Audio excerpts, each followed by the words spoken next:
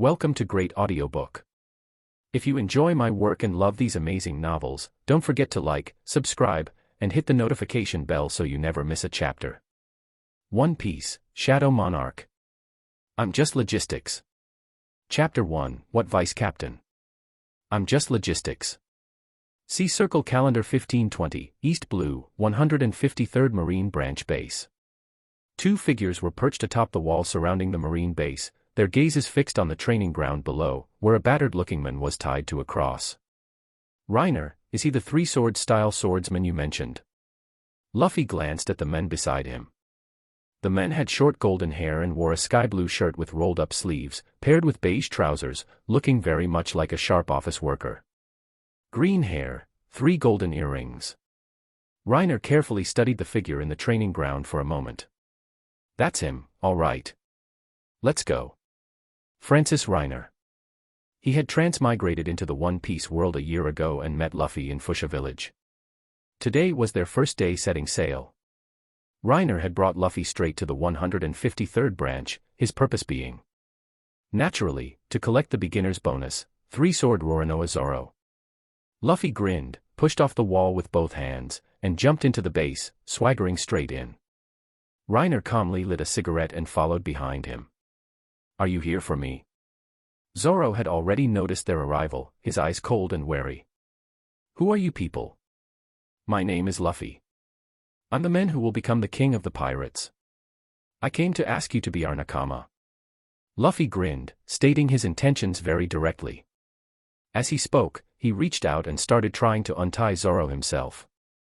Zoro was stunned by this. Were people nowadays always this nonsensical? Are you kidding me? Hey, don't just untie me. Zoro hurriedly tried to stop him. He had let himself be captured voluntarily to save a mother and daughter. He had made a deal with the Marines, if he could survive for a month without food or drink, they wouldn't harm the mother and daughter. They would also let him go. However, Luffy wasn't one to listen to warnings, his hands nimbly working away. Except, it's getting tighter, damn it. Zoro couldn't help but roar as the ropes bit painfully into his wrists. Reiner. Killing off a teammate on the very first day at sea. That would be too ridiculous if word got out. Forget it, Luffy, let me handle this. With a thought from Reiner, a void-like crack appeared in midair, and a grim, pale skeleton holding a dagger stepped out. Zoro was startled by the sudden appearance. What the hell is that thing? I'm a devil fruit user, I can summon undead creatures. Reiner took the skeleton's dagger, gave the ropes a light slash, and they fell away. He then grinned. Long story short, cough cough. We're awesome. Stick with us, and you'll have no problems. Huh. Zoro was completely baffled, his brow furrowed tightly. He didn't know what Reiner was talking about, but he said it with such baffling confidence. Reiner casually stuck the dagger into the skeleton's skull and retracted it, then spoke seriously. I heard about your situation in town when I arrived. You don't really think you can survive a month without food or drink, do you? TCH, none of your business. Zoro scoffed but didn't refute it. In truth, he was already nearing his limit, and it was only the 9th day. Anyway, after today, you'll be wanted soon enough. Either become a pirate, or wait here to die. Reiner dropped his cigarette butt and stamped it out, saying flatly. Or, if you don't have any ambitions, you could just find a place to hide. We'll just consider today's trip wasted. If I have to just scrape by to survive, I might as well die here. Zoro spat, rubbing his wrists. I still have important things I need to do. He knew his situation was exactly as Reiner described. Once wanted, even if he didn't call himself a pirate, he'd be treated like one. He still had goals to achieve. Besides, they did save him. Maybe he should just go with them. Thinking this, Zoro's expression turned serious as he met Reiner's eyes. You came prepared, seems like you were set on recruiting me. Are you the captain? No, the captain is him. Reiner gestured with his thumb towards Luffy beside him. Zoro followed his gaze. Luffy was looking at him with a wide grin, his eyes filled with clarity. He doesn't look very reliable. Zoro didn't know why he asked that, just had a strange feeling. He turned back to Reiner. Then are you the vice captain? No, no, no, I'm just a logistics member. Reiner waved his hands dismissively, his expression full of refusal. Vice captain? No way. That title sounded way too attention-grabbing, didn't fit his style. He wanted to develop quietly, then amaze everyone. Would people react the same way hearing he was the vice captain versus hearing he was just logistics? He was the type who liked taking cheap shots from the shadows. Nobody understood combat better than him. What, you say that's despicable? Yes. That's me, correct. Logistics member. Zoro looked skeptical. Sounds pretty weak. He was a legendary devil fruit user, but actually wasn't strong. Seeing Zoro's expression, Reiner rejoiced inwardly. Yes. That's it, that's the effect I wanted. If he were to use his powers now, he could easily land a few hits on Zoro instantly. Just then, a group of unwelcome guests arrived on the training ground. Prepare to fire. A rough shout echoed from the distance. The three looked towards the sound. The one shouting was a burly man built like a bear, with a giant axe attached to his arm, the captain of the 153rd branch, Axe-Hand Morgan. Behind Morgan was a large troop of marine soldiers, raising their rifles to aim at them. Seeing this, Luffy quickly spread his arms, shielding the other two. Bang! Bang! Gunshots erupted, and dozens of bullets flew towards them. Watch out! Zoro couldn't help but shout in alarm. However, the next moment, something completely unexpected happened. The bullets hit Luffy and simply dented into his body, stretching the flesh on his back like a pincushion. The next second, all the bullets shot back out, catapulting towards the Marines. What kind of monster is he? Get out of the way. Facing the panicked Marines, Luffy put his hands on his hips and laughed proudly. Shishishi, I ate the gum-gum fruit, I'm a rubberman. Bullets don't work on me. Zoro had a look of utter disbelief. What's going on? He's also a devil, huh? Where'd he go? Before he could finish, he realized Reiner had disappeared sometime during the commotion. Damn it, the Marines took my swords. Feeling the empty space at his waist, Zoro scowled. Meanwhile, Morgan stared grimly at Luffy. He had been the base commander for 3 years, he wasn't entirely clueless. He immediately roared at his men. Don't panic. Try using swords. Everyone, attack. Even if swords didn't work, they could just swarm and pin him down. Yes, sir. Receiving Morgan's command, the Marines drew their swords and charged, engaging Luffy in a melee. Zoro also jumped in, taking down several Marines barehanded before snatching swords and starting to display his astonishing skill. Watching the two figures fighting like wild beasts in the training ground, Morgan frowned deeply. Asterisk, I'll let my men wear them down first, then I'll launch a sneak attack when the time is right. Asterisk. What a coincidence. Reiner was thinking the exact same thing. Just then, a sneaky figure suddenly appeared behind Morgan. Somehow, Reiner had stealthily circled around and was now quietly creeping up on Morgan. Click-clack. Suddenly, the sound of a gun being cocked rang out. Morgan jumped, a chill running down his spine. With a sense of foreboding, he whipped his head around. He saw a golden-haired man pointing a gun straight at him. Staring down the dark barrel, Morgan was terrified. Eat shit, Captain. Wait. Bang. Reiner pulled the trigger without any hesitation, watching mockingly as Morgan fell into a pool of blood. Can't wait, Captain. What if there's a plot twist? He said it himself, nobody understands combat better than him. He walked over, placed his hand on Morgan's body, and a surge of blue flame erupted from his palm, covering the corpse. After about 30 seconds, the flame flowed back into his hand, coalescing into a single, flickering spark. Chapter 2, Katana Devil. What the, so weak? All that size for nothing. Reiner sighed, looking disappointedly at the flame in his hand. I thought I could collect an elite mob, but damn, just a little piece of trash. Reiner's devil fruit was the Zoan, human fruit, mythical model, Necrolord. Besides enhancing his physical abilities and providing 3 transformation stages, it allowed him to acquire others' body templates through contact, using them to create undead beings. The undead stats were identical to the template, and while they couldn't inherit devil fruit abilities, they retained certain characteristics and techniques. Unfortunately, the stronger the target, the longer the collection process took, and he couldn't collect templates from those significantly stronger than himself. Otherwise, before setting sail, he would have definitely whipped up an Immortal Garb Plus. Guess I'll wait for Zoro's template. Been craving his body for a long time. Reiner refocused his thoughts. Seeing that no one at the training ground seemed to have noticed what happened, he turned and walked into the Marine base building. After wandering around and retrieving Zoro's swords, he called Luffy and Zoro, and they made their escape.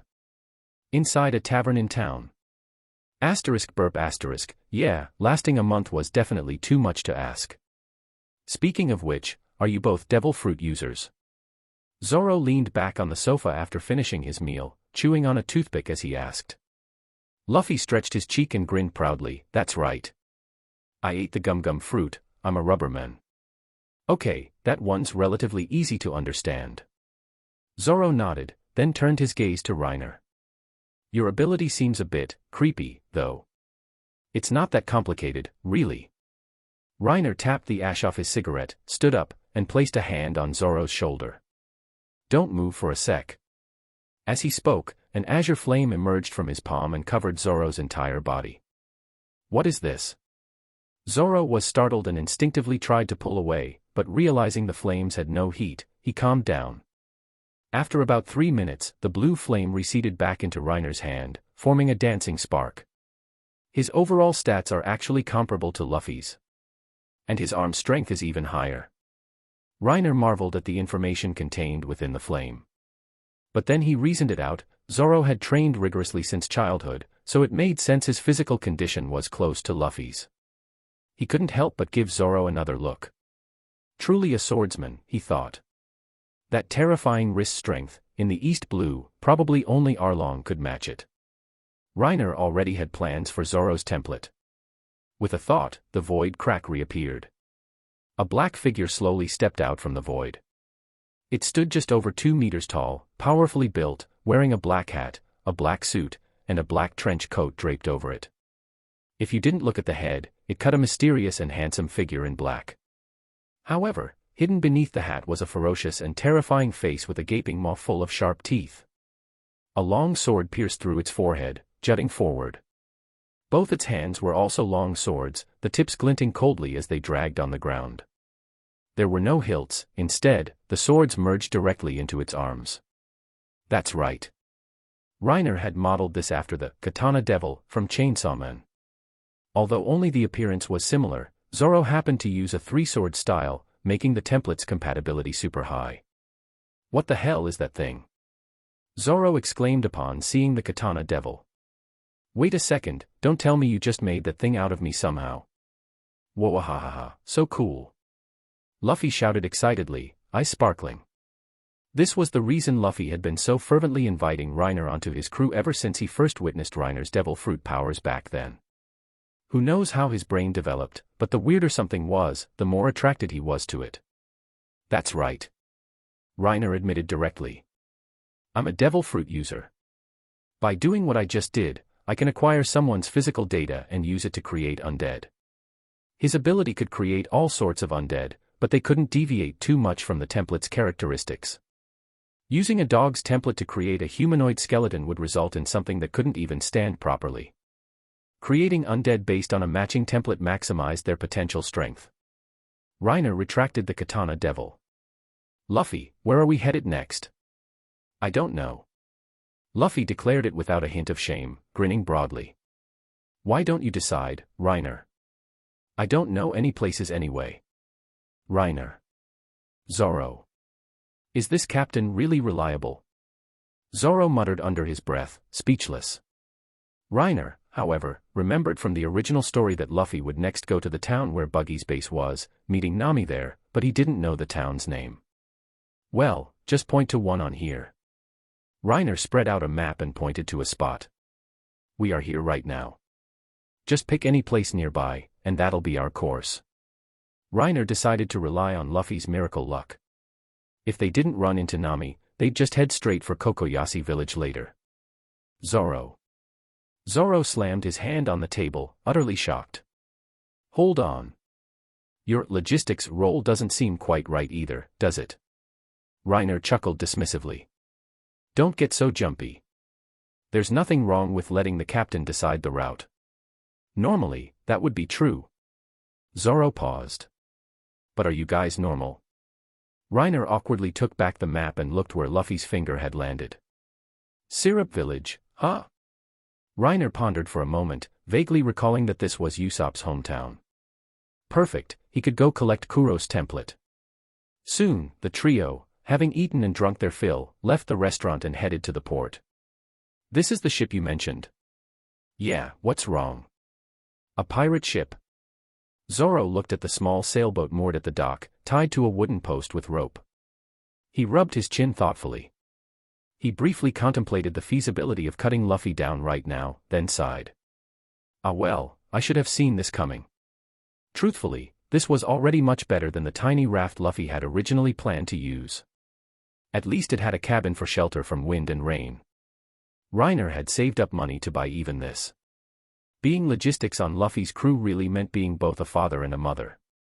Meanwhile, in Orange Town, where the buggy pirates were stationed, a chase was unfolding in the streets. Stop, damn it.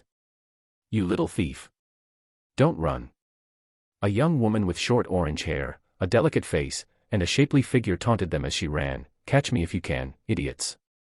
The young woman's name was Nami, a thief specializing in robbing pirates. Today, she had infiltrated Buggy's base and stolen his map of the Grand Line. The pirates chasing her were Buggy's subordinates. They were relatively lucky to have found Nami first. Catching her would be a great achievement. But, damn it. How can she run so fast? If we don't catch her, the captain's gonna be furious. Seeing the young woman slowly increase the distance between them, the pirates grew increasingly anxious. That sea chart was a treasure highly valued by their captain. If they failed this mission, they would definitely end up as target practice for his special cannonballs. Damn it, stop right there. Chasing her all the way to the port, the pirates could only watch helplessly as Nami jumped onto a small boat and slowly sailed away from the coast. Bye-bye, Nami waved cheekily back at the port, maximizing their frustration. Watching Nami gradually disappear over the horizon, the pirates' faces filled with despair. We're totally screwed. It's over. Chapter 3, Nami. White clouds drifted leisurely across the azure sky. A small wooden boat floated on the calm, sapphire surface of the sea. Luffy sat at the bow, while Zoro sat leaning against the railing.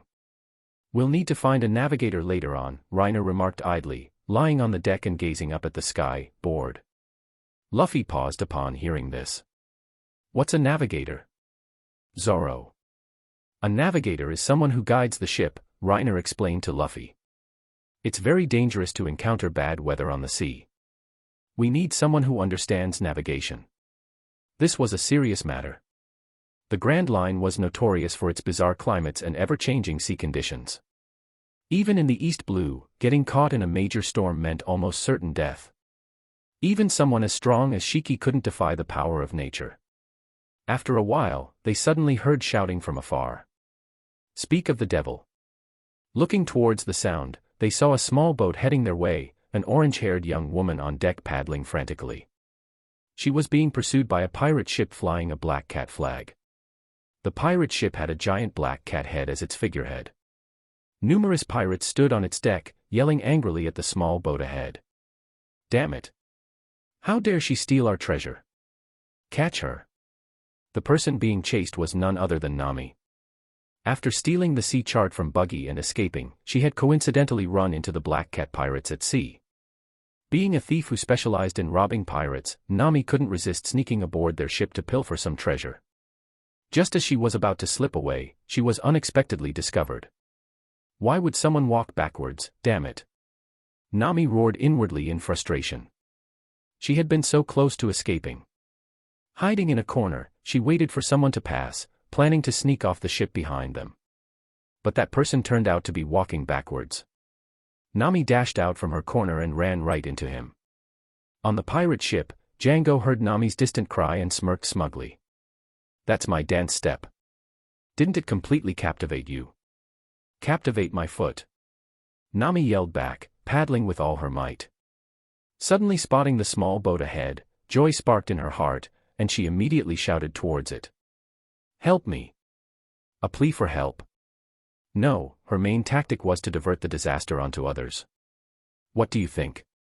Should we step in? Zoro asked Luffy. Luffy stood at the bow, glanced at the calling Nami, then at the pursuing pirates, and suddenly gave a strange smile. All right everyone, get ready to fight. With that, he grabbed the bowsprit, stretched his arms far back, turned himself into a slingshot, and launched himself towards the Black Cat pirate ship. Zoro immediately grabbed Luffy's feet and flew along with him, while Reiner stayed behind alone to guard their boat. He recognized Nami now, and her boat was slowly getting closer. Boom. Luffy and Zoro crashed onto the Black Cat pirate ship like human cannonballs, instantly taking down several pirates upon landing. Who are you? Are they accomplices of that thief? The pirates surrounded them, raising guns and drawing swords. A stylishly dressed man wearing heart-shaped glasses stepped forward, looked at Luffy and Zoro, and said coolly, "Who cares? Just capture them first. Attack." Yes. Captain Django. At Django's command, all the pirates charged forward excitedly, and the battle on deck instantly erupted. Django had become the acting captain 3 years ago when Kuro faked his death to retire behind the scenes. Now, Kuro's plan was nearing completion, and they were heading towards Syrup Village. But then they encountered a thief halfway, who made off with a large portion of their treasure. If they showed up to meet Kuro like this, he'd surely skin them alive. However, Luffy and Zoro's combat prowess was practically unmatched in the East Blue, especially since the Black Cat pirates had lost their captain Kuro 3 years prior. The first few pirates who rushed towards Luffy and Zoro were sent flying backwards instantly before they even knew what hit them. What happened? These two are tough. Everyone, attack together. The pirates' expressions turned grim, and they swarmed forward. But against such a vast difference in strength, numbers were no longer an advantage. The pirates surged forward like waves, only to be beaten back again and again. So strong. Nami couldn't help but marvel as she watched the situation unfold on the ship. She had only intended to divert the trouble, but seeing this, maybe these two could actually wipe out the entire crew. Yo, that's a lot of money. Reiner had somehow appeared on Nami's boat without her noticing. He opened a bag lying on the deck, revealing it to be full of glittering treasure. Startled by the sudden voice behind her, Nami whipped around. A golden-haired man was crouching in front of the treasure she had just stolen. She quickly scrambled forward and snatched the bag away. Thank you for saving me. My name is Nami, nice to meet you all. Nami stammered nervously, hiding the treasure behind her back while trying to change the subject. You're celebrating too early. Reiner remained expressionless, holding out his open palm in a hand-it-over gesture. Me. Pirate. This is a robbery. What? Nami was stunned. She had only dared to approach because it was just 3 people on a small boat with no flag. Turns out they were pirates. Had she just walked right into the lion's den? She quickly pulled the 3 sections of her staff from her top, assembled it into a bow staff, and warily eyed Reiner. Nami thought frantically, it's just one guy. If I'm careful, maybe I have a chance, Thud. Thud, a tall figure and a small, skinny one suddenly landed on the boat. Both wore sharp cat claws on their hands. It was the Meow Ban brothers, Sham and Butchie. Jej. Sham assessed them with a sinister grin. Dare to steal from our ship, huh? Have you decided how you want to die yet? Nami looked frantically at the 2 newcomers. An idea instantly flashed through her mind. She turned to Reiner with a pitiful expression. Boss. They're the ones who were chasing me. Attempting to divert the disaster, take 2. Reiner glanced at Nami with amusement. Pretty face, but played dirty. He calmly lit a cigarette and shot a mocking look at the Meow Ban brothers. With a laugh like that, you won't live long, little brother. What did you say? Shem glared darkly at Reiner, shocked that someone would dare speak to them like that. He licked the sharp claws on his hand, his eyes flashing with malice. We are the Meow Ban brothers, worth 7 million berry. Judging by your tone, you want to tangle with us. TSK TSK TSK, licking your blades. That pose just screams short lifespan, buddy. Whir, whir. A sharp, grating sound suddenly filled the air as two figures emerged from the small boat's cabin. One wore a long black trench coat over a black suit, its face terrifying with sharp teeth, a long sword protruding forward as if piercing its forehead, and two more long swords extending from its hands. The other wore a white shirt, gray-black trousers, a tie, and sneakers, looking almost like a typical teenager. However, this second figure caused utter terror to spread across the faces of both the Meow Ban brothers and Nami. The sharp, grating sound came from him because extending from his hands and forehead were three horrifying chainsaws. What the hell are those things? Nami shrieked and collapsed onto the deck, scrambling backwards while trembling, until she hit the railing with a jolt. Gulp. The Meow Ban brothers swallowed hard, their eyes wide with terror, staring fixedly at the two figures. They wished they were dead right now. This wasn't even a question of whether they could win anymore. They looked too horrifying, especially those three whirring chainsaws. Getting touched by those would mean bloody pulp, was the only thought left in their minds. Reiner dropped his cigarette butt and ground it out with his foot. He smiled gently at the Meow Ban brothers. Allow me to introduce you. This one's called Little Knife, and this one is Little Saw. So, you two brothers are worth 7 million, is that right? Wait a minute. Cold sweat dripped down the Meow Ban brothers' foreheads. They trembled as they backed away, screaming in terror at the two approaching demonic figures. Don't come over here. Chapter 4, Knife and Saw. Swoosh. The Chainsaw Devil and the Katana Devil lunged forward in a single bound. The Katana Devil, fast as lightning, appeared before the Meow Ban brothers in the blink of an eye, crossing its arms for a horizontal slash. In the heat of the moment, the Meow Ban brothers reacted instinctively. The tall Butchie crossed his claws defensively before his chest, while the smaller Shem reflexively leaped upwards. Clang. Sparks flew as cat claws met long swords. Butchie strained with all his might, gripping the long swords tightly as a grinding sound emanated from the contact point. Sham, now. Feeling the immense force from his opponent and knowing he couldn't hold on for more than a few seconds, Butchie desperately yelled to his partner. A fierce glint appeared in Sham's eyes as he swiftly swung his claws straight for the Katana Devil's throat. However, someone else was faster. The Katana Devil didn't dodge Sham's attack, letting it come. Just as Shem was pinning him, he was also being pinned. Whir, whir. Right behind the Katana Devil, the Chainsaw Devil abruptly surged upwards from below, its terrifying chainsaws slashing towards Butchie's large frame. Schlick. Irk. Two large sprays of blood erupted. In an instant, two ghastly wounds were torn open across Butchie's chest, and his grip simultaneously loosened.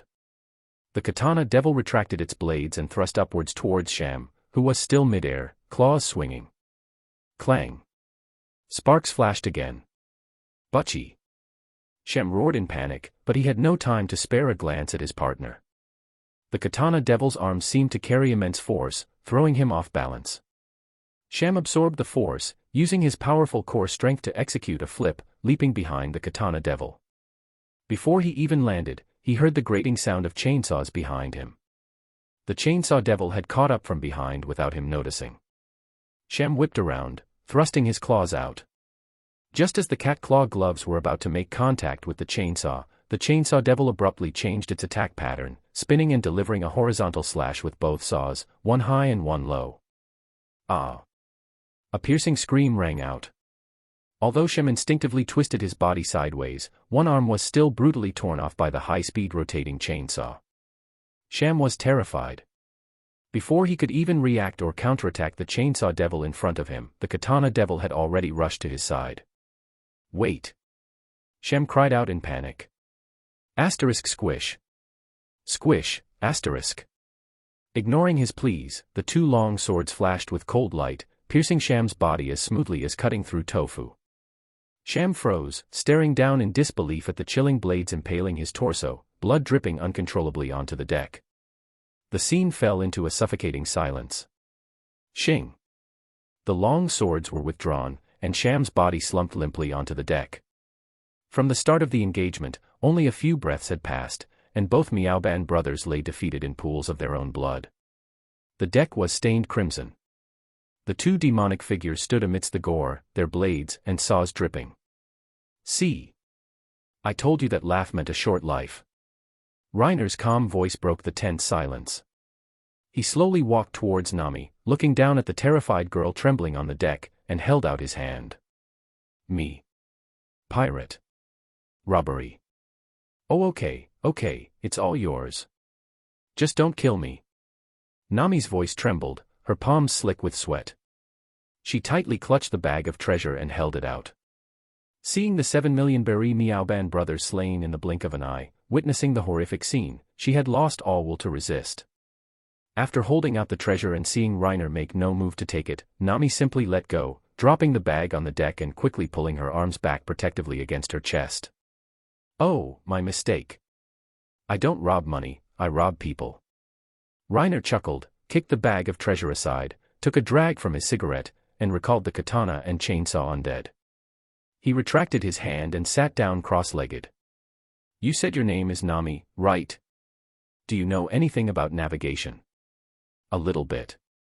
Nami responded softly. Seeing the two demonic figures inexplicably vanish, she breathed a sigh of relief, though she was still deeply shocked. Reiner adopted a more amiable tone. Of course, he knew Nami was skilled in navigation. "We're pirates, heading for the Grand Line. How about you become our navigator?" "Me." Nami hesitated, wanting to refuse but unable to bring herself to do it. Yet, the thought of Kokoyasi village. Her hometown was still under Arlong's brutal rule. She needed to save 100 million berry to buy the village back from him. If she just left now, the villagers of Kokoyasi might never see freedom. What should I do? Maybe I should agree first, then find a chance to escape later. Nami's thoughts raced. She reasoned internally, it should be possible. There are only a few of them, they can't watch me every single second. I'll definitely find a chance to get away, Nami weighed her options for a moment and was about to pretend to agree when Reiner interrupted her. "Are you secretly planning something?" Reiner looked at the thoughtful Nami, propping his chin on his hand. "Pretend to agree first, then find a chance to escape. Maybe even find a way to screw us over." Nami's pupils contracted, shock flashing across her face. Reiner understood Nami's scheming mind perfectly, because he was exactly the same type of person. By this time, Luffy and Zoro had finished dealing with the Black Cat pirates and had even dragged Django back with them. Reiner pointed at Nami and called out to them, "Hey Luffy. Navigator. I found one." "Eh? Really?" Luffy looked excitedly at Nami, his eyes shining. "Hi, I'm Luffy." Hello," Nami replied timidly, feeling like a frightened little lamb. She had witnessed Luffy and Zoro's combat prowess firsthand just moments ago.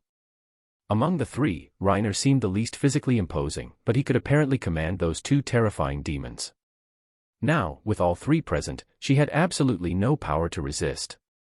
Nami felt like today was just the worst luck ever. "Oh right, Reiner." Luffy seemed to remember something, holding up Django, whom he was carrying. "This guy seems to be heading to Syrup Village too. He said he has some secret he can tell us." The bruised and swollen Django managed a fawning smile. Reiner recalled that this guy used hypnosis. 3 years ago, he had hypnotized Morgan into believing he had captured Kuro of 100 plans. Morgan was promoted to captain based on this, while Kuro used the opportunity to hide in Syrup Village and begin his 3-year plot targeting Kaya's fortune. "If you just let me go, I guarantee you'll get a hefty reward." Django rubbed his hands together, smiling sycophantically at them. "Let's hear it then," Reiner said. He already knew the secret was just Kuro's business. Under the unfriendly gazes of the group, Django spilled everything about Kuro's plan. It turned out Kuro intended to use Django's hypnosis to make Kaya write a will leaving her entire fortune to him, as Claudor, after which he planned to kill her. Basically, Django concluded, looking shifty-eyed, you could cooperate with Captain Kuro and split Kaya's fortune, or you could report Kuro to the Marines and stop him. I'm sure the Kaya family would give you a nice reward either way. He even started offering them strategic advice. His words had the opposite effect. Luffy only got angrier. Duong. That bastard. How could he do something so horrible? Luffy knocked Django out cold with one punch, shaking his fist indignantly. Reiner had zero interest in Kuro's scheme itself, but he was interested in Kuro's template. He would have gone after Kuro regardless of this situation. Furthermore, the Kaya family had a ship, the one destined to be their first real pirate ship, plus Usopp, that ancient Greek god of clutch situations. It was a one-day journey to Syrup Village. Reiner saw it as a dungeon instance brimming with rewards, and he was already eager to go farm Kuro for gold drops. Chapter 5, Syrup Village. The next day dawned bright and sunny, with not a cloud in the vast sky. Their group, temporarily joined by Nami, finally arrived at Syrup Village with 4 members. As for Django, he was tossed into the sea to feed the fish. If he survived, it was purely down to fate. The island where Syrup Village was located had rather unique terrain.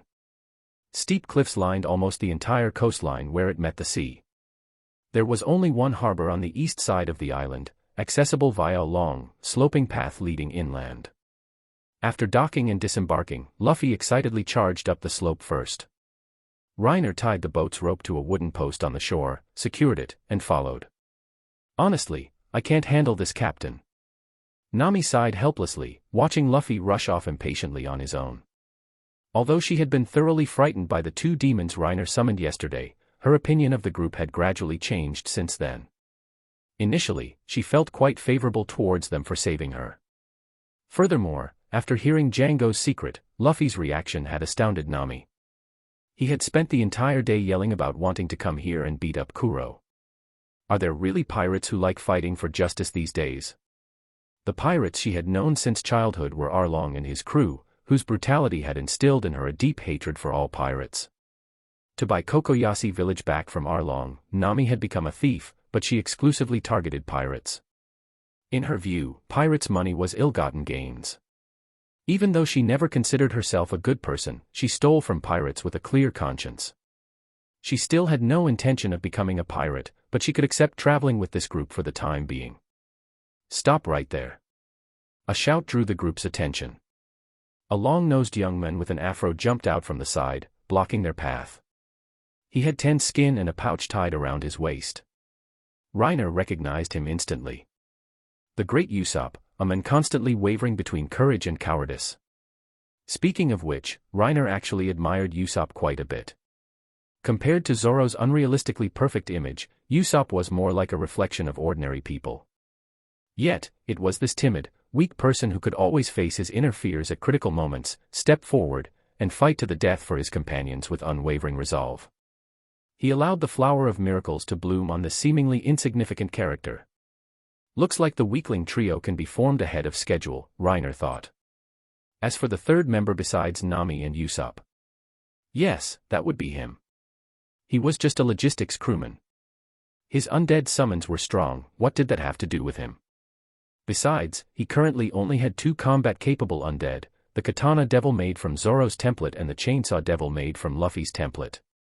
Although Luffy didn't use a 3-sword style, his fighting talent was excellent, he was agile, and his fighting style was unpredictable with constantly changing moves. Combined with those 3 menacing chainsaws, just looking at them hurt. Anyone who faced it would surely shudder. Shaking off his thoughts, Reiner slowly caught up. How did you know I'm Yasopp's son? Ha ha ha, you guys look so much alike. At first glance, I thought, what's Yasopp doing here? Usopp and Luffy, who was leading the way, had already started talking. Luffy recognized him immediately, the father and son really did look alike, especially the afro and thick lips. You know my dad. Usopp was both surprised and delighted, quickly chasing after Luffy to ask about Yasopp. He should still be on Shanks' ship, I think. You mean red-haired Shanks? How did you know? What? But he's a great pirate. Eh, is he? Luffy scratched his head and grinned. Our captain never reads the news. Reiner felt exasperated with Luffy too. Shanks was the person Luffy admired most, yet he never bothered to find out any news about him. The group chatted as they walked, with Luffy constantly telling Usopp stories about Yasopp along the way. When Luffy was young, Shanks' crew had stayed in Fuchsia village for a while, and Luffy had often listened to Lucky Roo and Yasopp brag.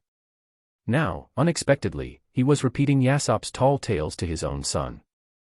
Soon, the five of them reached the village center and randomly entered a restaurant. You seem to really admire Yasopp, huh? Of course. Usopp stood up on his chair, stepped onto the table, and declared boldly, "My dream is to be just like him, a brave warrior of the sea." That's pretty cool. Then join us as our nakama. Luffy grinned, showing his teeth, and invited Usopp. In that case, I can be your captain. No thanks, chorused four voices simultaneously as the others lowered their heads and continued eating silently. Hey, wait a minute. Don't refuse so bluntly. Think about it. Usopp tried to argue. Speaking of which, we're actually looking for a ship. Reiner put down his utensils and brought up the topic. Usopp, do you know where we might find one? A ship, huh? Usopp rubbed his chin, looked up thoughtfully, and said, around here, there's probably only one place that would have a ship. Great. Usopp, take us there. Luffy looked up excitedly. Usopp suddenly remembered something and quickly backtracked, no. You can't go there. The others were somewhat surprised. Usopp then explained about the mansion in the village and its mistress, Kaya. Wait a minute, the Kaya Usopp mentioned, isn't that related to what Django told us yesterday? Kuro's conspiracy. Reiner already knew about this, but besides him, Nami was the first to make the connection. He decided to lay the cards on the table with Usopp directly, then lead the group to expose Kuro forcefully. Django. You know about Kaya and Kuro? Usopp was confused. He had only talked about Kaya, how did they know about Kuro? Reiner slowly explained how they encountered the Black Cat pirates yesterday and learned about Kuro's scheme from Django. Hey! You're not lying, are you? Usopp looked incredulous, slamming his hands on the table. This isn't just some lie you cooked up because you want the ship, is it? Reiner directly pulled out the bounty poster he'd gotten from Django and showed it to Usopp. It showed Kuro's bounty information from 3 years ago. Probably only Django and his crew still had copies now. After all, Kuro had officially been captured, and the Black Cat pirates had kept a low profile since then. This is. Usopp's expression turned panicked. He recognized Kuro immediately. He often snuck into Kaya's estate to see her and was always chased away by Kuro, as Clawador. Damn it. Usopp stuffed the bounty poster into his waist pouch, turned, and bolted out the door. He had to tell Kaya this news immediately. A pirate with a 16 million berry bounty had been lurking by her side for 3 years. Wait for me. I'm gonna go beat up that bastard too. Luffy hurriedly stood up, grabbing the plate of food from the table as he went. Reiner and the others followed. Kuro wasn't someone to be underestimated. His Shikushi speed technique was currently too fast for any of them to keep up with. This was also why Reiner was interested in Kuro, that extreme burst speed was perfect for sneak attacks, which was just so cool. Chapter 6, Kuro, I need you to help me train. Usopp rushed frantically to Kaya's mansion. Avoiding the guards, he snuck in and ran to the tree beside Kaya's room, leaping onto a branch. Kaya, this is bad. Usopp saw Kaya lying near the window, quietly reading a book. His anxious heart finally settled. There was still time. If he could just quickly tell Kaya the truth and get her away. What's wrong, Usopp? Kaya tucked a strand of golden hair behind her ear, pleased to see the young man, but then noticed the panic on his face and grew concerned. Kaya, listen to me. The butler in your mansion, Kuro. He's a pirate. Usopp hurriedly told Kaya the information he'd just learned. Come with me first, I'll explain everything slowly later. Ha, what are you talking about, Usopp? Kaya was stunned at first, then started laughing.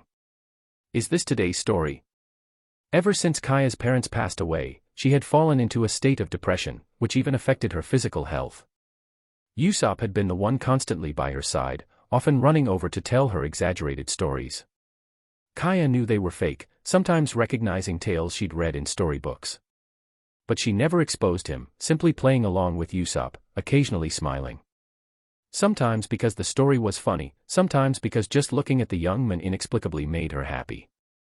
The anxiety on Usopp's face deepened. He knew Kaya thought he was telling another story. His voice couldn't help but get louder. No, Kaya. I'm telling you the truth. Suddenly, he remembered the bounty poster from Reiner and hastily fumbled for it in his waist pouch. Knock, knock, knock. A knock sounded at Kaya's door. Miss Kaya, it's me, Kuro. I've brought your lunch. Hearing Kuro's voice, Usopp froze instantly, large beads of cold sweat forming on his forehead. Oh no, Usopp. Kaya became flustered. You need to leave quickly. If Kuro finds you, he'll call the guards to chase you away again. No.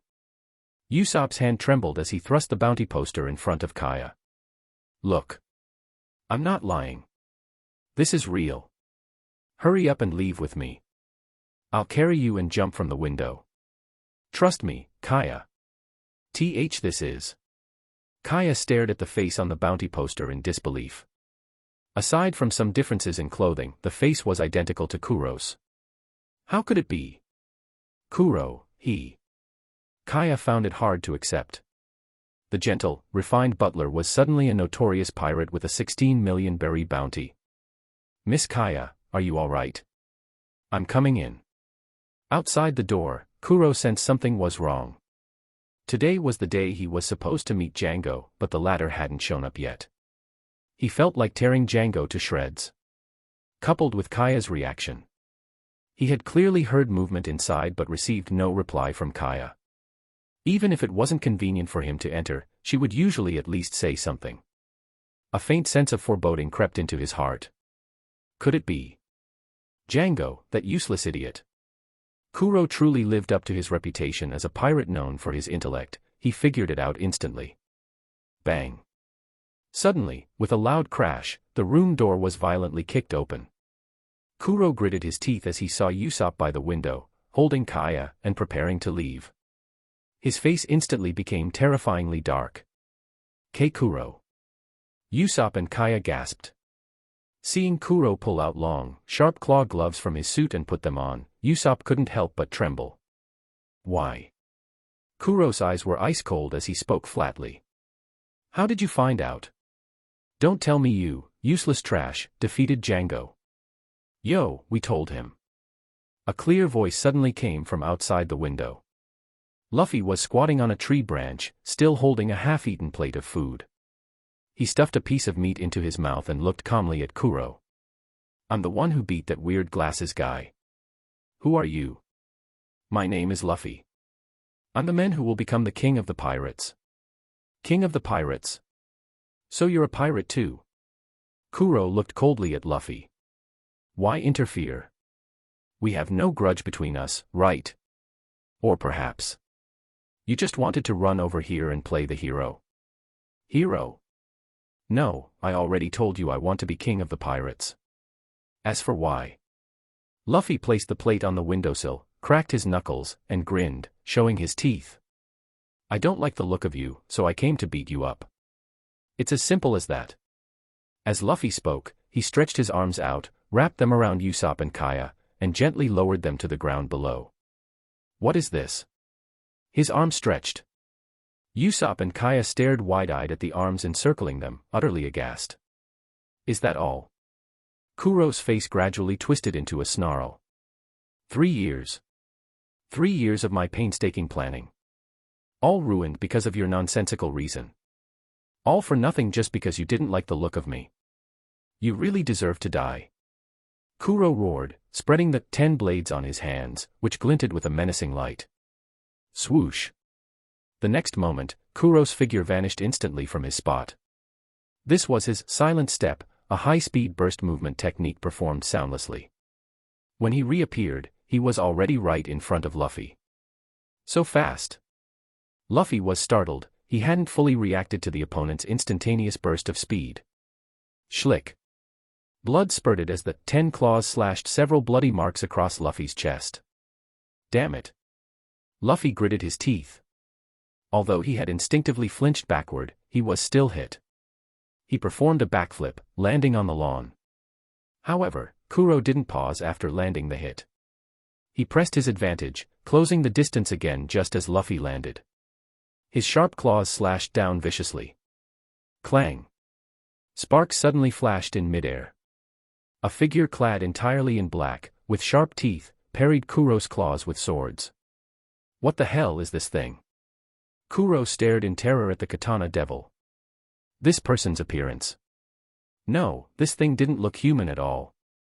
This damned thing looked way too creepy. Whir. The sharp, grating sound echoed again as another bizarre figure emerged.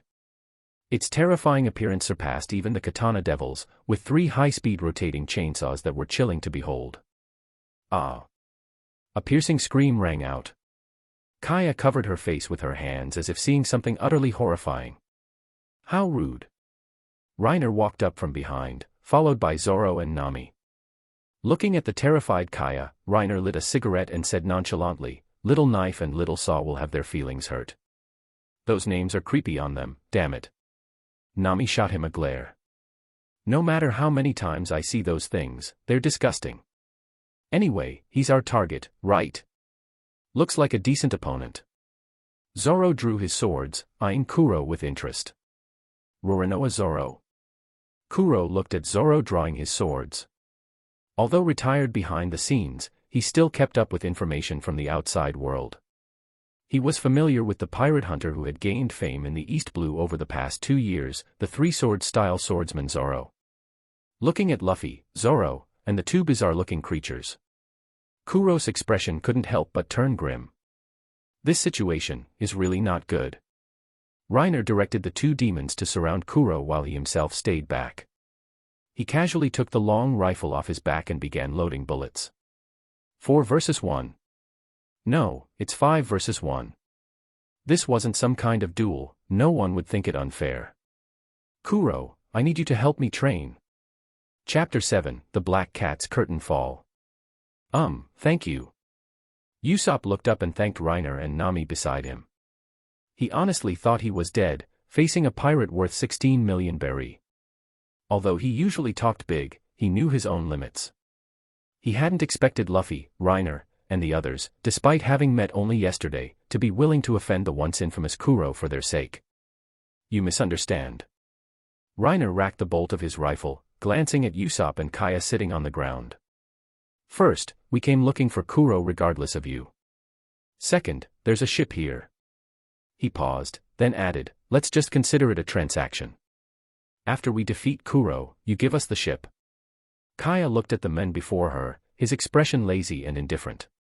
She couldn't tell if he was genuinely helping out of kindness or just after her family's ship. However, as long as they could get through this crisis, it didn't matter even if his intentions weren't pure. After all, he had just saved her and Usopp's lives, at least the outcome was positive. "I understand.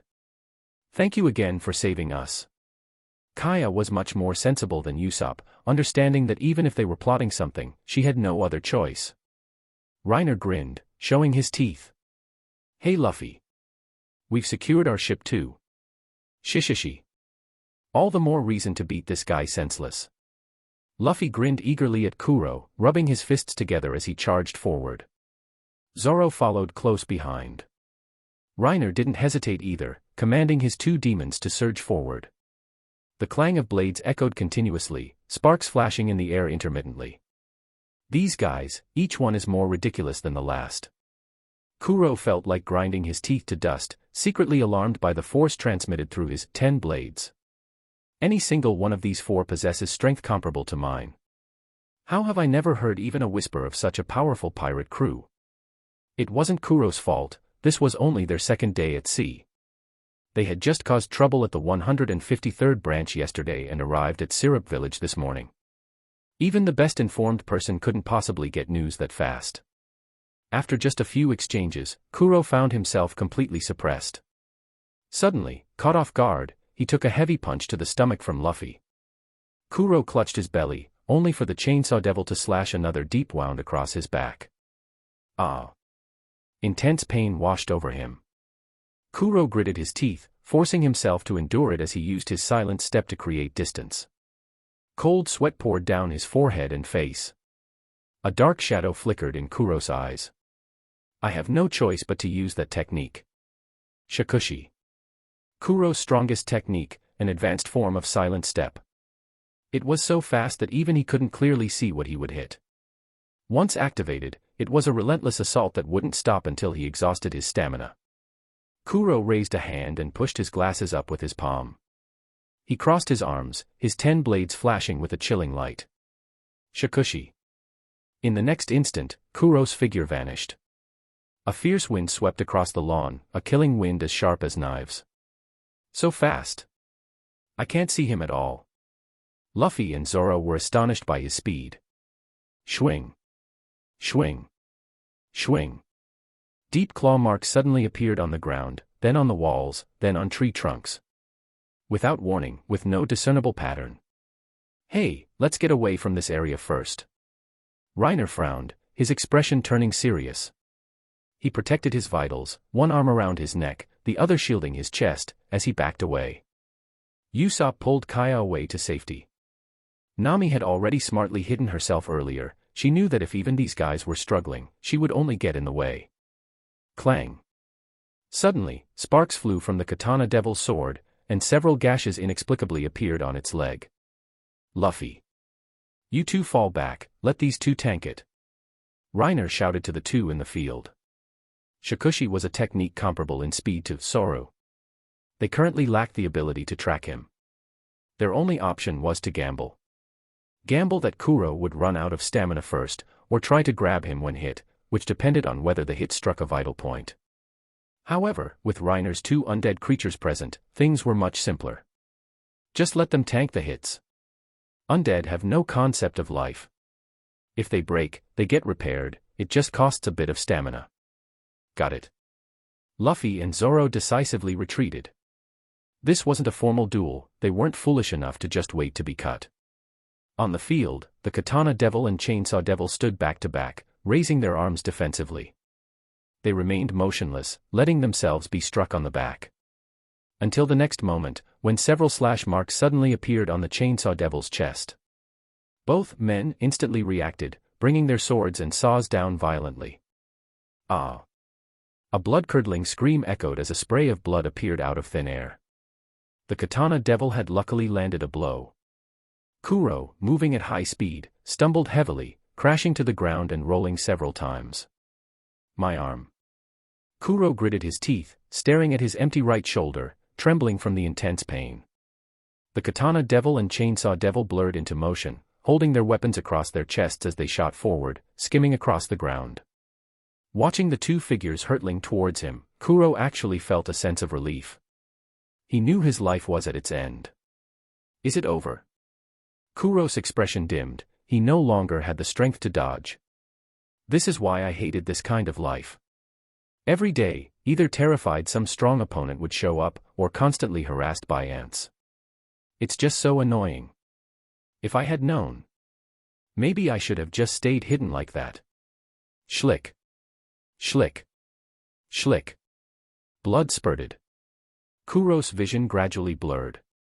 His body, unable to support itself any longer, pitched forward, collapsing face down onto the crimson lawn. Reiner felt nothing regarding Kuro's death. There were plenty of ways to live a stable life, he could have even hidden away at Kaya's mansion forever. But in the end, he was greedy. Every choice has a cost, and Kuro had failed. That was all. Is he dead? Yeah, completely dead. Reiner answered Usopp and walked over to collect Kuro's physical information template. His leg strength and explosive power were impressive. His fragility could be compensated for with Reiner's abilities.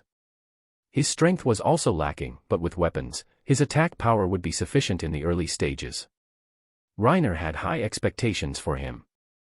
Soon, Kaya's household guards came out to clean up the scene. The group was invited into the mansion as guests. Led by the butler Mary, they entered the main gate, walked through a long corridor, and arrived at the reception hall. The reception hall was incredibly spacious. A huge circular coffee table sat in the center, surrounded by luxurious leather sofas. An exquisite crystal chandelier hung overhead, and patterned tiles covered the floor. Reiner leaned back on the sofa, observing the room. It was filled with expensive works of art, with at least 10 paintings hanging on the walls. No wonder Kuro was tempted. The contents of this reception hall alone were worth several times his bounty. I knew her family was rich, but I didn't expect it to be this extravagant. Reiner thought to himself. Looks like I'll have to extort a bit more. They must have plenty of good wine and cigars hidden away. For Kaya's health, I should help her by taking these things off her hands. What, you say I'm shameless? Yes, that's me, correct. Nami was currently tearing up silently. So many valuable treasures right before her eyes, yet she couldn't take them. Maybe I should just steal a few pieces, just a few. No, I promised myself I only steal from pirates. No, but we did save her life. Taking a few items isn't excessive. No, Nami. How is that different from being a pirate? But I am a pirate now. Nami was having a conversation with herself, which Reiner found quite amusing to watch. Please stay for dinner today, everyone. Kaya walked in from the doorway, offering a gentle smile. Later, I will take you to see the ship. Mary designed it himself. This trip really yielded a full harvest. Reiner leaned back on the sofa, thoroughly satisfied. Chapter 8, Going Merry and Usopp. At the lively feast, with drinks and conversations flowing freely, Luffy and Usopp were fooling around, standing on the table. With chopsticks stuck up their nostrils and holding dustpans, they performed a strange dance, making Kaya giggle uncontrollably. This captain really has no dignity. Nami sighed helplessly. Speaking of which, where are we heading next? You're not going to use that method again, are you? Zoro couldn't help but glance at Reiner. He remembered how Reiner had previously made Luffy randomly point at a spot on the map, which led them to target Syrup Village.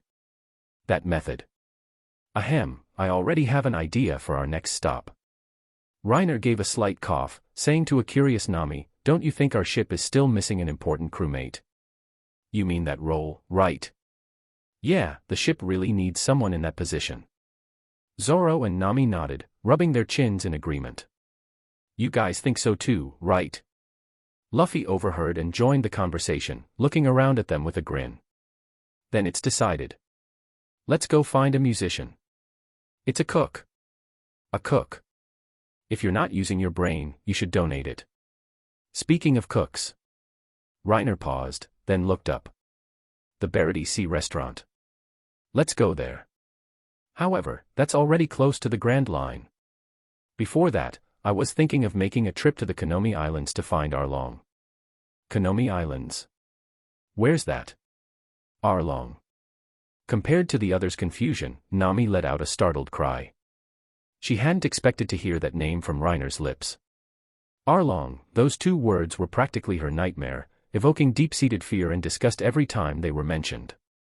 She could never forget the image of Arlong killing Belmere with his own hands to protect her and Nojiko. Nami, what's wrong? Do you know this Arlong? Luffy asked, noticing Nami's pale face.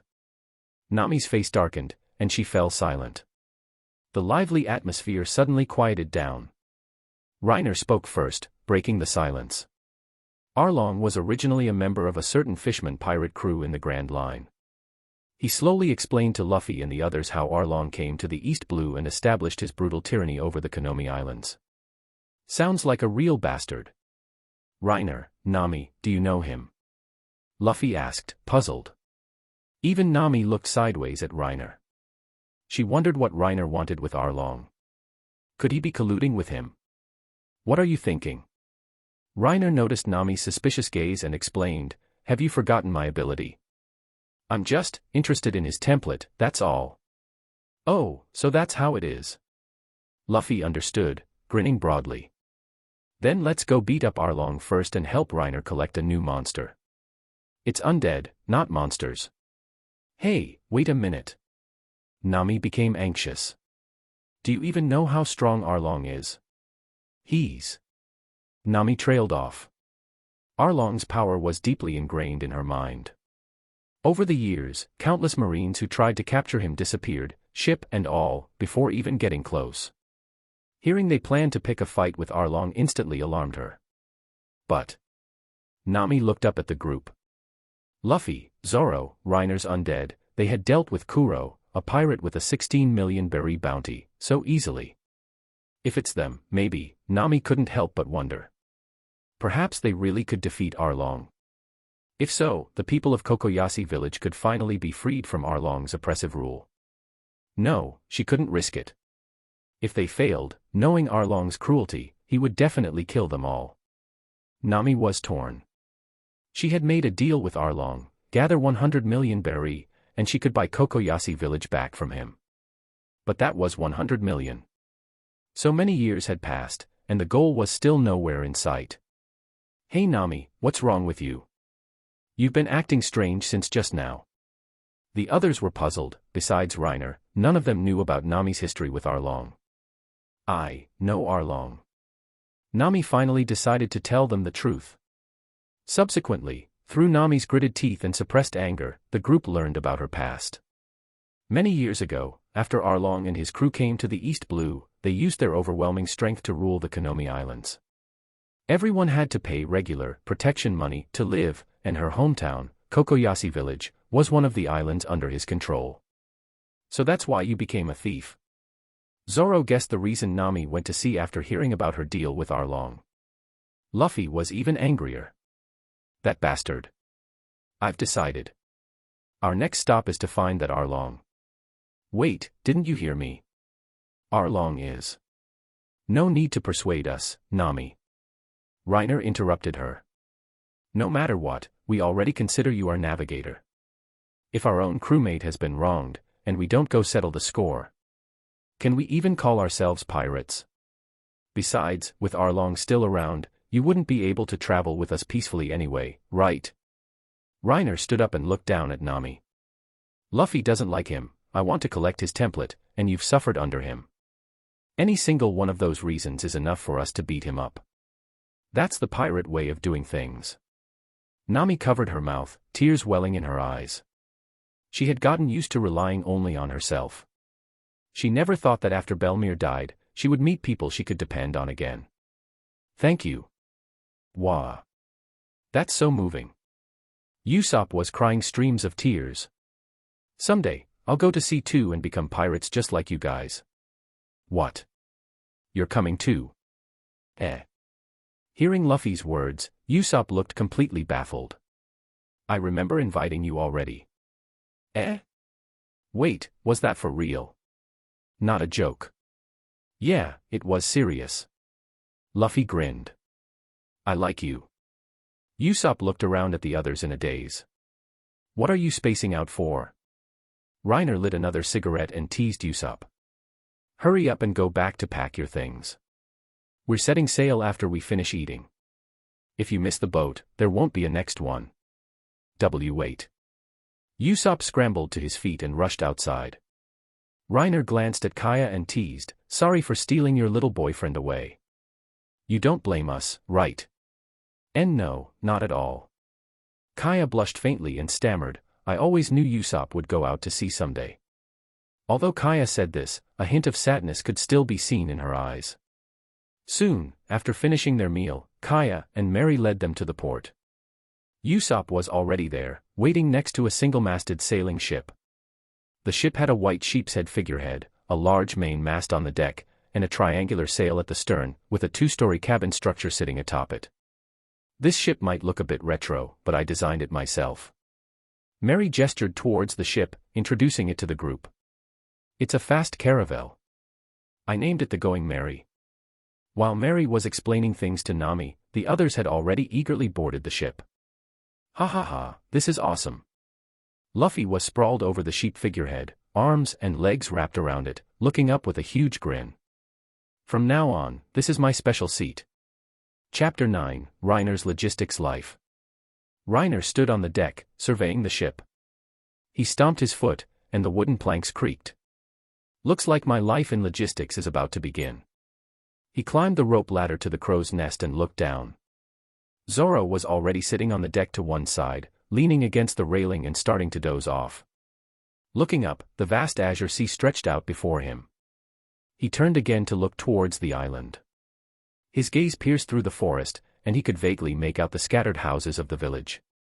The view up here is pretty good. He leaned on the railing, looking down with a smile. Then I'll claim this spot. From now on, lookout duty is mine too. Ah, okay, Luffy replied with a laugh. Reiner jumped down from the crow's nest and opened a large blue backpack. It contained some supplies gifted by Kaya. Besides food, the rest were daily necessities and a small amount of medicine. Even shampoo and shower gel. Mary is quite thoughtful. After organizing and inventorying the items, Reiner began exploring the Going Merry. A trapdoor on the deck near the mast opened downwards into the men's dormitory, which held 2 sofas and several hammocks in the corner. Pretty Spartan, Reiner sighed, looking at the simple dorm. The cabin at the bow housed the cannons and ammunition. The main 2-story cabin structure sat mid-deck. The first floor was the storage room, with several cannons mounted on either side. Reiner placed some of the supplies here. The women's dormitory was located below the storage room. Reiner took a quick peek. Its furnishings were clearly much more luxurious than the men's dorm, featuring sofas, tables, bookshelves, wardrobes, etc., and even a bar counter. Outside on the deck, stairs on either side led to the second floor, which housed the combined living area, comprising the kitchen, dining room, meeting room, and so on. After exploring for a while, Reiner summoned several skeletons and had them sort and place the supplies. Not bad, Reiner. Nami came aboard, smiling as she looked up at Reiner leaning against the railing outside the second floor. Your ability can even be used for chores like this. Looks like things will be much easier from now on. Piece of cake. I'll have them clean the whole ship inside and out later, Reiner waved dismissively and grinned. Although his current combat-ready undead were only those made from the Luffy, Zoro, and Kuro templates, he still had plenty of miscellaneous grunts, including Morgan. These could be used for chores without any concern. He had modeled Kuro's template after Wolverine. Being undead, it still looked somewhat creepy, but at least it resembled a person. In regular combat, it was fine against minor foes, but he wouldn't personally engage named enemies. He wanted to maintain a clear distinction between himself and his undead in the eyes of the world. Until he obtained top-tier combat undead, he needed to hide his own capabilities as much as possible. It wasn't that he completely lacked combat ability. Thanks to his devil fruit enhancements, his physical stats weren't bad. But his own strength was only average, not comparable to Luffy or Zoro, maybe not even his own undead summons. He had only transmigrated a year ago. No matter how much he trained, the improvement was limited. He didn't have some hypothetical effort fruit that allowed him to defy limits through hard work alone. Unless he activated his transformation, becoming the Necrolord, but that was too conspicuous and detrimental to his preferred low-key early development strategy. In his transformed state, his physical attributes would be based on the highest corresponding stats among his undead. For example, currently, he could gain Kuro's speed, Zoro's wrist strength, and other attributes based on the relatively balanced Luffy template. Simply put, his strength ultimately depended on the undead he possessed. Transmigration didn't grant other bonuses like automatic invincibility through effort. That was just wishful thinking. However, his golden finger, the devil fruit itself, had a very high ceiling.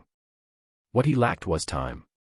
As for what teacher Kaido said about Haki transcending all, he took it as just one perspective. He himself was a devil fruit user. Ultimately, strength determines who's right. Enel also called himself a god, didn't he? And Luffy still kicked his ass. By that logic, does fate transcend all? In the end, human effort makes the difference. Bringing his thoughts back, he realized his cigarette had burned down.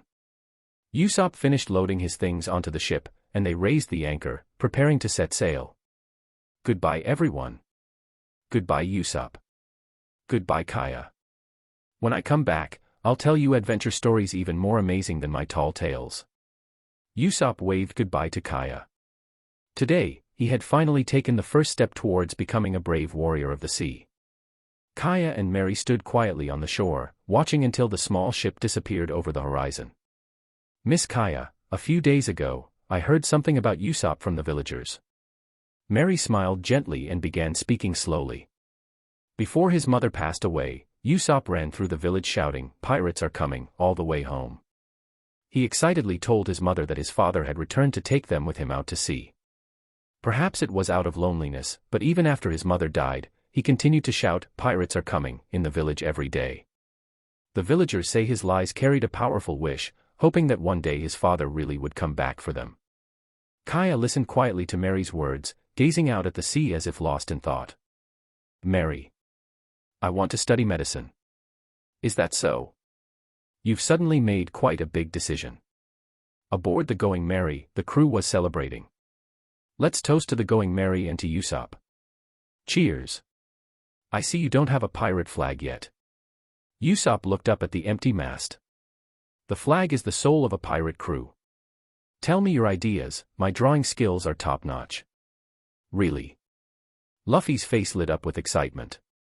"I didn't know you had that talent." This great Usopp often painted on the village walls, it's a skill honed since childhood, Usopp boasted proudly. Soon, Reiner brought out a bolt of black cloth, several cans of paint, and some brushes from the storage. Usopp began drawing flamboyantly on the black cloth, and in no time, he completed a pirate flag. A white skull wearing a yellow straw hat, with a pair of crossed bones behind it. "Not bad, Usopp." Reiner took the flag, genuinely impressed. "I'll go hang it up. Can you outline the design on the sail?"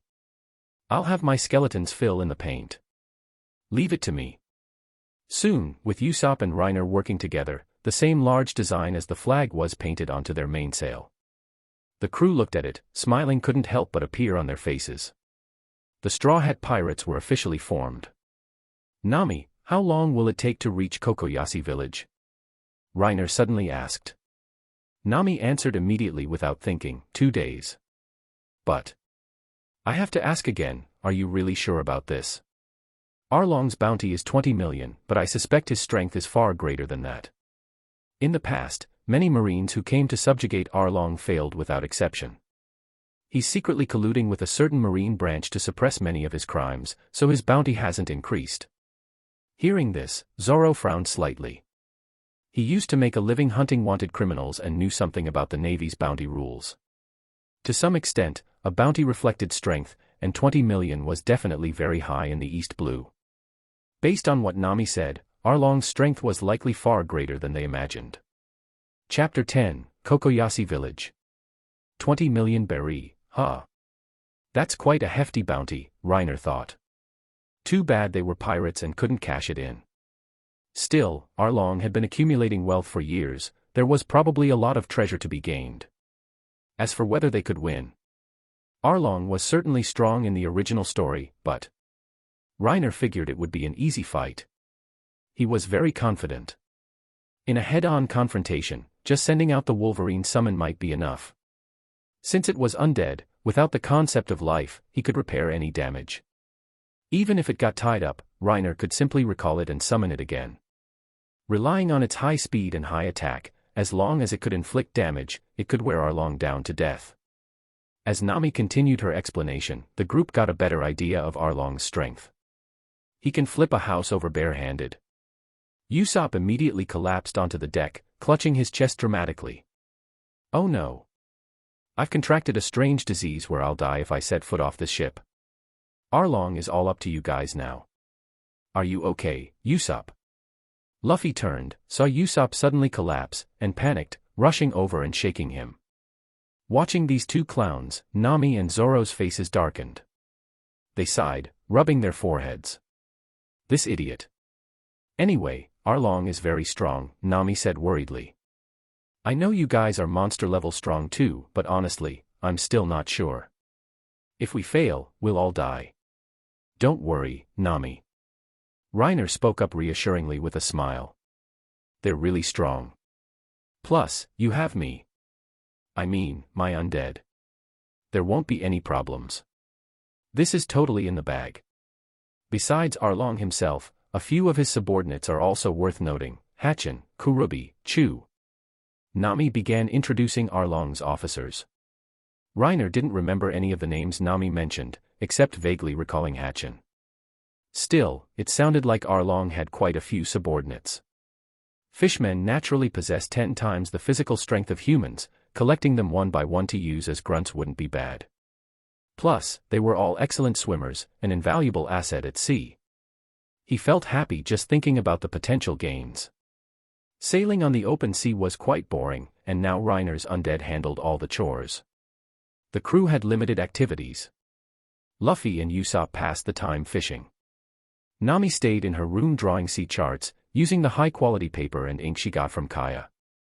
Reiner, meanwhile, lifted weights with Zoro. He was actually diligent about training, partly because his ability couldn't collect templates from those significantly stronger than himself. Like Garp, for instance. Additionally, training his physical body was essential to eventually meet the threshold for learning 2 types of haki. Speaking of which, Zoro, your strength is insane, Reiner couldn't help but remark, eyeing the massive barbell in Zoro's hands. He roughly estimated it had to be around 2 tons, yet Zoro was casually doing nearly 1,000 squats with it. Truly outrageous. Probably because I've been training constantly since I was a kid, Zoro glanced at Reiner. You, on the other hand, your endurance is incredible. The barbell Reiner held was only 1 ton, far less than Zoro's, but he had already done 2,000 squats. It's because controlling my undead consumes my stamina, so I focused on training that aspect. Of course, the main reason is the boost from my devil fruit. My recovery rate is far beyond a normal person's.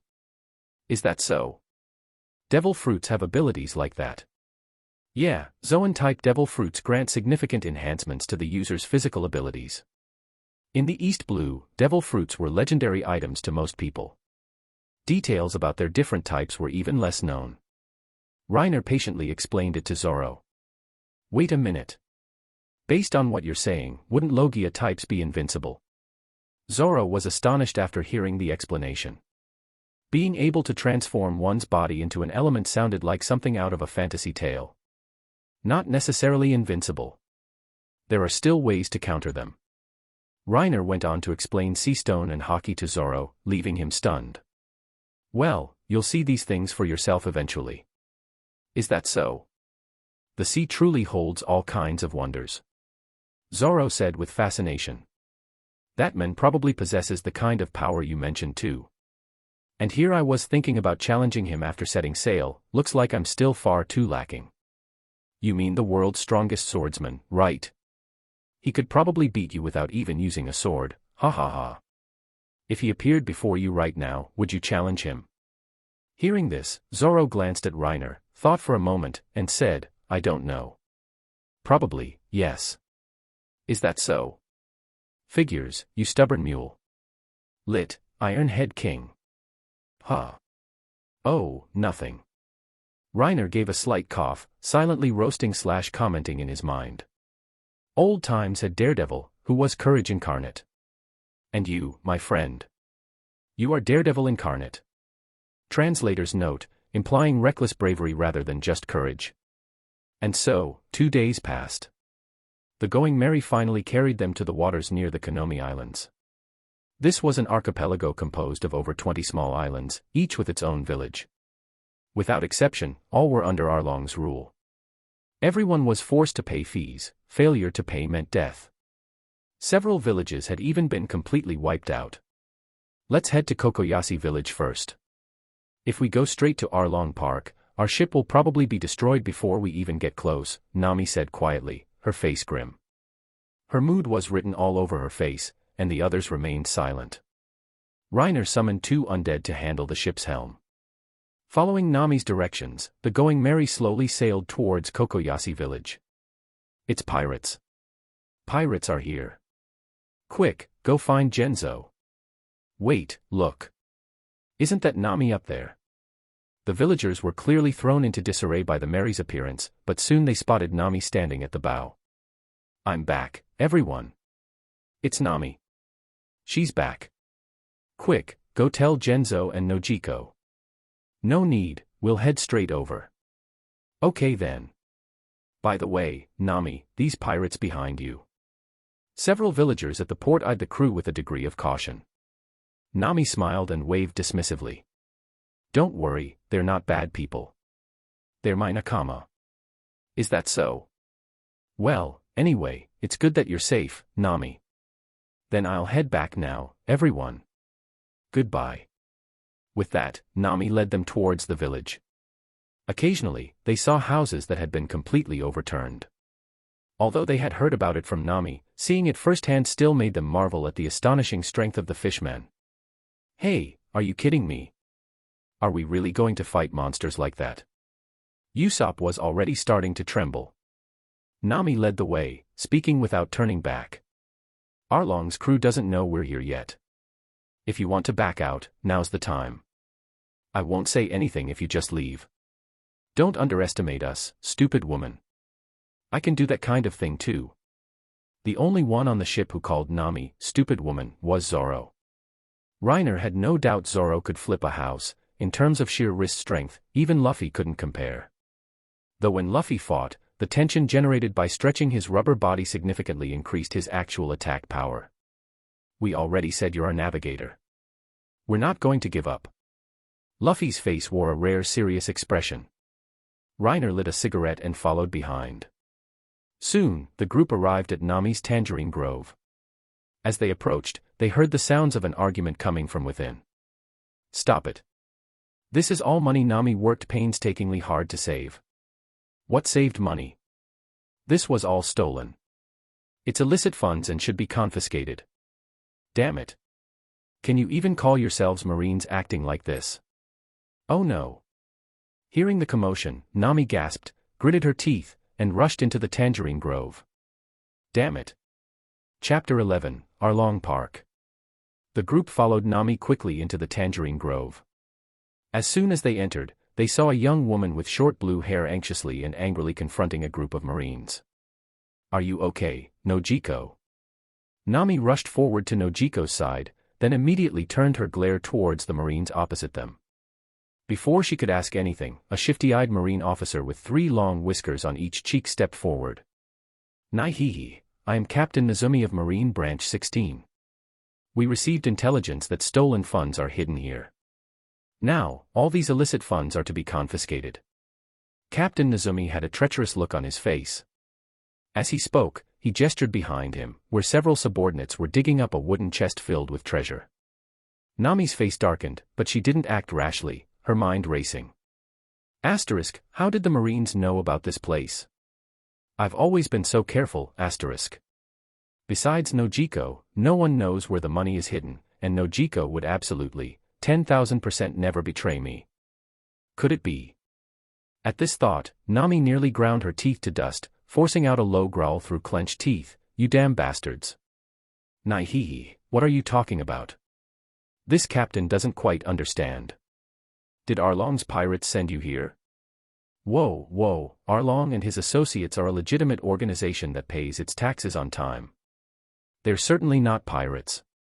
You. What kind of Marines are you? Nami was so furious she could barely speak. Nojiko stepped forward and put an arm around her, afraid Nami's agitation might lead to worse consequences. Whir. Just then, the grating sound of chainsaws suddenly erupted. The attention of all the Marines instantly snapped towards the source. They saw a terrifying figure with 3 massive chainsaws protruding from its body rushing towards them at high speed. What is that thing? Quick, shoot it. Stop him. It wasn't just the Marines who panicked, Nami also turned back and yelled at Reiner and the others. Wait. If you attack the Marines. Do pirates care about that kind of thing? Luffy interrupted Nami, charging forward in a rage. Asterisk bang. Bang. Bang, asterisk. Bullets rained down, but they had absolutely no effect on the chainsaw devil or Luffy. Neither figure faltered in the slightest, reaching the Marines in the blink of an eye. Guns don't work on them. Damn it, what kind of monsters are these? You idiots. Hurry up and protect me. Captain Nozumi cursed furiously, scrambling backward in panic, trying to hide among his men. However, the soldiers were completely ineffective as a barrier. Gum. Whip. Luffy stretched out his leg in a powerful whip kick, sweeping away the Marines in front. The chainsaw devil headed straight for Captain Nozumi. Whir. The grating sound echoed from right behind Captain Nozumi. Like fingernails scraping glass, the irritating noise made his skin crawl. Wait a minute. Who on earth are you people? I'm a Marine captain. If you attack me. Schlick. Before he could finish, a spinning chainsaw slashed viciously across his chest. A gruesome wound instantly appeared, blood pouring out relentlessly. Ah! Captain Nezumi. The surrounding Marines watched in horror as their captain collapsed, wailing in agony, yet not a single one stepped forward to help him. Fear contorted Nezumi's face. He sat paralyzed, desperately trying to push himself backward with his feet, screaming and begging for mercy. Please, don't kill me. I'll give you money. Lots and lots of money. However, the chainsaw devil remained silent, simply stalking closer step by step. Ah. No. Stop. Under the menacing threat of the two terrifying chainsaws, Captain Nezumi bid farewell to the world amidst pain and terror. Captain Nezumi is dead. Run. Devil. He's a devil. Seeing the Marines scatter in panic, Reiner promptly recalled the chainsaw devil. He had no particular penchant for killing for fun. Let's go. Straight to Arlong. Lead the way, Nami. Luffy spoke coldly, pulling his straw hat down low over his eyes. It was clear he was in a very bad mood. Oh, okay. Okay. Nami stammered in agreement, still trembling. Everything had happened too fast, she hadn't fully processed it yet. You guys were too careless. Zoro emerged from the tangerine grove, holding two fishmen. They had likely been sent by Arlong to secretly watch the Marines, preventing Captain Nezumi from pocketing the money himself. He tossed the two fishmen onto the ground. Both had deep sword wounds and were no longer breathing. Not bad, Zoro. Very alert, Reiner praised with a smile. Nojiko looked at the group, trembling slightly. Nami, who are these people? It's okay, Nojiko. They're my nakama. We came back this time. Nami's eyes flashed with determination. To overthrow Arlong. Wait, Nami. Don't say any more, Nojiko. My mind is made up. I trust my nakama. Luffy, Reiner, Zoro, let's go. Nami pulled her hand away from Nojiko's grasp and walked off without looking back, leaving Nojiko standing alone, stunned. Nami. Watching the group head towards Arlong Park, Nojiko's expression was complicated. Inside Arlong Park. Beneath a tall, imposing tower, a group of fishmen laughed and played in a swimming pool. Under a long awning nearby, a row of deck chairs was set up.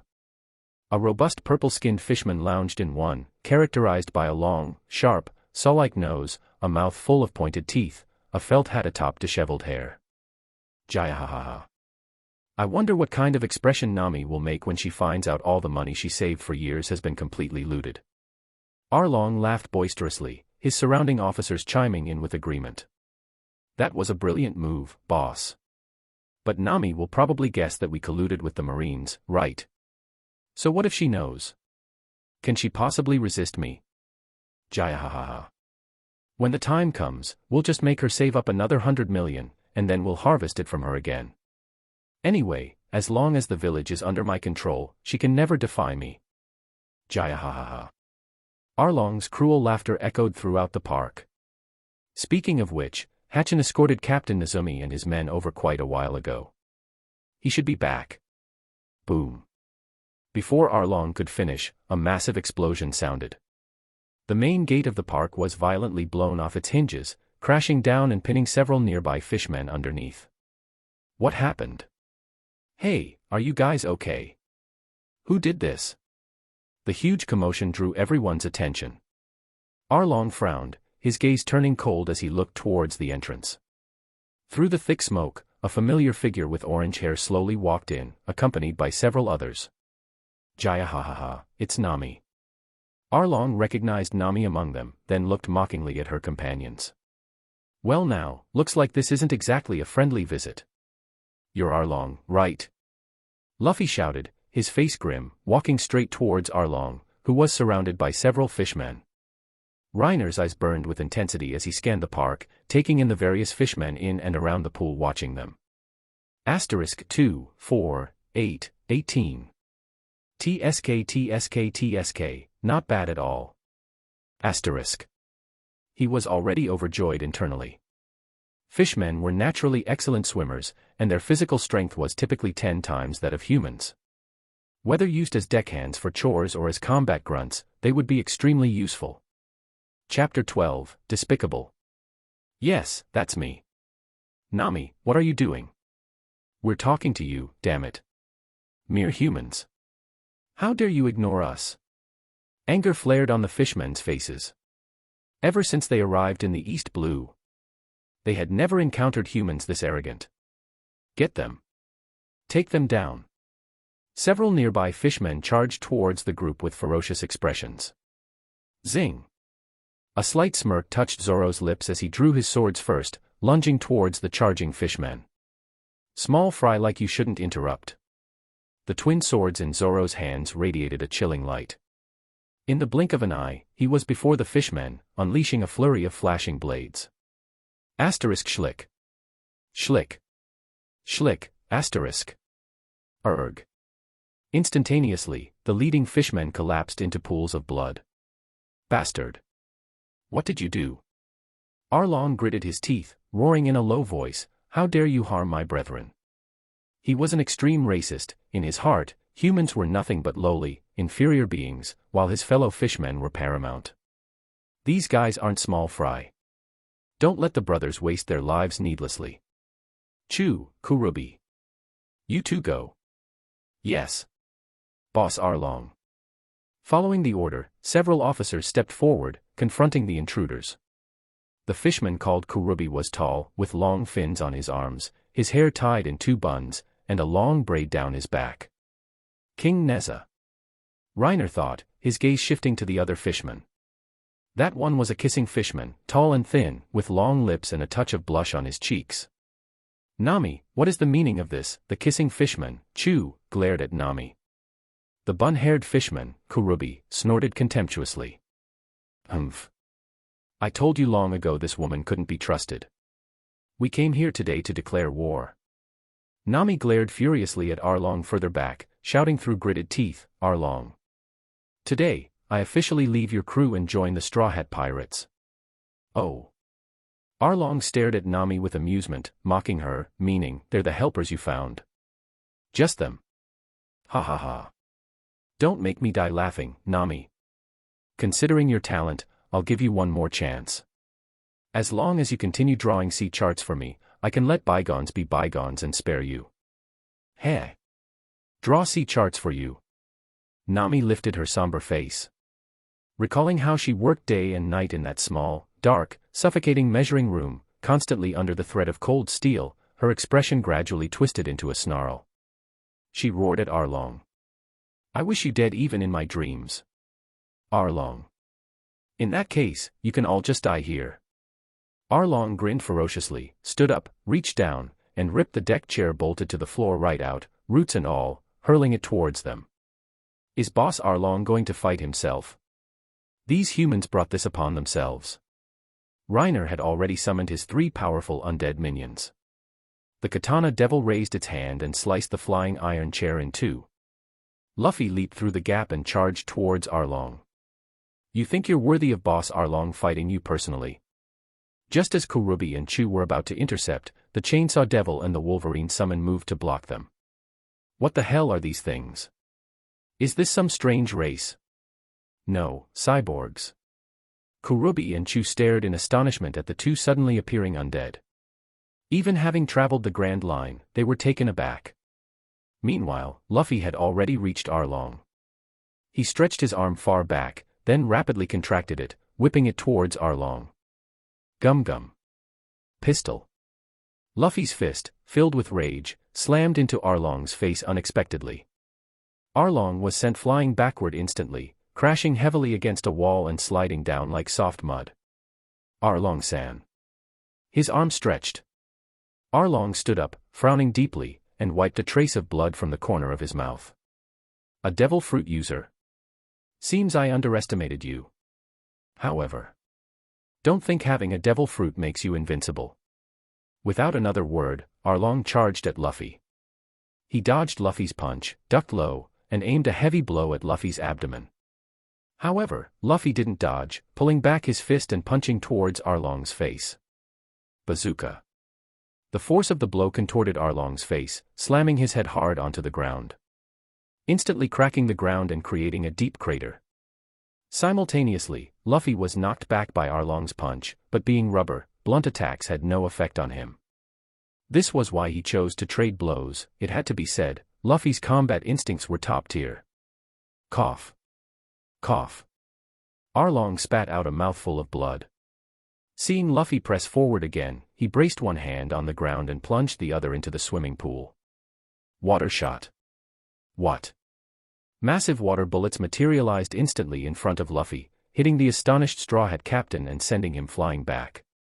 At the same time, Arlong, realizing blunt force was ineffective against Luffy, ran towards a room to retrieve his sawtooth sword, Kiribachi. Cutting back to Reiner's side, Zoro was already engaged with Chu, while Kurubi was being suppressed by Reiner's Katana Devil. The remaining Chainsaw Devil and Wolverine Summon were steadily cutting down the surrounding fishmen grunts who swarmed them.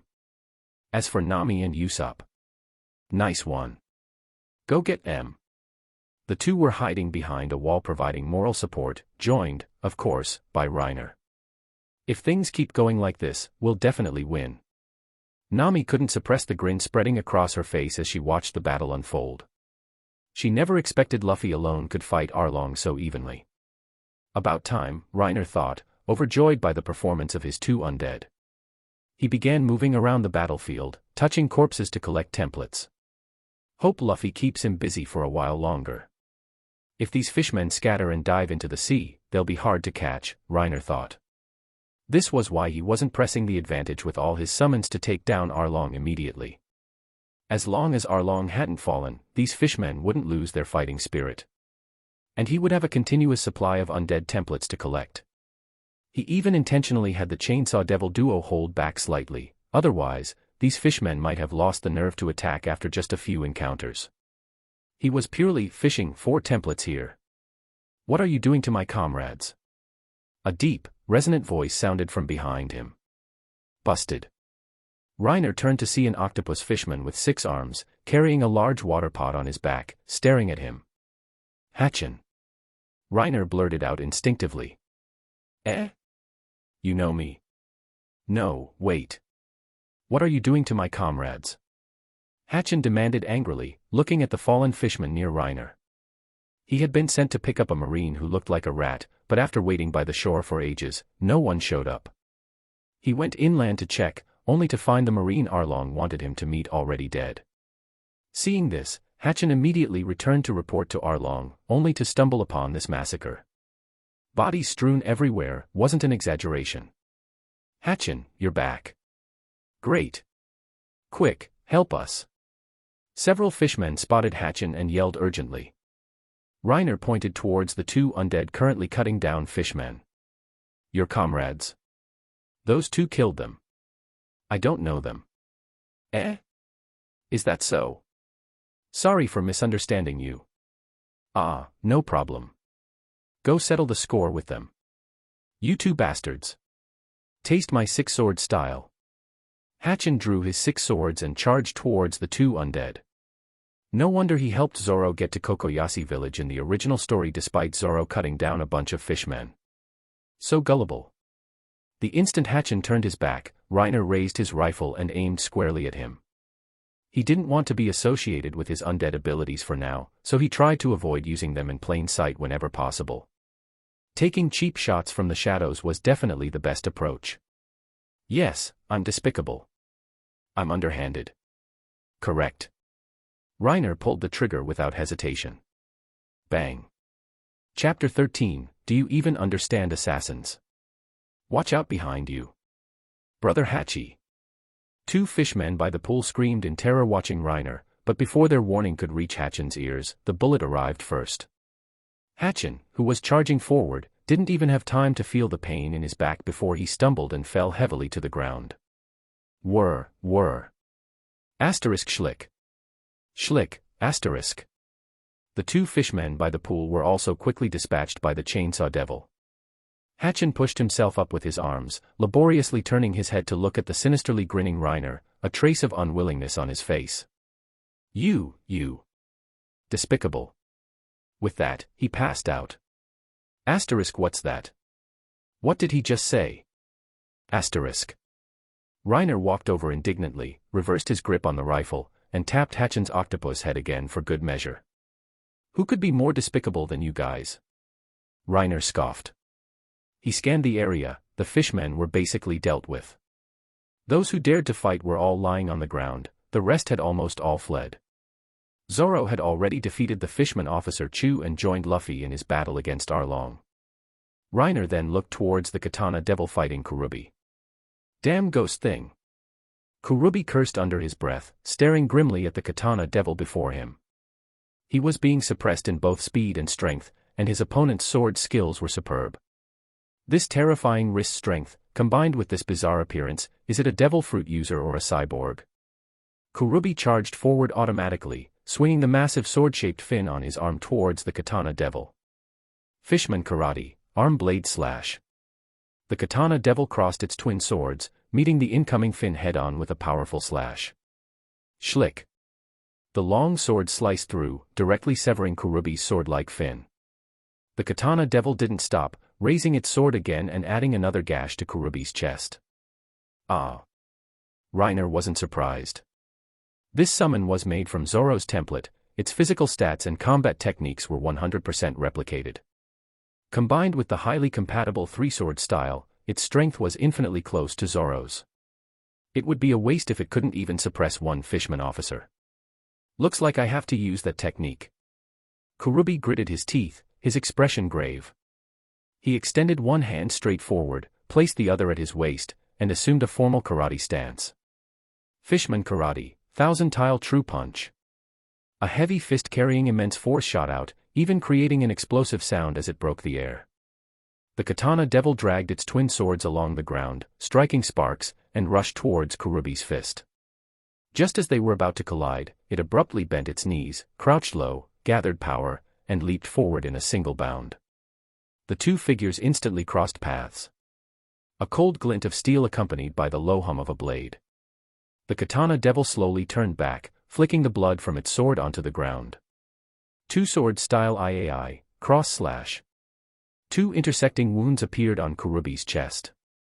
Blood spurted out suddenly, and his body went limp, slowly collapsing. Only Arlong left now, huh? Reiner looked towards the base of the giant tower-like building, the only place where there was still movement. Luffy and Zoro were locked in fierce combat with Arlong, who was clearly at a disadvantage. Reiner recalled the katana devil and chainsaw devil, leaving only the Wolverine undead, made from Kuro's template, to melt into the shadows. With its explosive speed used for sneak attacks, even Arlong under normal circumstances wouldn't be able to defend against it, let alone while being pressed in a fierce battle. Meanwhile, on the battlefield. Shark on darts. Arlong bent his knees and suddenly pushed off the ground, launching himself towards Zoro like an arrow loosed from a bowstring, opening his bloody maw wide, ready to bite down hard with his rows of sharp teeth. Zoro didn't dodge, instead raising his twin swords behind his back, poised to strike. Tiger Hunt. As their figures crossed, a deep gash had already appeared on Arlong's chest. However, Arlong, possessing incredible vitality, gritted his teeth against the pain upon landing and immediately charged towards Zoro's back. Gum Gum. Spear. Luffy slammed the soles of his feet together, delivering a powerful and heavy kick that struck Arlong's abdomen, interrupting his charge. Damn it. Arlong roared through gritted teeth, his eyes fixed intently on the two, desperately trying to think of a way to break the deadlock. Asterisk, if this continues, I'll definitely die here. Asterisk. Arlong parried their attacks while scanning his surroundings. Suddenly, he spotted Nami outside the main fight. A glint flashed in Arlong's eyes. Asterisk, although there are two others with her, they don't look strong. If I can just grab her as a hostage, asterisk. Making up his mind in an instant, Arlong used the momentum from being knocked back by Luffy again to turn and charge towards Reiner's group. However, just at that moment. Asterisk Schlick. Schlick, asterisk. Arlong, poised to charge, suddenly felt his legs weaken as intense pain shot through his waist. Looking down, he saw several sharp claws embedded deeply into his side. Arlong looked up in disbelief, following the claws to their owner, a ferocious-looking man staring coldly and silently at him. Arlong hadn't sensed any presence from this person, not even a hint of killing intent. If he hadn't moved, Arlong wouldn't have even registered him as a living being, like a pebble or a leaf incapable of drawing his attention. Arlong formed his hand into a blade and struck down with all his might at the man's neck, knocking the Wolverine undead's head completely askew. Ah! Arlong gritted his teeth, grabbed the Wolverine undead's hands, and painfully ripped the claws out, staggering as he continued his charge towards Nami. However. Schlick. Schlick, asterisk. The familiar, intense pain flared up from his waist again. Arlong turned his head back in disbelief. Why? But I. Arlong's pupils contracted. The man whose neck he had seemingly broken was now, with his head hanging crookedly, plunging his claws into Arlong's waist again. Reiner winced just watching. Usopp covered his mouth, trembling. Why does this guy keep going for the kidneys? Did Kuro have this kind of quirk in life? Did his fighting style get preserved too? Shing. The claws were ripped out once more. Blood surged, and Arlong collapsed to the ground, unable to rise again. He had already sustained too many injuries fighting Luffy and Zoro, and his stamina was nearly depleted. These final 2 stabs to the waist were the last straw that broke the camel's back. Arlong is down. Nami stared incredulously at Arlong lying motionless in a pool of blood. That powerful, brutal figure, the lingering nightmare that had haunted her for so long, had actually fallen one day. It's over, it's over. Let's go. Is it over? Nami looked at Reiner, who had jumped out from behind the wall, as if waking from a dream. Her eyes suddenly felt moist. Forcing back tears of overwhelming joy and relief, she nodded firmly. Let's go. Reiner led Nami and Usopp out from behind the wall. Nice job, Luffy, Zoro. And Reiner's undead. You'd better get that right, Nami. Hee, yeah, I know, you're strong. So perfunctory. Finally, under my brilliant leadership, we defeated Arlong. Good work, you guys. Ah, right, couldn't have done it without you, Usopp. You're being perfunctory too. Reiner, Nami, and Usopp walked over to Arlong's body, meeting up with Luffy and Zoro. The group gathered around. Looking at the barely breathing Arlong on the ground, Reiner handed his gun to Nami. You want to do it? Nami hesitated for a moment, looking down at Arlong. Her gaze gradually hardened with resolve, and she took the gun. The others watched silently. Everyone present had seen blood before. Luffy, at age 6, had witnessed Lucky Roo execute a mountain bandit with a point-blank headshot. Zoro had spent the last 2.5 years making a living by hunting down wanted criminals. And Nami didn't even need mentioning. She had witnessed Belmere being shot and killed by Arlong while protecting her and Nojiko. She was only 8 years old at the time. No one here was naive enough to think being a pirate was child's play. They had all staked their lives to go out to sea for their own goals and dreams. Click-clack. Nami racked the slide, pressing the muzzle against Arlong's head. Facing her mother's killer, the demon who had subjected Kokoyasi village to years of oppression, Nami's eyes showed unprecedented determination. She had dreamed countless times of Arlong dying. Without any hesitation, she pulled the trigger. Bang. After the gunshot echoed, it felt as if a giant boulder that had been crushing her, making it hard to breathe for years, had finally shattered and vanished without a trace at that very moment. Nami let out a long sigh of relief. Her body suddenly went limp, and she collapsed onto the ground, the gun falling loosely beside her. Wipe the blood off your face.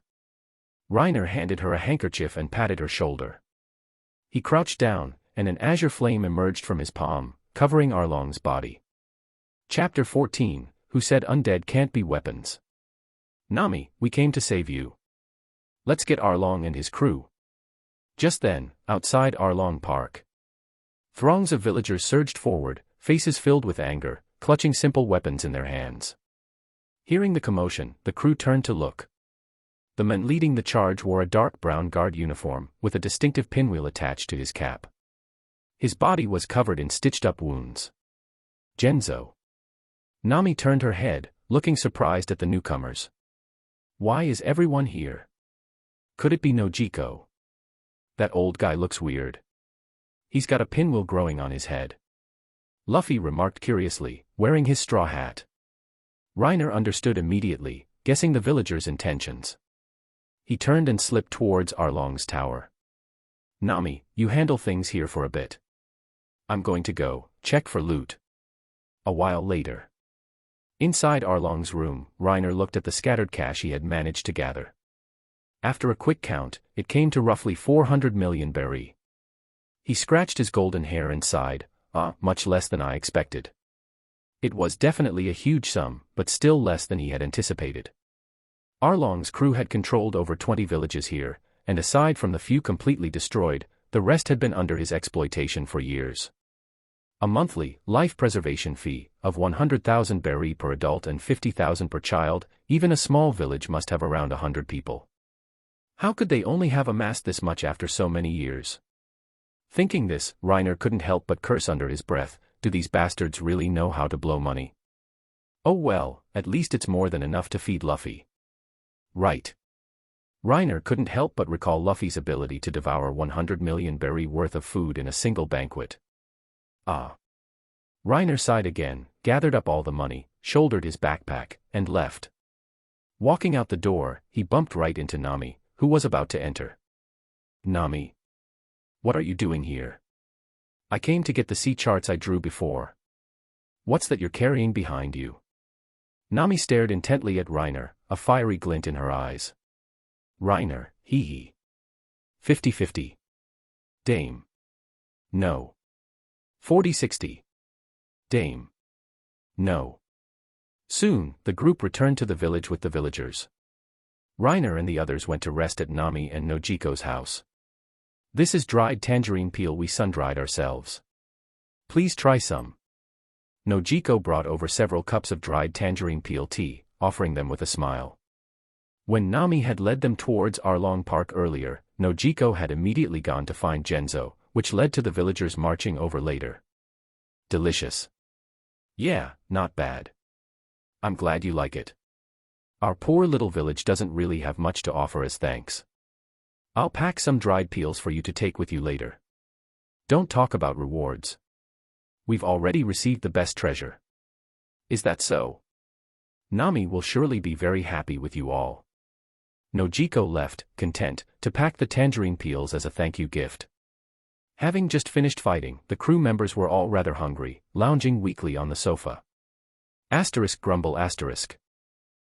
I'm gonna die. Luffy flopped down listlessly. The villagers were already cooking, preparing a feast to reward them. Reiner lit a cigarette and began contemplating Arlong's template.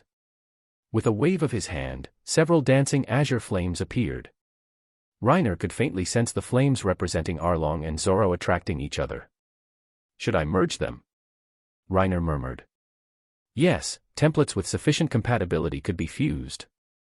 However, their stats wouldn't simply stack. Instead, the fusion would take the higher value for each individual attribute, compensating for weaknesses with strengths.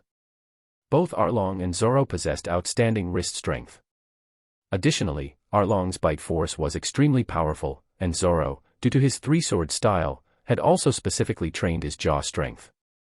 That's why these two templates had a high degree of compatibility. Forget it. It's too wasteful just for that small stat boost. Given Zoro's rate of improvement, I can just update his template later, and his stats will increase directly. He had other ideas for Arlong's template. Rather than Arlong's wrist strength, Reiner valued his steel-like nose and rock-crushing teeth more. Especially the characteristic that his teeth could continuously regenerate. After contemplating for a while, Reiner focused his thoughts, and a void crack opened in midair. Whoa-ha-ha-ha. Reiner, are you making a new monster? Luffy's eyes lit up instantly upon seeing Reiner's action. A robot. Make a robot this time, Reiner. I already told you, I can't make robots. Then what are you planning to make? A weapon. Is it a laser gun? From within the void crack, a silvery white sword hilt gradually emerged. Reiner reached out, grasped the hilt, and pulled sharply. A double-edged sword, entirely silvery white with sharp serrated edges on both sides, appeared in his hand. The pommel was a ferocious skull about the size of a fist, with a sharp point like Arlong's saw nose protruding from it. Looks kinda plain," Luffy said with a look of disdain. Reiner, however, showed a strange smile. "What if I told you it can extend?" "Extend? Isn't that just like me?" Reiner aimed the bone sword in his hand towards a large rock outside the door. With a thought. In the next instant, the sword's blade abruptly shot forward, the saw-like tip rocketing towards the boulder. Asterisk boom. Asterisk. The massive rock instantly shattered into pieces. Wait, that move is. Yeah, Arlong's shark on something or other arrow. But it's far more versatile than that.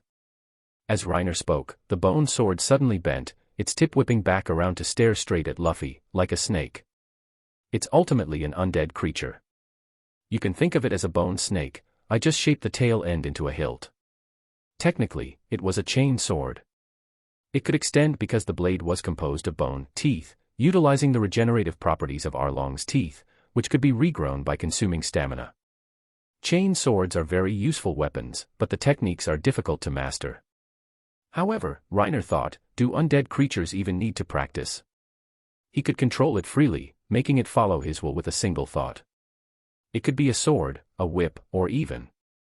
The bone sword suddenly coiled, wrapping around itself layer by layer to form a silvery white round shield covered in sharp spikes, the ferocious skull sitting right at the center.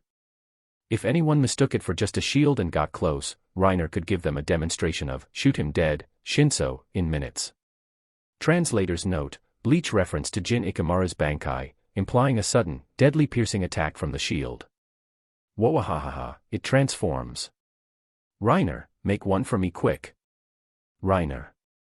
Reiner simply tossed the bone chain sword to him, directly commanding the undead weapon to obey Luffy's commands. Luffy eagerly ran outside with his new toy, having a blast. But less than 3 minutes later, he ran back crestfallen and dejected. I'm so hungry.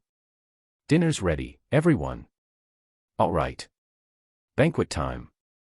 Hearing the call from outside, Luffy immediately dashed out, with the others following close behind. Reiner, wait a second. I want to talk to you about something. What's up? Reiner turned back to look at Nami, who had called out to him. Was she looking a bit shy? Could it be? About the money we got from Arlong. Dame. No.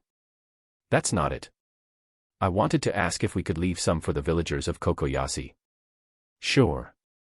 How much is good? 50 million. Take whatever you want. Then, 100 million. That's fine too. Then how about? Hold on. Are you sure any amount added after this isn't just going straight into your own pocket? Reiner couldn't help but interrupt. Nami's face suddenly turned even redder. Ahem. 100 million it is, then. Asterisk all right, little miss, looks decent but hides it well, huh? Playing coy, were you, asterisk. Chapter 15, Sanji. The next day, the weather was clear, not a cloud in the sky. On the boundless azure sea, the Going Merry sailed peacefully. On deck, Reiner, Luffy, and Usopp sat in a circle, expressions grave.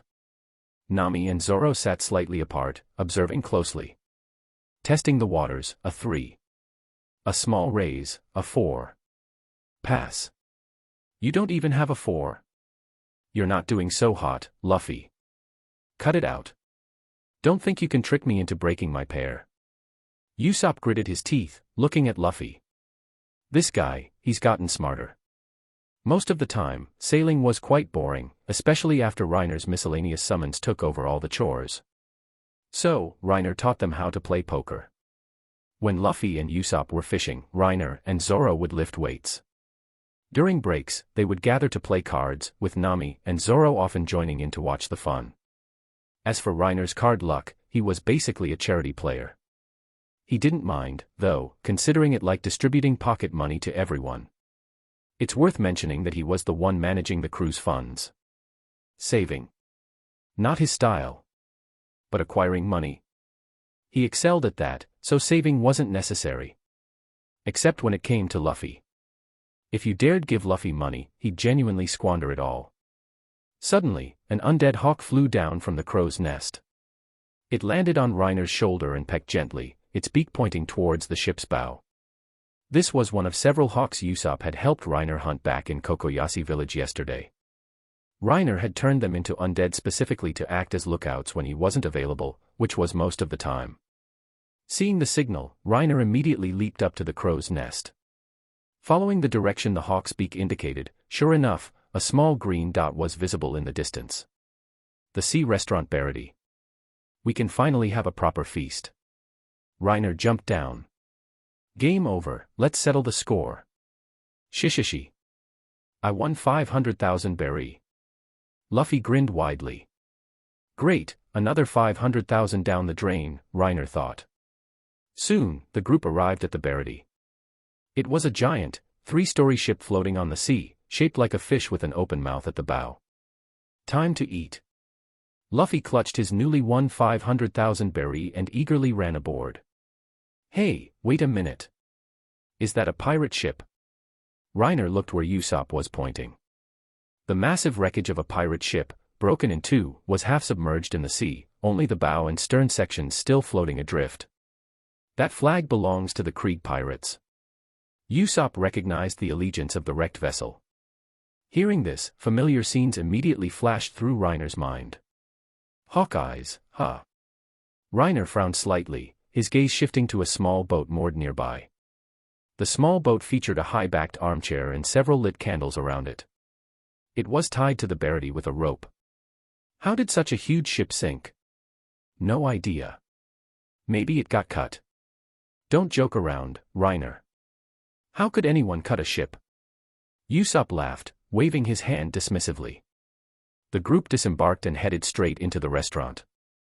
The vast dining hall held at least several dozen, perhaps hundreds, of tables, yet it was eerily quiet, with not a single customer in sight. No, wait, there were two. In a corner, a man in a white shirt was dining quietly. A black hat rested beside him on the table, and a black coat was draped over his chair. His movements were subtle and elegant, making almost no sound. Reiner glanced at him briefly and paid him no further mind, then looked over at Zoro, who didn't seem to have noticed anything. This silence was quickly shattered. Asterisk clang. Clang, asterisk, sound of Luffy banging utensils. Food. Ha ha ha. I want to order. Order. Coming, coming. Stop making such a racket. A blond man emerged from the kitchen, looking annoyed at the shouting Luffy. The man wore a black suit over a blue striped shirt, clearly having taken care with his appearance. Reiner and the others walked over and sat down with Luffy. What will you gentlemen be having? Sanji asked coolly, holding a notepad and pen to take their orders. Meat. I want 10 servings of meat. 10 servings. Can you even finish that? Sanji looked up at Luffy, his tone sharp. If you waste food in front of me, I won't forgive you. Sanji's attitude took Luffy aback for a moment. He'd never met such an arrogant cook before. Don't worry, his appetite is definitely not a problem, Reiner looked up with a smile, teasing Sanji. If anything, I'm worried he might exhaust you. Oh. Sanji gave Luffy an interested look. This is the first time I've been challenged like this.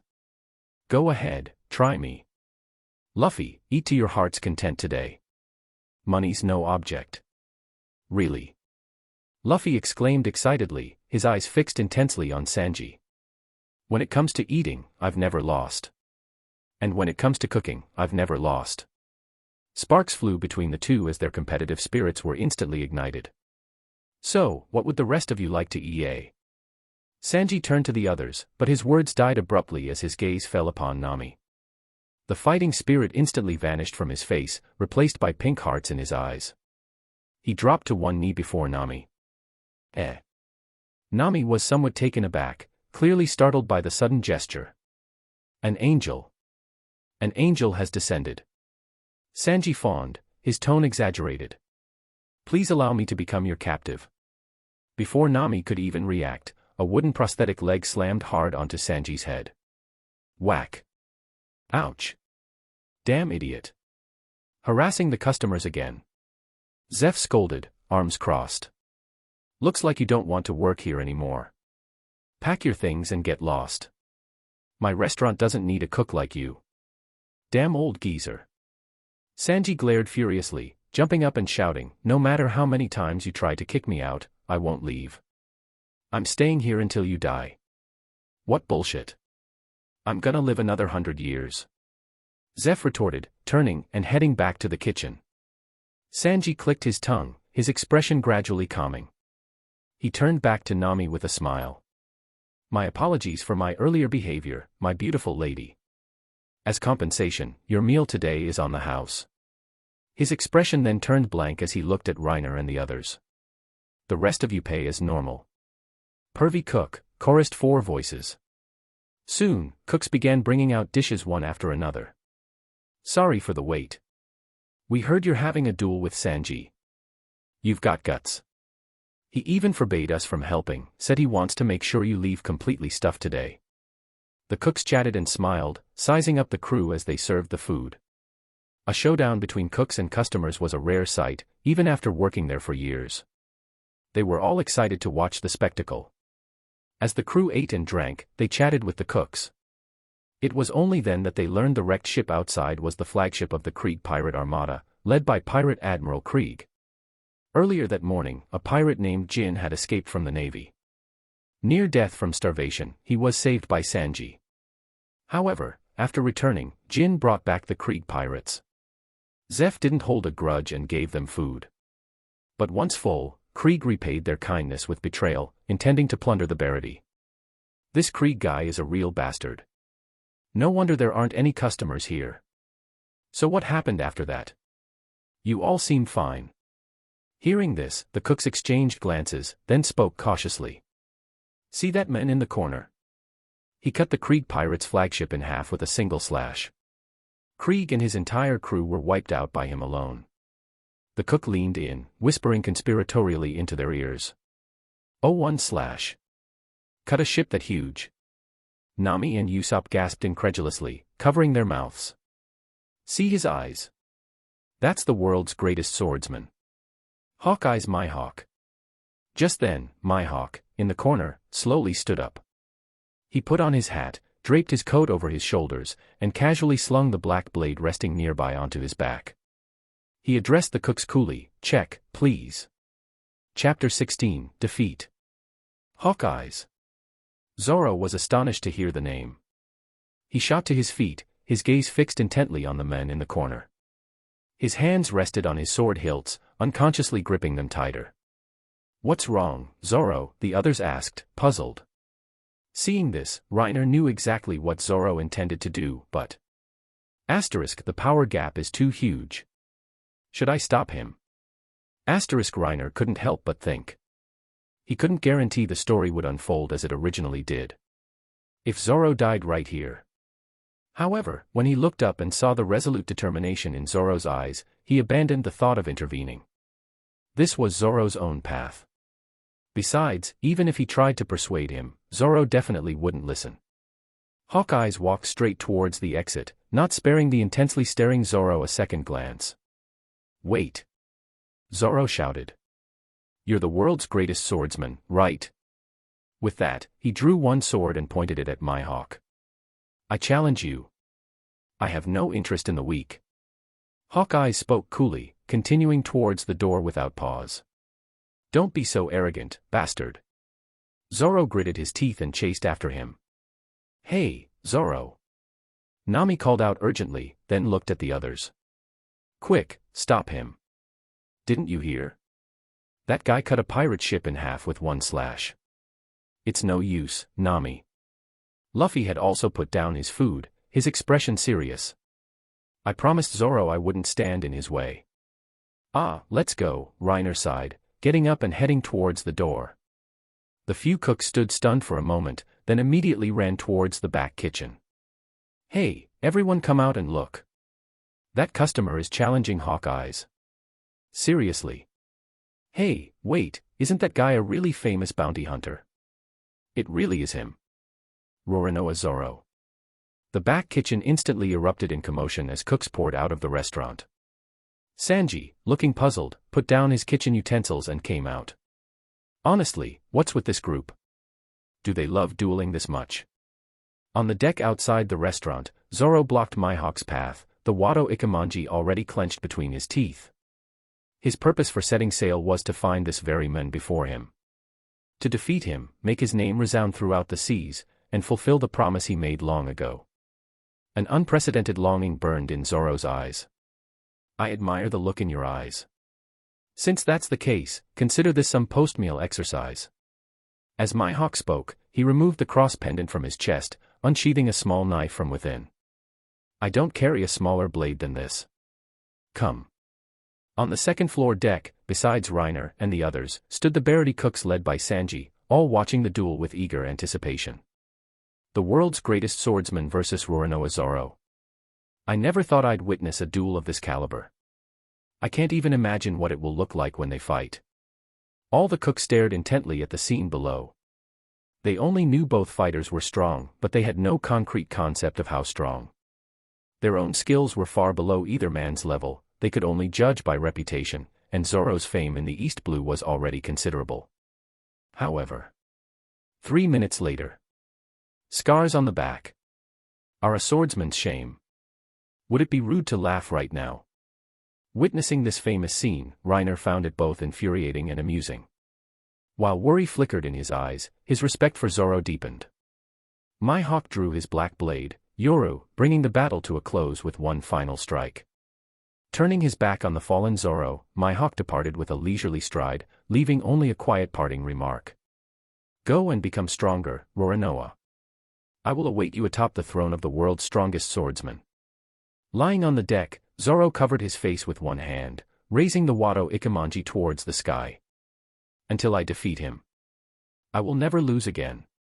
It seemed like a declaration for everyone present to hear. And perhaps, also an oath sworn to someone in the heavens above. The duel concluded. Reiner and Usopp immediately rushed down, helping the fallen Zoro to his feet. A ghastly wound stretched across his chest, starting from the upper right and extending across his entire torso.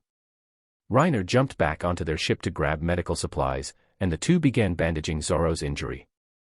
Meanwhile, by the restaurant entrance. That idiot is your companion, right? Why didn't you stop him? Sanji lit a cigarette and asked Luffy standing nearby. Luffy glanced at Sanji. That's his dream. Zoro has his own path to follow. Is it necessary to go that far? Sanji exhaled a puff of smoke, looking up. A dream, huh? Is something so vague and ethereal really worth staking your life on? That's why it's called a dream, Luffy replied, his tone calm yet firm. Don't you have anything in your heart worth risking your life for? Something worth risking my life for? Leaning against the wall, Sanji closed his eyes. After a long moment, he spoke, have you ever heard of the All Blue? All Blue. It's a legendary sea where fish from all 4 oceans gather. They say it's somewhere in the Grand Line. When the old geezer dies, I'll head to the Grand Line. Even if it takes my whole life, I will find that sea. Luffy couldn't help but glance at Sanji, a strange expression crossing his face. Hee, we're heading there too. And we happen to need a cook. Come with us. No. I have reasons why I must stay here. What? Didn't you just say you wanted to go to the Grand Line? On the third-floor deck, Zeph leaned on the railing with both hands, looking down at Sanji and Luffy below. A faint smile touched his lips as he murmured. You're smiling quite happily, aren't you, brat? Perhaps you finally found a ship worth boarding. Reiner finished bandaging Zoro and helped him inside the restaurant. Fortunately, the blow hadn't struck his heart. Mihawk had shown appreciation for his talent after all. Although the wound was deep, it only seemed to affect skin and muscle. With Zoro's constitution, he'd recover after some rest. Seeing Zoro wasn't in critical danger, the crew relaxed. Reiner, Nami, and Usopp slowly enjoyed their meal, while Luffy and Sanji continued their own duel. It's worth noting that, under Luffy's persistence, they had made a bet on this contest. If Luffy won, Sanji would join their crew. If Luffy lost, they would never return to the Baroque to bother him again. Except for Nami. With Luffy's appetite, he's guaranteed to win, Nami said confidently. She had just witnessed yesterday how Luffy had exhausted 5 villagers trying to cook for him. Reiner, however, was skeptical. With Sanji, it's hard to say. I'm already considering how to cheat. Yes, I'm despicable, correct. However, before Reiner could act, someone else in the kitchen made the first move. Sanji, it's time for you to leave here, Zeph stated plainly. Sanji remained unmoved, engrossed in his culinary battle with Luffy, his full attention on the utensils in his hands. I said, you're fired, Sanji, Zeph continued. Only then did Sanji slowly put down his utensils, his expression gradually turning grim. Damn old man. What kind of joke is this? Do you want me to die filled with regret? Go out to sea, Sanji. I don't want to be the chain holding you back. What chains are you talking about? I want to stay here. It has nothing to do with you. Then what about the all blue? Zeph's voice remained calm. I'll go to sea when you're dead. Instead of waiting to see me off, better tell me while I still have a few years left that the all blue truly exists. Zeph turned to look out the window, where the blue sky and calm sea reflected each other. Between the two of us, someone has to go see it, don't they? The kitchen gradually fell silent. Sanji lowered his head, taking the cigarette from his lips. His blonde hair hid his face, obscuring the expression beneath the shadows. Plink. Until a large teardrop traced a path down his cheek and fell. He suddenly dropped to his knees with a thud, pressing his hands and forehead firmly against the floor in a deep bow. Thank you. Sanji cried out, tears streaming down his face. Thank you. Old man. I will never forget your great kindness for all eternity. The kitchen was utterly silent, all the other cooks had consciously left when Zeph entered. Zeph looked down at the young man he had raised, his own eyes stinging slightly with tears. But he quickly wiped them away, because an inopportune man had just snuck in. Excuse me, wrong way. Reiner stood frozen in the kitchen doorway, feeling so awkward his toes were practically digging cracks into the floor. This touching scene was a bit embarrassing to walk in on. He looked down at the handful of ants he was holding, undead ants he had just created outside, preparing to sneak in and cause some trouble. But he had stumbled upon the scene right as he entered. Sorry, I didn't see anything. Chapter 17, Bounties. In the chilly restaurant, only one table still echoed with the occasional sounds of chewing. Luffy. Are you all right? Usopp couldn't help but ask worriedly. Luffy's stomach was currently swollen as round as a giant balloon.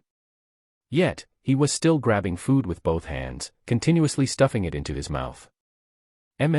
Show deli shush. Luffy swallowed the mouthful of food with a gulp. I've never eaten food this delicious before. I absolutely have to get him on the crew. Nom. He stuffed the food in his hands into his mouth again. Duh. Reiner and Sanji emerged from the kitchen side by side. Sanji exhaled a long stream of smoke. All right, I'll go with you guys. Luffy turned his head, a thrilled smile gradually spreading across his face. I won, hick. I only agreed to join the crew, I didn't admit defeat.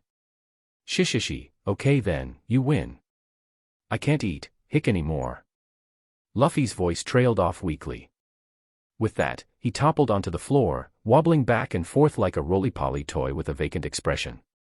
Nami and Usopp couldn't resist poking Luffy playfully from either side. Honestly, Reiner sighed, rubbing his forehead. Because of your duel, the bill for this meal is probably going to be sky-high. A cook with thick arms, resembling Popeye the Sailor Man, rushed over fawningly. Thank you for your patronage. Sir, your total bill comes to 1,200,000 berry. So expensive. This is highway robbery. Nami protested immediately and indignantly. Even though Reiner managed the money, these were funds for the entire pirate crew, so naturally, Nami felt the pinch. It's okay, Nami, Reiner waved dismissively. This was, after all, a high-end restaurant famous throughout the East Blue, the high price was expected. Plus, considering Luffy's meal. Here's 10 million berry. Use the rest to prepare ingredients for us to take away. Reiner pulled out a thick wad of large denomination bills and handed it over. All right Sanji, go get your things ready. We'll be leaving shortly. After settling everything, Reiner went outside the restaurant. Krieg commanded a large fleet of 5,000 men, just feeding them would be a huge expense. There was bound to be some treasure or cash on his main ship. Thinking this, Reiner released several dozen fishmen undead, ordering them into the sea to salvage the wreck. These were the 60-odd fishmen undead Reiner had collected from Arlong Park. To better utilize their natural affinity for water, he had preserved features like webbing and fins. He could shape templates from ordinary humans into fishman forms, but he couldn't grant them innate swimming skills or attributes. Those had to be inherited from the template itself. After a while, Sanji emerged, having packed a large backpack full of things, mostly ingredients, the rest being his kitchen utensils. He joined Luffy and the others. "Let's go, Reiner." "Okay. Just a second," Reiner replied. Just then, dozens of dark shapes began surfacing from the sea. One by one, fishmen-like undead emerged with gurgling sounds. "Let's see what we got." Reiner directed the undead ashore and walked over. Some came up empty-handed, while others clutched scattered treasures and soaking wet, crumpled banknotes. "Ooh." Seeing this, Nami's eyes turned into berry symbols, dollar, as she eagerly approached. "Nice job, Reiner. Don't praise me. Doesn't mean I'll give you any." Reiner had the undead move all the treasure onto the ship. After bidding farewell to the Baradi, the group set sail. They hadn't been sailing long when a news crew wearing a white cap landed on the ship's railing. "Did the price go up again? If it goes up again next time, I'm not buying, you hear? You beast." Bullying even a news coup, Reiner scolded jokingly. "None of your business." Nami stuck out her tongue, sat down on a deck chair, and began reading the newspaper. "This is your bounty posters. You're plural." Reiner was instantly alarmed, sitting up and taking the bounty posters from Nami. Luffy and the others gathered around curiously upon hearing this. The first poster was indeed Luffy's, a half-body shot of him grinning under his straw hat. Judging by the background, it was taken at Arlong Park. Must have been secretly taken by Nezumi's men. Straw Hat Pirates Captain, Monkey D. Luffy, 30 million. Staring at the long string of zeros below, Usopp gasped, covering his face. Luffy, however, was thrilled. "Shishishi. What's next? Are there more?" Reiner eagerly pulled off the first poster, his heart sinking slightly. "I didn't really step out, please don't target me. I really don't want a bounty anytime soon." Roronoa Zoro, 16 million. "Oh. I got a bounty too."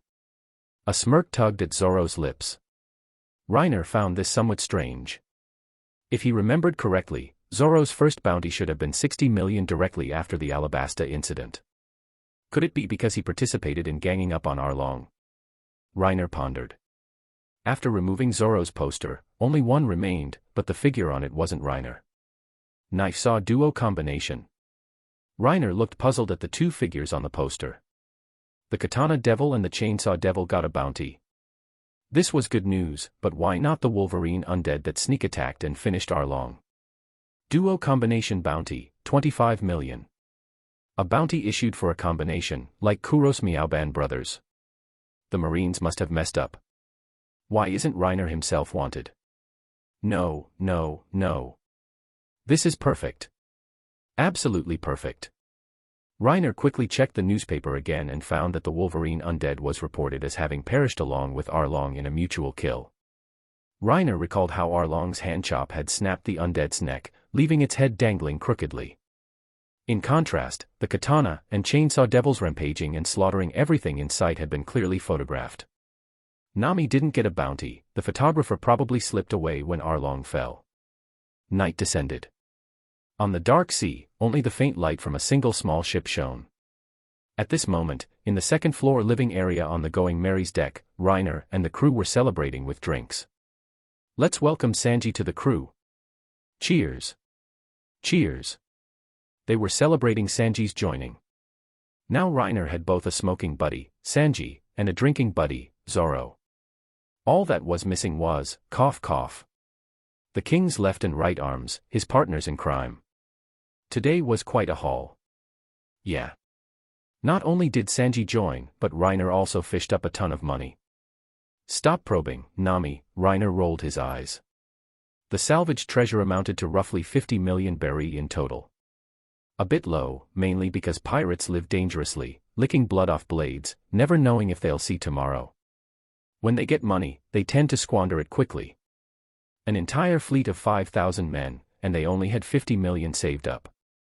We're getting close to the Grand Line, Nami said, taking a sip of her drink. We should reach the Twin Capes and enter the Grand Line by noon tomorrow. However, there's an island nearby with a large town. I have a feeling you guys might be interested. Want to stop there to restock supplies? You mean Logetown, right? Sanji spoke with understanding. It's known as the town of the beginning and the end. Gold, Roger was executed there over 20 years ago. So cool. Luffy immediately got excited upon hearing this. Speaking of which, Reiner also had some business to take care of in Logetown. After entering the Grand Line, his first target was the two giants on Little Garden, followed by Crocodile. Since he couldn't use armament hockey yet, trying to handle that sand crocodile wasn't very safe. Logetown wasn't the largest town in the East Blue, but due to its location near the Twin Capes and its historical significance, Roger's execution, it was exceptionally prosperous. It was also a place where dragons and fish mingled, good and bad elements mixed. Reiner planned to check the black market for sea stone. If the rumors about a certain underground organization operating there were true, he might have a chance to buy some. The night sea was dark, like an endless black fog, wrapping the going merry in loneliness and fear. Only the dim yellow light spilling from the cabin, the overlapping silhouettes, and the sounds of laughter and chatter provided a sliver of reassurance. It wasn't alone. The white sheep's head sailed onward silently, slowly moving through the boundless darkness. I will carry everyone there. No matter where the next stop may be. Chapter 18, The Town of the Beginning and the End. The next morning, a faint glimmer appeared on the sea horizon as the weak dawn light sparkled across the waves. On the crow's nest, Reiner's face flushed slightly in the burgeoning light. His eyes, sensing the light and warmth, slowly opened. Ah, my head hurts, Reiner sat up, rubbing his temples. He had drunk a bit too much competing with Zoro last night. First, brush teeth, nah, smoke first. Sitting on the railing of the crow's nest, he recalled the undead he had summoned before sleep to keep watch through the night. Yo, Reiner. Up early. You two drank quite a bit last night. Sanji was already awake, emerging from the cabin below deck. He looked up, smiling, and greeted Reiner in the crow's nest. You're up early too. Why not sleep in a bit longer? Well, time to get up and prepare a breakfast made with love for Nami Swan. What about us? If you want to eat, cook it yourself. What was that? What did you just say? Ha ha ha, just kidding. As a chef, how could I let you guys starve? Sanji waved dismissively with a laugh and headed towards the second-floor kitchen. Gradually, the others also woke up. After breakfast, the sun had fully risen. Everyone. There's an island ahead. It should be Logetown. Coming. Let me see. Luffy excitedly ran to the bow, leaning over the sheep figurehead to gaze into the distance. After a day's sailing, the crew had arrived at the town known as the place of beginning and end. Reiner, give me money. I wanna go have fun. Luffy grinned, holding out his hand for cash. Reiner tossed Luffy 100,000 berry. That should be enough if it's just for eating, drinking, and playing. I also need to buy 2 new swords. Around 200,000 berry should do it. Faced with Zoro's request, Reiner hesitated for a moment. Would giving him the money prevent him from getting the Sandai Katetsu and Yubashiri? Ah well, who can predict matters of fate, Reiner thought, giving the money to Zoro anyway. Finally, after giving Nami and Usopp some funds as well, Reiner slung a large bag of money over his shoulder and headed into town with Sanji. They planned to procure supplies together at the market. Sanji knew more about ingredients, so Reiner would handle medicine and other daily necessities. Although they had brought plenty of ingredients from the Barity, Sanji was idle anyway. If they happened to find some rare delicacies, they could treat everyone to a high-quality meal tonight. Come see, come look. Deep-sea fish just delivered by a North Blue merchant. Giant mountain wolf pelts from the Grand Line. Brought back by the mountain wolf pirates risking life and limb. Burge. Double cheese hamburger. What was that last one? Never mind. Reiner and Sanji wandered around for a while, gathering most of the needed supplies. Aside from a few nice-looking groupers, Sanji didn't find much else of interest. Hey, hurry up. The cooking contest is starting. It's finally starting. Let's go, let's go. I heard the first prize is an elephant tuna. Several passers-by hurried past Reiner, apparently eager to join some excitement. Their shouts attracted quite a few others along the way. Elephant tuna. Sounds interesting. I think I'll give it a shot. Want to come along, Reiner? I'll pass. I have some other things to take care of, Reiner said, handing Sanji the backpack full of supplies he was carrying. How about this, after you're done with the excitement, bring this stuff back to the ship. Are you going somewhere? Going to check out the black market. All right then, be careful, Sanji said, taking the backpack. I'm heading off then. Yeah, good luck, Reiner said simply, parting ways with Sanji and heading straight into an alley. While paying for goods earlier, he had noticed two little hoodlums eyeing him from a corner. Getting info from the local snakes is always easier. Reiner strolled leisurely deep into the alley. The two hoodlums finally couldn't restrain themselves and jumped out, blocking his path. Hee. What's in the bag you're carrying? Open it up and let this great one take a look. One of them, a yellow-haired man, grinned menacingly and pulled out a long knife, holding it across his chest. Why another one with that laugh? Reiner thought internally.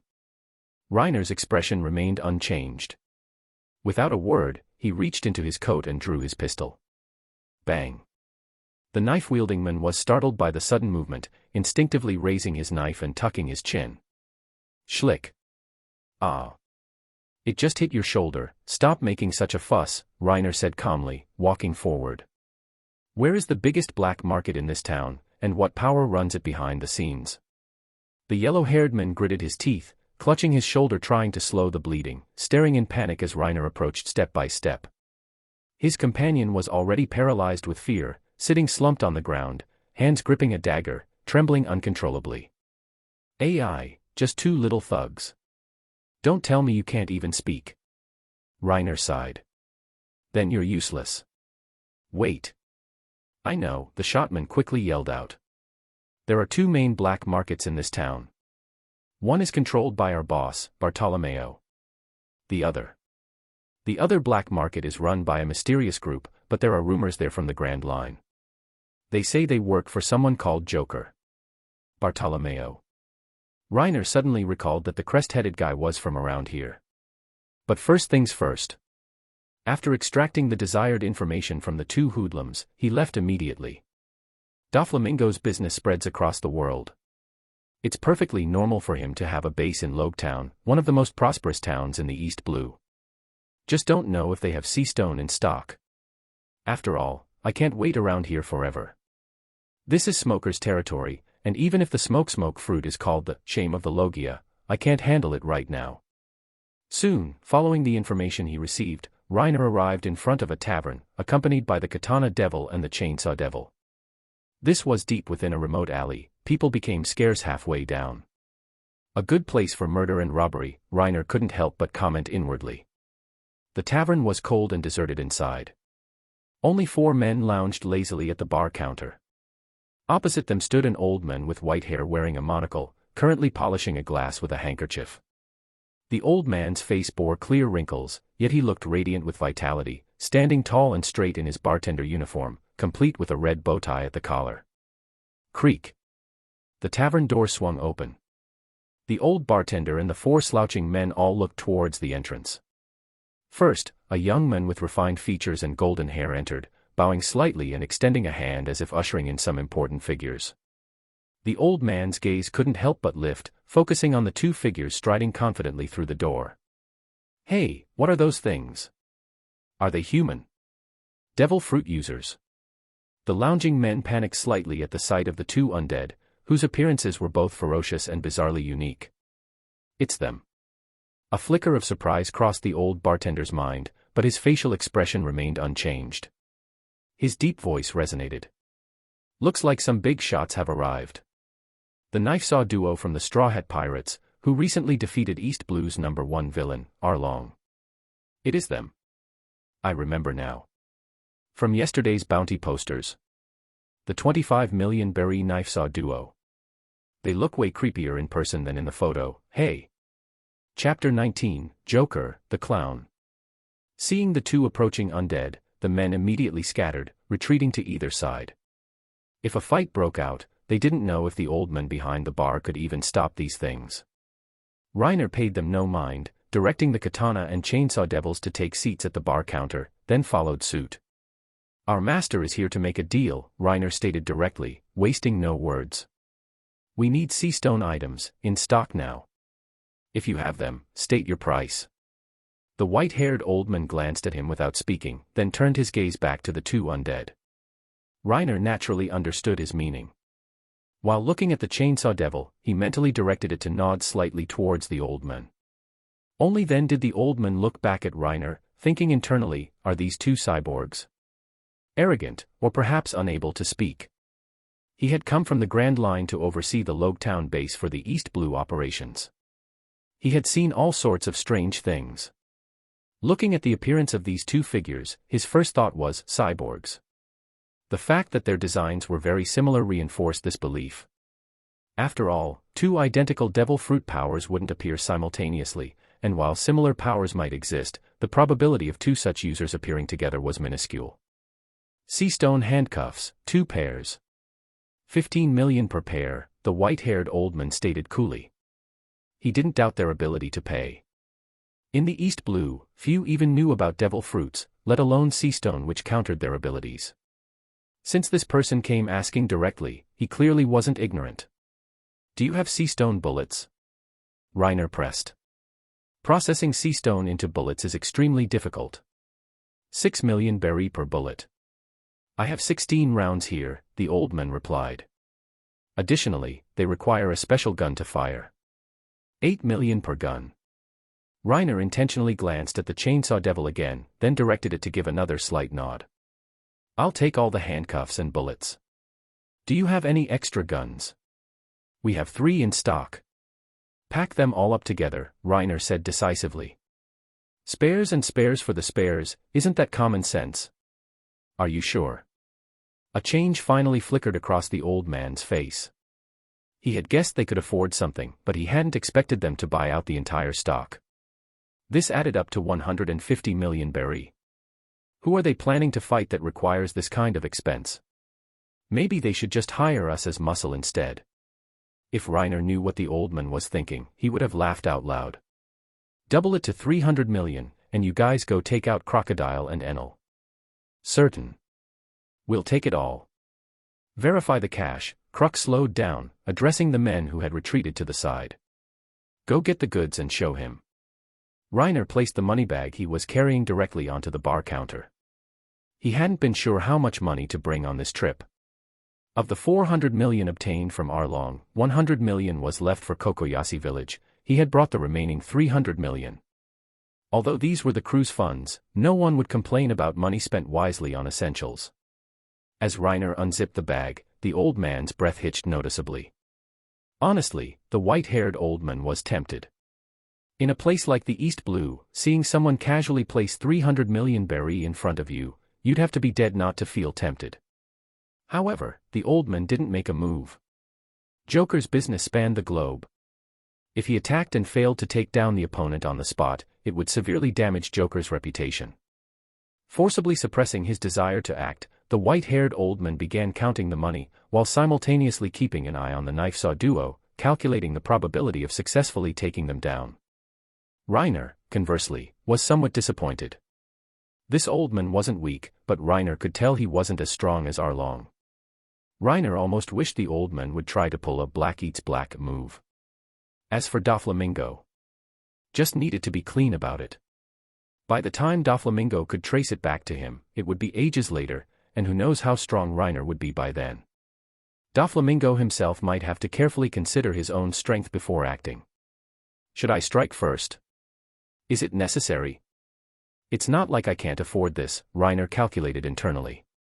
He wasn't afraid of not being able to win, he was afraid of the opponent escaping. Reiner continuously pulled stacks of cash from the bag, while the white-haired old man slowly verified the bills. Both men harbored hidden intentions. "Boss Croc, the goods are here." Several men emerged from the back, one carrying a suitcase. Only then did Reiner learn the old man's name. The men placed the suitcase on the table and retreated. Old Man Croc pushed the counted money aside, then opened the suitcase, turning it to show Reiner the contents. Inside lay 2 pairs of sea-stone handcuffs, 3 ordinary-looking revolvers, and finally, 3 revolver cylinders, 2 fully loaded with 6 sea-stone bullets each, and 1 cylinder with 2 empty chambers, implying 4 bullets. Total 16 bullets. "We work for Joker. Since you found your way here, you must know our reputation. Of course, you can test a shot first if you like." "Oh my, Mr. Croc, how could you say such a thing? Wouldn't I trust you?" Reiner chuckled awkwardly, closing the suitcase. "All right then. The transaction is officially complete. No returns or exchanges once you leave this shop," Croc said, gathering the money from the counter. Reiner placed the suitcase into the now half-empty money bag, then picked up the bag. He extended one hand to shake Croc's, while simultaneously directing the Katana Devil and Chainsaw Devil to stand up and leave. Croc also extended his hand, but his peripheral vision remained fixed on the movements of the Katana Devil and Chainsaw Devil. Their hands met and gripped firmly for a few moments. Reiner controlled the 2 undead to turn towards the exit. As Croc saw their backs turn, a ruthless glint flashed in his eyes. As the knife-saw duo slowly walked away, Reiner and Croc began to release their handshake, their hands slowly withdrawing midair. The room was silent, the air seemingly frozen. Bang! Croc exploded into action. He slammed both hands onto the bar counter, simultaneously pushing off with his legs. Propelled by the combined force, his entire body shot forward at incredible speed. Die. His plan: ambush and kill these 2 instantly, then slowly deal with the golden-haired follower. Do it cleanly, and no one will ever find out. I knew you were scum. At the exact same moment Croc attacked, several void rifts instantly tore open throughout the room. Several opened in front of the 4 men by the wall, and another appeared right behind Croc. This was a battle where victory or defeat had to be decided instantly. Take them down inside this room, and there would be no problems. If they escaped, endless trouble would follow. Both sides shared the same thought. Although having the 2 undead turn their backs was Reiner's intentional bait, if Croc hadn't attacked, Reiner would have simply left. However, there were no ifs. The opponent made his move, so Reiner had to be even more ruthless. Croc formed his hands into blades, chopping towards the necks of the knife-saw duo from behind. Simultaneously, from the void rift behind him, a pair of arms ending in sharp claws thrust out, stabbing viciously towards his waist. The knife-saw duo didn't have eyes in the back of their heads and couldn't see Croc, but Reiner saw everything clearly. The instant Croc moved, Reiner commanded the undead to spin around, while simultaneously drawing his white-bone chain sword, its tip aimed at Croc. "You thought you were ambushing them. This is the 4 of us surrounding you, old man." 3 long swords and 3 chainsaws slashed towards Croc simultaneously, while from behind, sharp claws were already plunging towards his waist. "Shoot him." The serrated tip of the white-bone chain sword suddenly shot forward. Schlick. Schlick. Schlick. Schlick. In a single instant, the bone chain sword pierced through Croc's body. The wolverine claws sank deep into his waist. The katana and chainsaw devils simultaneously slashed their blades and saws into his shoulders, neck, and chest. Croc lost his balance midair. The impacts from multiple directions sent his body tumbling forward in a twisted posture. If you're going to do it fast, do it ruthlessly. How could this be? Croc's eyes widened in disbelief. He lay battered in a pool of blood, coughing up blood. Cough. Joker's man. If you kill me. Reiner paid him no heed, delivering the finishing blow directly. You won't have problems precisely because I killed you, old man. He then swiftly cut down the 4 men in the corner and walked towards the back of the tavern. Time for a harvest, then destroy the bodies and traces, and get out. Chapter 20, Heading Towards the Grand Line. Behind the tavern, inside a dim warehouse, the air was thick with the sulfurous nitric smell of gunpowder. Various weapons hung all over the walls. TSK, just a pile of munitions. Reiner sighed in disappointment. After rummaging through boxes and cabinets for a while, he only found less than 70 million berry. This is supposed to be Logetown's biggest underground trading post. How come it only has this stuff? And so little money. Still, even a mosquito's leg is meat. Besides the cash, he also packed up a considerable amount of arms and weapons, along with a few bottles of good wine. After setting the tavern ablaze, Reiner visited the other black market controlled by Bartolomeo and sold off all the arms at a low price. Before leaving, he saw someone selling log poses and conveniently bought 10 of them. Interestingly, this black market genuinely resembled a marketplace, with scattered stalls lining a street, frequented by fierce-looking individuals or cloaked figures. Just like something out of a novel, Reiner couldn't help but smile. Including the weapons I sold, I probably made around 120 million berry. The good news was, he got the sea stone. The better news was, he didn't spend a dime and even turned a profit. Reiner left the black market with his money, preparing to head back to the ship, planning to check if Sanji's competition had finished on the way. Suddenly, the clear sky began to darken. Dark clouds, as if summoned by someone, rapidly converged over Logetown. Reiner subconsciously quickened his pace. Just as he was passing a certain square. Look at that guy. He's smiling. Hearing the shouts from the surrounding crowd, Reiner couldn't help but stop and look sideways. There, in the center of the vast square, atop the towering execution platform, stood a red-nosed man in clown makeup. Shackled beneath him, Luffy was grinning broadly. Holy crap. The world-famous scene. Wait, why is the King of Luck here? We didn't even mess with him. Gehahaha. I heard the little wench who stole my sea chart joined your crew. Looks like she doesn't plan on saving you. Clown Buggy grinned menacingly, raising his knife. Then you can repay me with your head. Damn it, he's a bit far, Reiner cursed under his breath while rushing forward, simultaneously drawing his pistol and aiming at Buggy on the platform. This was the special gun Reiner had prepared earlier, loaded with sea stone bullets, just in case they were intercepted by Smoker on the way. Bang.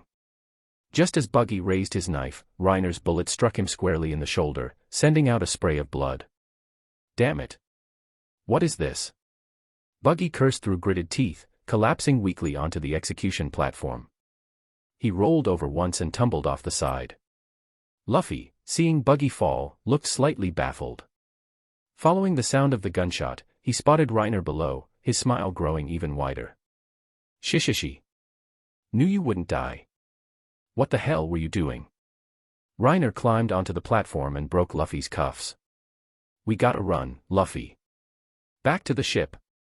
Standing on the execution platform, Reiner could already see Smoker in the distance, heading towards the square on his bizarrely shaped motorcycle. He didn't want to engage Smoker, although the sea stone bullets greatly reduced the threat. Beating Smoker offered no benefits, and wasting multi-million berry bullets here was out of the question. Yash. Let's go, Reiner. Yeah, let's pick up Sanji on the way. Reiner and Luffy jumped down from the platform and ran south, the direction where their ship was docked. A light drizzle began to fall from the sky. The two ran onward, while Smoker relentlessly pursued them on his custom bike. Hey, Sanji. Reiner spotted Sanji jogging ahead, carrying a large blue and white striped fish, the elephant tuna he had won in the competition. Sanji heard the call and turned, seeing Reiner and Luffy sprinting towards him. Oh, it's you guys. What's the rush? Run, Sanji. Navy's behind us. The pair didn't slow down at all, dashing right past him. Sanji, caught off guard for a moment, stood frozen. Looking closer, he finally spotted Smoker on his motorcycle. Damn it. Couldn't you pretend you didn't know me? Dragging me into this mess. Sanji yelled, taking off at full speed.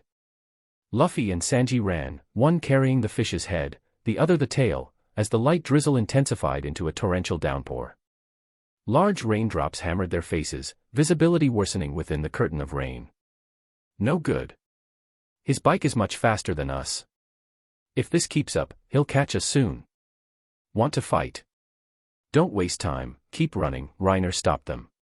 When he catches up, I'll feed him something big. As time passed, the trio drew closer to the port, but Smoker behind them reached it first. White blow. A hoarse roar echoed. Reiner and the others couldn't help but turn and look back. A rolling cloud of thick white smoke surged towards them, with Smoker's upper body emerging from the front. Straw Hat Luffy. Your little pirate game ends here. Smoker glared, winding up a punch aimed at Luffy. What is this thing?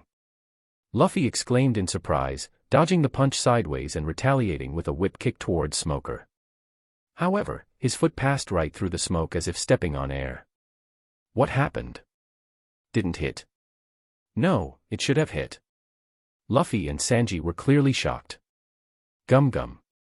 Gatling. Luffy refused to accept it, unleashing a barrage of punches.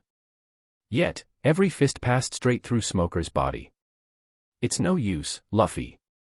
He's a Logia-type ability user. Normal attacks can't touch his real body. Reiner quickly shouted, simultaneously drawing his pistol. You seem to know a thing or two. Smoker couldn't help but glance sideways at Reiner. Then isn't he invincible? How do we fight him if we can't touch his real body? Luffy and Sanji were clearly stunned. Since you understand, you should give up hope. With your strength, you cannot possibly defeat me, Smoker stated coolly, his deep voice sounding like a final verdict. Reiner remained unfazed, aiming his gun directly at Smoker. 6 million berry a shot, using it on you is a real damn waste. It's useless. Stop struggling. Smoker roared, completely ignoring Reiner's aimed gun, leaving himself wide open as he threw a heavy punch towards Reiner. Bang. The instant Smoker's fist flew out, Reiner also pulled the trigger. The bullet reached Smoker first. Buffed. Something completely unexpected happened to Smoker. The bullet didn't pass through his body like Luffy's fists. A spray of blood erupted before Smoker's shocked eyes. Skimming low across the ground, Smoker's form staggered, and then he crashed heavily onto the pavement. Hockey. No. That was Smoker's first thought, the bullet was coated in hockey. But the next moment, a feeling of powerlessness washed over his entire body, and his elemental legs reverted to their original form. Sea stone. How is this possible? Smoker lay helplessly on the ground, face contorted in disbelief, watching them gradually run further away. Sea stone production was extremely scarce. Even the world government needed to collect it from all over the world through various means. They even resorted to cooperating with pirates, paying exorbitant prices to trade with Kaido-occupied Wano country for sea stone. Besides the world government, even in the Grand Line, only a very small number of pirate crews possessed any. How could a pirate from the East Blue possibly get their hands on something like this? Smoker thought incredulously. Nice shot, Reiner. Luffy grinned, flashing his teeth. Sanji, however, was more observant, looking quizzically at Reiner. How did you do that? Didn't you say Logia users can't be touched physically? Don't talk about it, my heart is bleeding, Reiner said, clutching his chest in mock agony over the cost. He then explained the effects of sea stone to the two, mentioning his visit to the underground trading place earlier that day. By the time they reached the port, the others had already arrived. The rain gradually stopped, and the previously gloomy sky inexplicably cleared up again, turning sunny. What bizarre weather, Sanji remarked, looking up at the sky. Reiner, however, seemed unfazed. He lit a cigarette and walked onto the ship. Let's go, Sanji. Shishishi. Next stop, the Grand Line. Let's go. Meanwhile, on a street in Logue Town, Smoker lay sprawled on the ground, waiting for his subordinates to come rescue him. He currently lacked even the strength to dig the bullet out. Suddenly, a low chuckle sounded from behind him. Looking quite pathetic, Smoker. How are you here? Smoker turned his head back in surprise. Happened to be in the neighborhood on business. Thought I'd stop by and see the young ones off. See them off. Smoker looked slightly confused, apparently not worried that the figure before him might attack. See them off. Chapter 21, Welcome Town. Large, soft snowflakes like goose down were falling upon the undulating sea as the Going Merry sailed through the snow-filled sky. What the heck? It was just raining a moment ago, how did it turn into snow now? This Grand Line weather is just too bizarre. It really is just like Old Man Crocus said. Luckily, Reiner bought clothes for all 4 seasons back in Logetown. On the deck of the Mary, Nami had a scarf wrapped around her neck and wore warm earmuffs. Even bundled in a down jacket, she was still shivering uncontrollably. Women are hard to understand. Looking at Nami's fair, exposed thighs, Reiner couldn't help but comment dryly, "I say, Nami, if you're that cold, why not wear some thicker pants?" "None of your business." Blep, Nami stuck out her tongue playfully. It had been several days since they left Logetown and entered the Grand Line. They had encountered Laboon and Old Man Crocus as expected. From Crocus's explanations, they had also learned some information about the Grand Line. Due to the extremely chaotic magnetic fields of the Grand Line, normal compasses were useless here. That part was fine, Reiner had already prepared 10 log poses the day before. The trouble was that the chaotic magnetic fields also made the weather, ocean currents, and wind direction incredibly unpredictable. Even Nami was initially flustered, creating a lot of extra work for Reiner. When the weather changed, steering the ship, raising and lowering the sails, etc., were all handled by his undead working together. They dealt with accumulated water during rain and swept snow during snowfall. Nami even outrageously suggested burning the skeleton undead's bones to make a fire for warmth, completely disregarding the lives of the skeletons. "Nami, how much longer until we reach the next island?" Reiner asked. Nami thought for a moment. "We're about to enter the range covered by the next island's magnetic field. The wind and currents should become relatively stable then. If things go smoothly, we should arrive before evening today." Cactus Island, the first stop in the Grand Line. Reiner began to look forward to it. It had been 1.5 years since he transmigrated, and he had finally accumulated enough strength to enter the Grand Line. Luffy and Zoro's contributions were indispensable. Without their templates, relying solely on Reiner's initial group of weaklings to challenge Kuro and Arlong would have been nigh impossible. His ability just needed to accumulate a certain level of strength initially, and then it could start snowballing continuously. Now, with the Katana Devil and Chainsaw Devil undead, the enhanced Wolverine undead, fused with Sanji's template, plus the bone chain sword made from Arlong's template, he finally possessed decent strength for the first half of the Grand Line. Once he obtained the templates of the 2 Elbaf giant leaders in Little Garden, very few people in the first half of the Grand Line would pose a threat to him. After all, the giants' terrifying overall physical stats were a known fact. In his hands, the strength they could exert would be even greater than their original bodies. Shishishi. Look at my snowman Laboon. Not bad, Luffy. But still too crude. Let me show you my Snow Queen. Whoa-ha-ha-ha. Amazing, Usopp. Luffy praised excitedly. Reiner couldn't help but admire Usopp's snowman. With its exquisite crown and ornately styled clothing, calling it lifelike wouldn't be an exaggeration. But why did the face look somewhat familiar? TSK, is that supposed to be Kaya? Reiner thought of a certain figure and teased Usopp, missing the comforts of home already, Usopp. What? What are you saying? Usopp blushed and stumbled back a few steps. I'm going to be a brave warrior of the sea. How could I possibly be tied down by romantic entanglements? I think Kaya is pretty great, you know. Pretty and gentle. Maybe I should bear this burden for you. How dare you, brat? Haha, all right, I won't tease you anymore. Reiner turned and asked Sanji with a smile, our head chef, what's for lunch today? Well, that elephant tuna from last time is on its last legs. Time to butcher it. Sanji pondered for a moment, exhaling smoke. What should I make? Any ideas? Luffy, grilled fish. Usopp, fish head soup. Reiner, sashimi. Zoro, whatever. All right then, fish head soup, fish belly sashimi, and the rest grilled. As for the most delicious part, the fish nose. That, of course, will be decided by the lovely Miss Nami. Sanji's eyes turned into hearts, instantly transforming into a lovesick fool. TCH, pervy cook.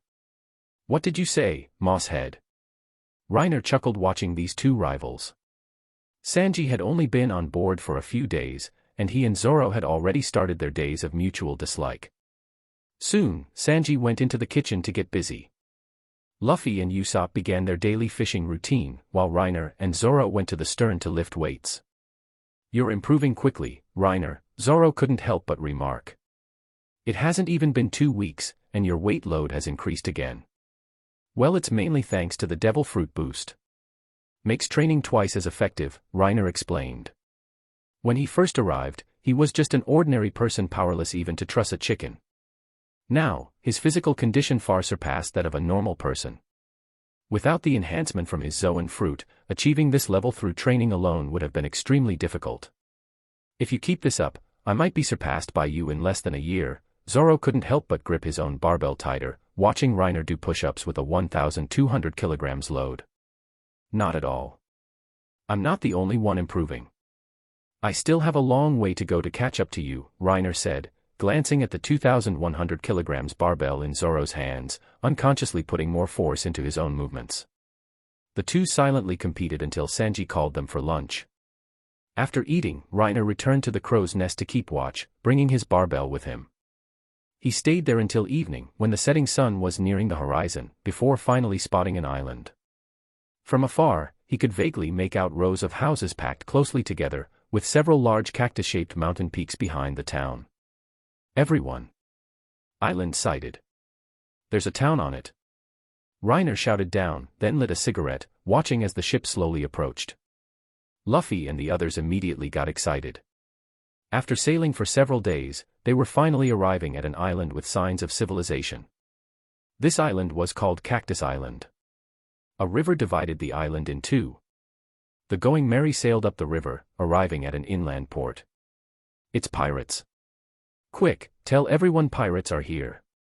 Someone at the port spotted the pirate ship and hastily ran into town. After a short while, the port was crowded with villagers. Strangely, not only did the villagers show no trace of panic, but they all looked cheerful and excited. "Brave warriors of the sea. Welcome to Whiskey Peak." Hearing the bustling calls from the port, everyone except the thrilled Luffy and Usopp wore puzzled expressions. "Hello everyone. Why, they called me a brave warrior of the sea." Compared to those two's reactions, Nami and the others seemed much more normal. "Did I hear that right? They're actually welcoming pirates." "Heh, a strange town," Zoro remarked, observing the villagers below with interest. Soon, everyone disembarked. Reiner dropped anchor, secured the Mary, and jumped down as well. A tall man with voluminous curly hair stepped forward, clearing his throat like a singer warming up. Oh. Then, a smile spread across the curly-haired man's face as he addressed the group. "My name is Igaram. I am the mayor of this town. Welcome, everyone, to the Welcome Town, Whiskey Peak." Upon hearing this, Luffy immediately rushed forward to greet him, and soon the entire group was mingling cheerfully with the villagers. Chapter 22, The Grave-Covered Cactus. Arms slung around each other's shoulders, the group walked laughingly into the small town. "Let's throw a banquet for these brave warriors of the sea, everyone," Igaram yelled with a smile, clapping Luffy on the shoulder. "Today, we absolutely must give you all a proper welcome." "Whoa-ha-ha-ha. You guys are awesome, mister." Luffy was incredibly excited. Reiner only had vague memories of the original plot, especially the early parts he'd watched when he was younger. He dimly recalled this place being a front for Crocodile's assassination organization, staffed by bounty hunters disguised as villagers, specializing in deceiving naive pirates new to the Grand Line and assassinating them. Just a bunch of small fry, Reiner thought, his expression unchanged. This mayor guy should be Vivi's, what was it? Uncle? Bodyguard? Whatever. Besides him and Vivi, there's no one else worth noting here. In fact, Reiner wasn't particularly obsessed with Crocodile. His undead couldn't inherit devil fruit abilities, and in terms of physical stats, Crocodile was far inferior to the two giants from Little Garden. Blue Ogre Dory, Red Ogre Broggy. Leaders of the giant warrior pirates from Elbaf in the New World. The giant sea kings they once hunted were larger than several volcanoes combined, occupying half of the entire island of Little Garden. The image of their attack, Spear of Elbaf, Hakoku, instantly piercing the island-eater goldfish. Reiner recalled it as if it were yesterday. He couldn't imagine anyone in the first half of the Grand Line who could withstand a single blast of that attack head-on. You say Logia types can handle it? Okay, never mind then. Sisters, look. There are two handsome blonde guys here. A shout interrupted Reiner's thoughts. A group of curvy, voluptuous beauties rushed out from the crowd, dressed in revealingly cool attire. Each had a slender figure and approached Sanji and Reiner with beaming smiles. Sanji couldn't handle such a scene at all, instantly devolving into a lovesick daze as he rushed towards them. What's your name, little brother? Several girls sidled up to Reiner, their delicate hands immediately making contact, either wrapping around his waist or caressing his chest. Even through his clothes, Reiner could feel the warm, soft pressure against him. Testing cadres with this kind of stuff. Who could possibly withstand such a test? So straightforward, a smirk played on Reiner's lips as he chuckled inwardly. The Grand Line is good, the Grand Line is marvelous. Laughing heartily, Reiner opened his arms wide, slinging one arm around a girl's fragrant shoulder and wrapping the other around another's slender waist, embracing one on each side. Oh, stop it. Sir, your arms are so strong. I can barely breathe. He wasn't some stuffy traditionalist. Honey traps like this. The more, the merrier. Bring them on. Tonight, I'm taking on 10. Stop it, sir, can you even handle it? The girls giggled, completely unfazed by Reiner and Sanji's wandering hands. Nami and Zoro, trailing behind, couldn't help but shake their heads, looking exasperatedly at the crew members who were easily swayed by a few words. Honestly. These guys are completely unreliable. Nami gritted her teeth. Anyone with half a brain knows there's no such thing as a town that welcomes pirates. Well, whatever. Let's just see how it plays out, Zoro said nonchalantly.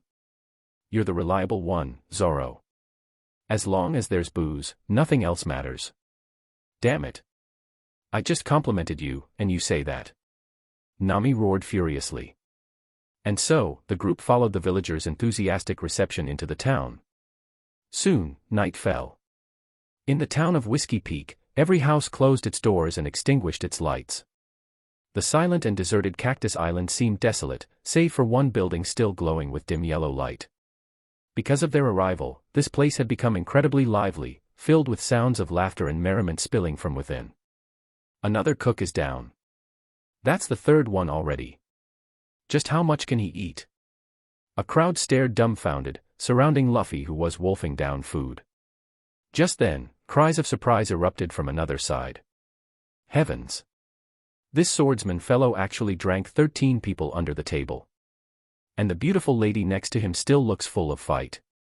She's currently competing against her 15th opponent. Inside the room, Zoro and Nami were engaged in a drinking contest. Determined to win the generous cash prize, Nami was mustering all her strength to take down opponent after opponent. Reiner leaned back on a sofa, embraced on both sides by beauties feeding him morsels, enjoying himself immensely. In the lively room, everyone was caught up in the revelry. However, while the villagers wore smiles, inwardly they were cursing up a storm. In a dark room on the second floor, a woman with long, sky-blue hair tied in a high ponytail watched the scene on the first floor through a crack in the door, gritting her teeth. Where did these damn starving ghosts come from? If they keep eating and drinking like this, we're going to lose our shirts on this job. A man with curly yellow hair and wearing a crown responded, exactly. Is this really necessary, Mr. 8? They're just a few pirates from the East Blue. Your intelligence work is pathetic. Look at this. A deep voice spoke up. Igaram, known as Mr. 8, pulled out several bounty posters from his coat. He slapped the posters onto the table, spreading them out. Displayed prominently were the faces of Luffy, Zoro, and the Knife-Saw Devils. 30 million. For that simple-minded looking kid. And that green-haired swordsman is worth 16 million too. And what the hell are these two things? The yellow-haired, crowned man, Mr. 9, exclaimed. A 25 million combination. I don't think I saw those two around. Probably guarding the ship. The men we sent out reported seeing several figures left on their boat, Igaram said nonchalantly. Total bounty over 70 million. If we fight a pirate crew like this head-on, we probably don't stand a chance. Creak. Just then, the room door opened. Relax, they're all down. A tall, dark-skinned woman with sturdy limbs, Miss Monday, walked in and addressed the others in the room. These people's appetites are truly outrageous. Our food supplies were already low, and they nearly ate everything. Good thing their bounties are high enough. Is everyone taken care of? Then notify everyone to start working. Let's go, Igaram said, adjusting his collar. He led the others out through the window. Cactus Island was famous for its several large green mountains. Covered everywhere with cross-shaped gravestones, from afar they resembled the spines on a cactus ball.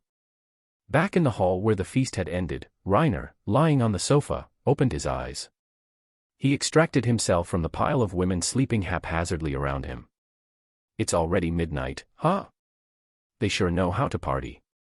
Looking at the messy state of the hall, Reiner couldn't help but scratch his golden hair. Click. A lighter flicked, and Sanji's voice came from nearby. You can say that again. This schedule is terrible.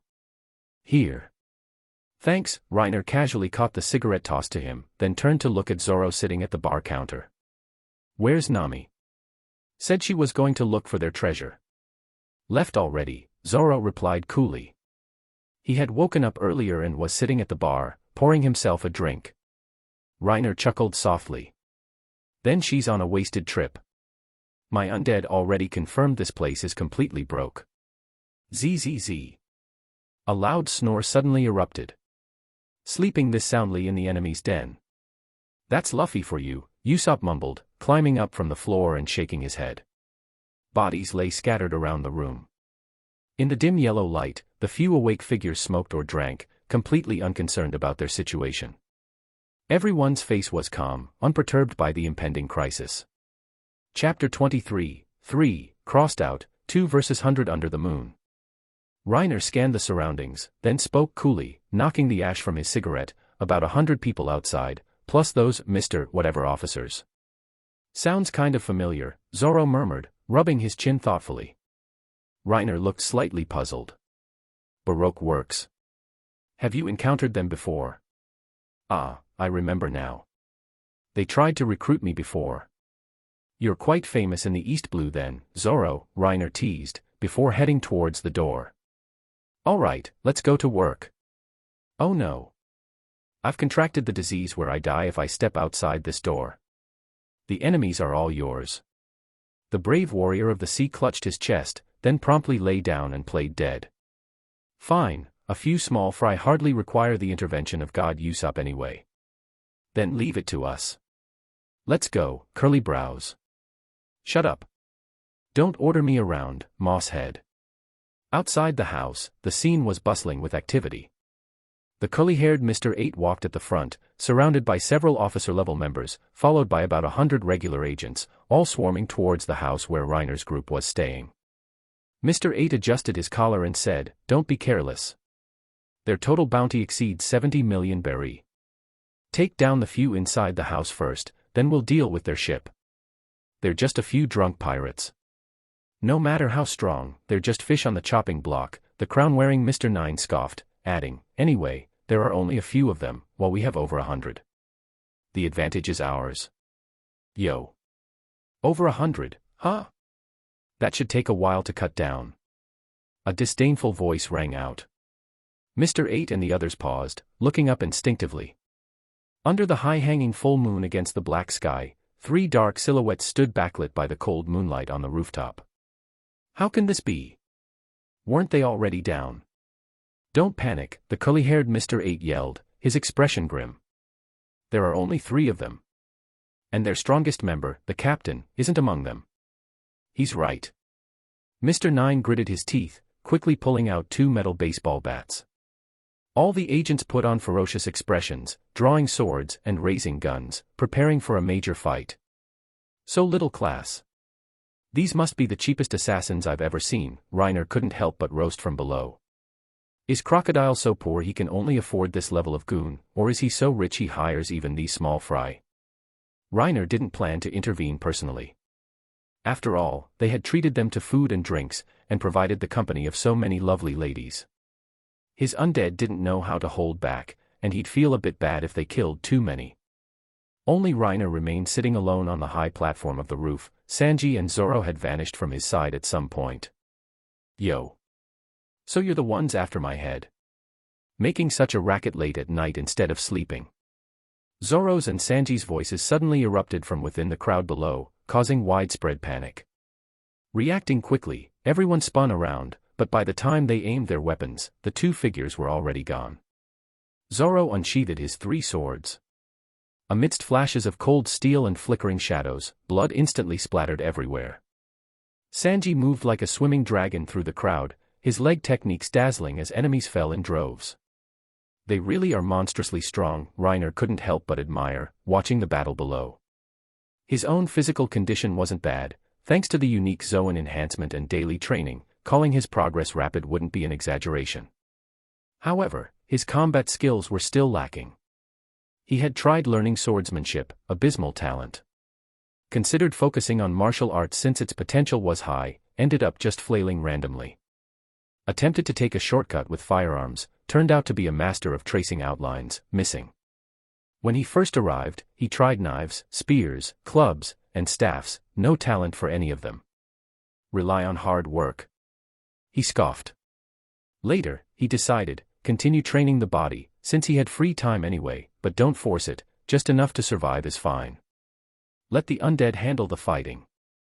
What kind of self-respecting summoner fights personally? This necrolord has 0 class.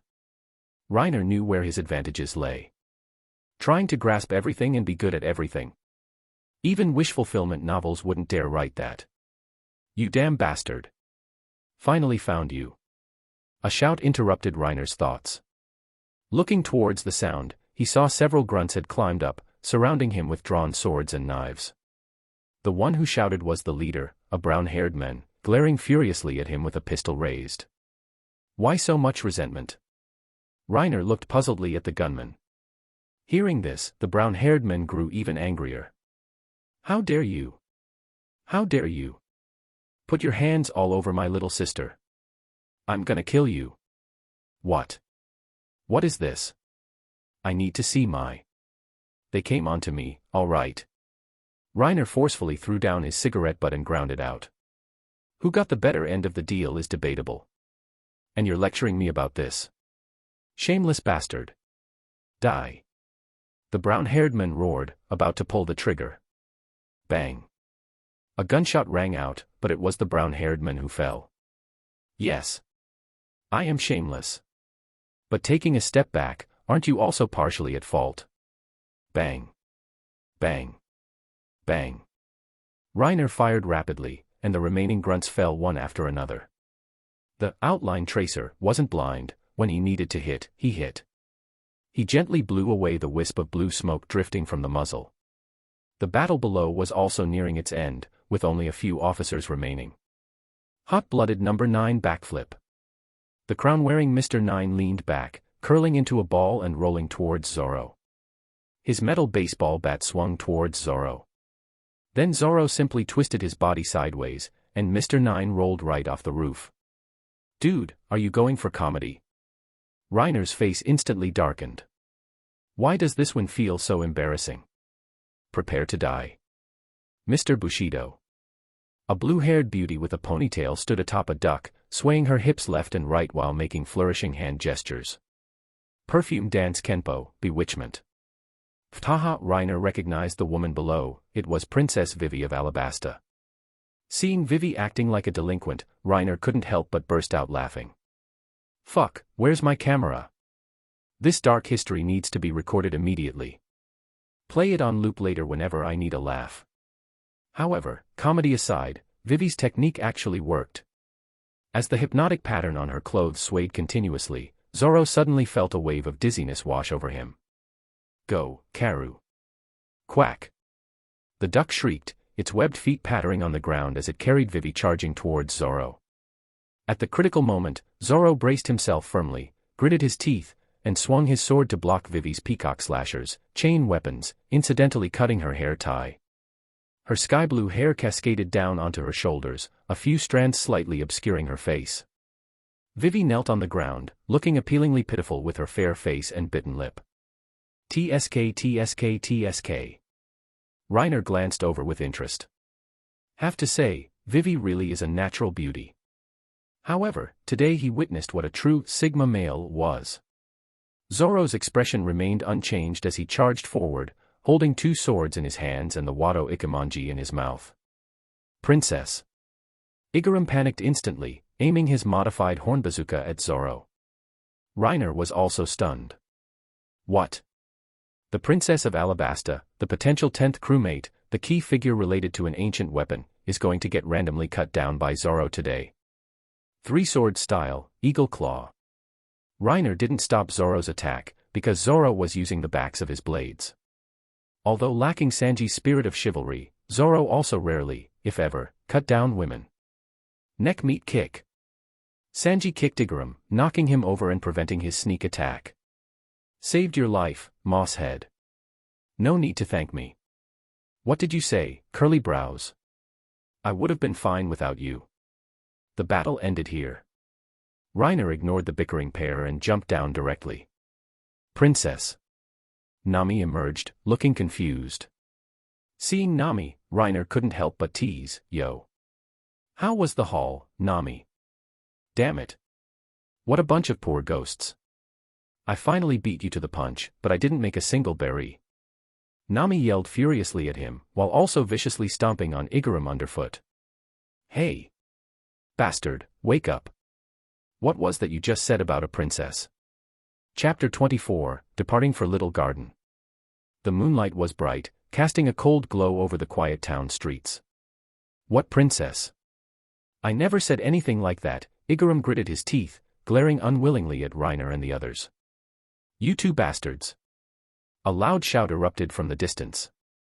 The group looked over to see Luffy, practically bristling with anger. Those people treated us to a meal. And you two beat them all up. Sanji and Zoro just joined the crew, fine. But Reiner, why didn't you stop them? Reiner's face instantly darkened. So slow on the uptake. Igaram thought, face down on the ground, looking speechlessly at the captain with a 30 million berry bounty. Even an outsider couldn't stand watching anymore. Damn it. Today, I'm going to teach you the rules of this ship. Luffy clenched his fists angrily, charging forward with his sandals slapping against the ground. The rules of this ship, huh? Reiner looked helplessly at the clueless Luffy. Who exactly doesn't understand the rules here? Duong. Duong. You idiot. With two vicious punches from Nami, Luffy immediately became obedient. Watching Luffy holding his head, crouched on the ground, Reiner and the others could only manage awkward smiles. The rule of this ship was Nami, that vicious woman. A ship tyrant, meek and submissive to outsiders, heavy-fisted towards her own crew. All right, back to business, Reiner lit a cigarette, crouching down beside Igaram. The princess you were yelling about earlier was her, right? Reiner pointed towards Vivi, who had been knocked out and was lying on the ground nearby. He continued, explain everything clearly. Otherwise, we'll toss you both into the sea to feed the fish right now. Wait. Igaram quickly shouted. There's no benefit in killing us. I want to commission you for a mission. If you succeed, you will definitely receive a handsome reward. Nami's interest was piqued. She tugged at her shorts, crouched down, and looked at Igaram curiously. Let's hear it. Igaram gritted his teeth, thought for a moment, then began explaining the mission details. Reiner and the others listened quietly. Pirates burning, killing, and plundering was indeed common practice, but many pirates also took on various commission tasks, acting like mercenaries. These commissions could be legal or illegal, and for many pirates, it was an important source of income. Sometimes, taking a job from royalty or nobility paid much faster than raiding, after all, which noble family didn't have a few shady secrets? The Princess of Alabasta. After hearing Igaram's explanation, everyone except Reiner was visibly shocked. Hey! That's a superpower nation. And, I remember hearing that country is in the middle of a civil war, right? Nami chimed in, she habitually read the newspapers. Why would the princess of a major country be in a place like this? You don't need to concern yourselves with that. Knowing too much will only harm you. So our mission is just to escort you two to Alabasta, correct? Reiner walked towards Vivi lying on the street. How long will it take for the log pose to set for this island? 1 day is enough, Igaram replied. What do you say, Luffy? Let's take this mission, Nami said, rubbing her hands together. The princess of a superpower nation. Let's set the commission fee at 1 billion berry. Nanny. Igaram exclaimed. Wait. I can't authorize such a large sum. You'll have to discuss the details with the royal family after you've escorted the princess back. Standing beside Vivi, Reiner knew about Alabasta's financial situation. Cobra had already sold off almost everything valuable to provide relief for his people. The king himself lived frugally. How could they possibly come up with 1 billion berry? All right then. Luffy inexplicably agreed, breaking into a grin. We accept this mission. Reiner crouched down, grabbed a handful of Vivi's sky-blue hair, lifted her head, and patted her cheek. Hey, wakey wakey, little delinquent. Vivi slowly opened her eyes. Still unaware of what had happened, she glared angrily at Reiner. Damn you. All right, stop looking so righteously indignant. The crew briefly explained the situation to Vivi. Soon, the group dispersed. The Straw Hat crew returned to the Going Merry to continue sleeping, leaving only Vivi and Igaram behind. Is this really all right, Igaram? Vivi showed a trace of worry. Igaram's earlier expression was gone, replaced by the calm composure befitting a royal guard captain. You saw their strength yourself, princess. More importantly. He glanced at the unconscious Baroque Works agent scattered around, paused, then continued, throughout the fight, they didn't kill a single person. Even though we were enemies, they still showed consideration for the meal we provided. I trust their character. Is that so? I understand, Igaram. I trust you. So, tomorrow we leave with them. Vivi pushed herself up slowly with her hands. Igaram, however, calmly disagreed. No, princess. You will go with them. I will depart via another route. Why? I saw the unluckies earlier. Igaram's voice turned grim. News of what happened here will soon reach the boss. I will leave overnight, 1 step ahead, to draw their fire away from you, princess. Wait. IGA. Say no more, princess. Igaram interrupted resolutely, then continued softly, the situation in our country allows no optimism. You should know what the top priority is. Vivi pressed her lips together firmly, a trace of unwillingness in her eyes. I understand. The next day at noon, the sun hung high in the cloudless sky. The Going Merry rested peacefully in the calm harbor. On board, several imposing undead eagles perched on the crow's nest railing.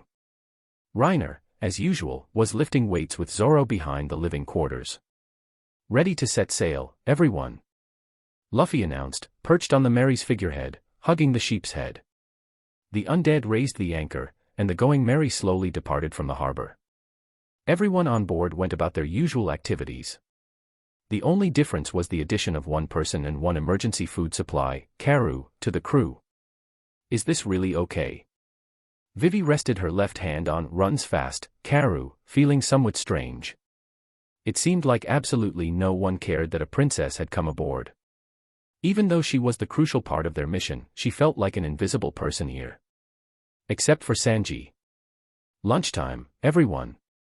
Sanji called out, emerging from the kitchen. He immediately began fawning over Vivi again. Coming. Luffy dashed quickly up to the 2nd floor. Reiner also put down his training equipment and headed to the living area's dining room with Zoro. Soon, they were all gathered around the table. Compared to the others who were eating heartily, Vivi and Karu at the corner of the table seemed considerably more reserved. Nami, is our next stop Little Garden? Reiner couldn't help but ask. He couldn't remember if there were any other stops before Little Garden. After entering the Grand Line, Reiner's eagerness to acquire the templates of the Blue Ogre and Red Ogre grew even more urgent. Ah, yes, Little Garden is correct, Nami replied. She had checked the sea charts before they set out. Luffy's eyes lit up. Little Garden. Sounds like an awesome place, Shishishi. It must be very beautiful, Nami added, looking forward to it. Reiner knew Nami's anticipation wouldn't last long. Elbaf is a renowned nation in the New World. It doesn't make sense for the leaders of the giant warrior pirates to not have hockey, Reiner suspected internally. At that moment, in Alabasta, at Rain Base. Inside a luxuriously extravagant room, a man stood before a massive floor-to-ceiling window, a cigar clamped between his teeth. Tap tap, the crisp sound of high heels echoed in the empty room. "You've returned, Miss All Sunday," the man said in a deep voice, turning to look at the black-haired woman who had just entered. "One of our bases at the entrance to the Grand Line has been destroyed. This is the intelligence report sent back by the Unluckies." The black-haired woman spoke, placing two photographs on the table, one depicted Vivi, the other Luffy. The person Mr. Five captured was Igaram in disguise. The real Princess Vivi has left with the Straw Hat pirate crew. And, the man's deep voice asked again. Their next stop is Little Garden. The Mr. Five and Mr. Three pairs have already been dispatched. And if they fail again this time? The man's tone was clearly displeased. I have also sent Mr. Two. He will handle the cleanup, and incidentally, execute those failures. As expected of Miss All Sunday. Always so efficient in handling matters, Crocodile smirked, his voice low. Chapter 25, Giant Broggy. The next day dawned bright and clear as the Going Merry sailed on a calm sea. The weather's nice today. Nami gazed at the blue sea and sky, a rare smile gracing her lips. I didn't expect the Grand Line could have such good weather. You guys must have had a tough time entering the Grand Line, huh? Vivi, standing nearby, smiled knowingly. Right after crossing Reverse Mountain, that stretch of sea is affected by 7 different routes simultaneously, making it the most unpredictable. Vivi currently found it easiest to talk with Nami on the ship. She clearly hadn't quite adapted to the personalities of the rest of the crew yet. Karu, on the other hand, had already blended right in and was having a blast playing with them. Pair of aces. I only have one card left. Pair of twos. Declaring a pair. Luffy intercepted Reiner's play. Quack quack. Sound of Karu playing a bomb. Quack. Sound of Karu playing final card. Nice one, Karu. Reiner couldn't help but praise Karu, who had played a bomb hand to let him win against the landlord Luffy. A single 9. Game over. Quack. Having defeated landlord Luffy, Reiner and Karu high-fived, wing-fived, in celebration. As for why a duck could play cards, heaven only knows. Damn it. Luffy grumbled and tagged Usopp in, running upstairs himself. Sanji. I want juice. Got it. Anyone else want something? I want booze. I want orange juice. Me too. No way. You guys are going to strip my tangerine trees bare. Nami refused, delivering 2 punches for emphasis. Watching the boisterous group, a long unseen smile appeared on Vivi's face. She had become accustomed to being constantly on edge since leaving home. This was the first time in years she had felt such a warm and joyful atmosphere. In Reiner's words, it was a feeling of relaxation. She began trying to interact more with the others, tiptoeing carefully behind Karu to observe how Reiner and the others played. Oh, it's Vivi. Want to give it a try? Playing card is really fun, Usopp invited. No, I don't understand how to play this, Vivi waved her hand dismissively in response. Come over here, little delinquent, Reiner beckoned. This happens to be a good hand. I'll teach you how to play. Why do you call me little delinquent? Vivi asked, puzzled and slightly embarrassed. Heh, Reiner chuckled softly, directly pulling out the photo and placing it in front of Vivi. Well. Look good. Wahaha, Usopp collapsed laughing, pounding the floor with one hand. Reiner, when did you take that? Quack quack. Even Karu spread his wings and let out a loud quack towards the sky. The photo vividly captured Vivi standing on Karu, striking a pose with a supple waist and flourishing hands. Vivi's face flushed completely red. She lunged forward, trying to snatch it back. Give it back. Dame, no. Reiner simply placed a hand on Vivi's forehead, letting her flail her arms and grasp at empty air. Damn you. Give it up, little delinquent. Sanji emerged carrying juice. Seeing this scene, he instantly flew into a rage, flames seemingly burning above his head. Damn you, Reiner. How dare you bully my lovely Princess Vivi? Sanji's loyalties were always firm, always side with the beautiful woman. Whoops. Usopp, catch. Wait. How am I supposed to handle Sanji? Quick, throw it to Luffy. Whoa-ha-ha-ha. Looks like fun. This ship really is something else. Watching the group roughhousing on deck, Nami smiled slightly and walked back into the cabin. Even the gloomiest person could cheer up after arriving here. 3 days passed like this. The Going Merry sailed through the sea as usual. On the crow's nest. Everyone. I see an island. Reiner shouted down, his gaze returning to the sight before him, a lush green island standing solitarily in the blue sea. An island frozen in prehistoric times, huh? A fervent glint flashed in Reiner's eyes. Besides coveting the bodies of the two giants, he had other expectations. As a kid, I always dreamed of riding dinosaurs. I never thought I'd actually get to see living prehistoric creatures in this life. Little Garden had an inland river connected directly to the sea. The Going Merry slowly sailed up the river into the island's interior.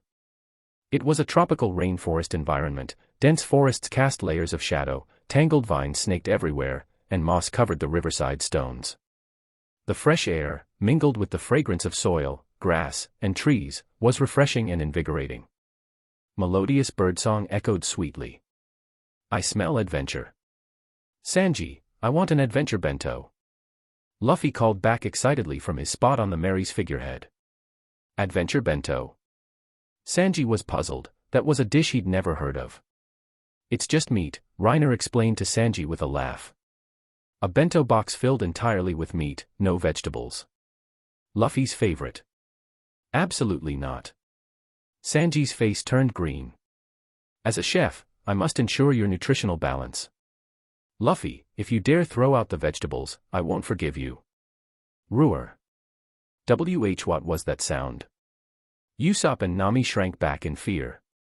On the riverbank, several giant forest wolves were licking the carcass of a fierce tiger. Seeing the approaching Going Merry, they all stared fiercely at the crew, yet seemed somewhat wary, lowering their bodies and slowly retreating into the forest shadows. That's terrifying. I'm absolutely not going ashore. It's hopeless. I've contracted the disease where I die if I set foot on land. Compared to the shivering Nami and Usopp, the others had already jumped off the ship, ready to explore. Even Vivi decided to go for a walk with Luffy. Zoro and Sanji planned to have a hunting contest to see who could bring back the bigger prey. A hunting contest. Sounds interesting. Count me in. Sure, Reiner. Let's make a bet while we're at it. How about 500,000 berry? Sanji casually tossed Reiner a cigarette. Reiner grinned upon hearing this. Hehe, trying that, are you? Too small. Think bigger. Whoever loses has to wash their hair while doing a handstand tonight. Interesting. I accept, Zoro smirked, agreeing before heading off. Reiner dropped anchor, securing the Going Merry, then turned back to the two remaining on board with a smile. Are you sure you don't want to go for a walk? Staying cooped up on the ship for days must be boring. No way, no way. I'd rather die than go ashore. Isn't it possible that staying behind is actually the most dangerous option for you too? Reiner grinned strangely. Nami paused, then turned to look at Usopp. Their eyes met, and sudden realization dawned on both of them. The two weakest members staying here alone, isn't that just waiting to die? Wait. Reiner, wait for us. Why don't leave us behind? Nami and Usopp yelled, rushing forward and desperately grabbing onto Reiner's arms, one on each side. Heh, the weakling trio's journey begins. Reiner chuckled softly, released several undead to guard the ship, and started their jungle adventure with the two clinging to him. However, they hadn't taken more than a few steps. Rustle, rustle, rustle. The crisp sound of rustling leaves came from deep within the primeval forest. A massive dark shadow suddenly materialized, effortlessly pushing aside several large trees in Reiner's path as if they were mere weeds. Reiner stared intently at the shadow, ready to summon his undead at a moment's notice. A huge face suddenly popped out, rough features split by a wide grin, a large yellow beard, messy hair spilling out from under a helmet. Monster. Panicked screams erupted from behind Reiner. Nami and Usopp immediately scrambled onto his back, clutching tightly to his clothes. A giant. That's insane, Reiner murmured in awe. Even so, actually seeing a giant still felt unbelievable. The big, yellow-bearded giant spoke with a booming laugh. Gahahaha. Name's Broggy. Been a long time since this island had guests. Hey. Watch out behind you.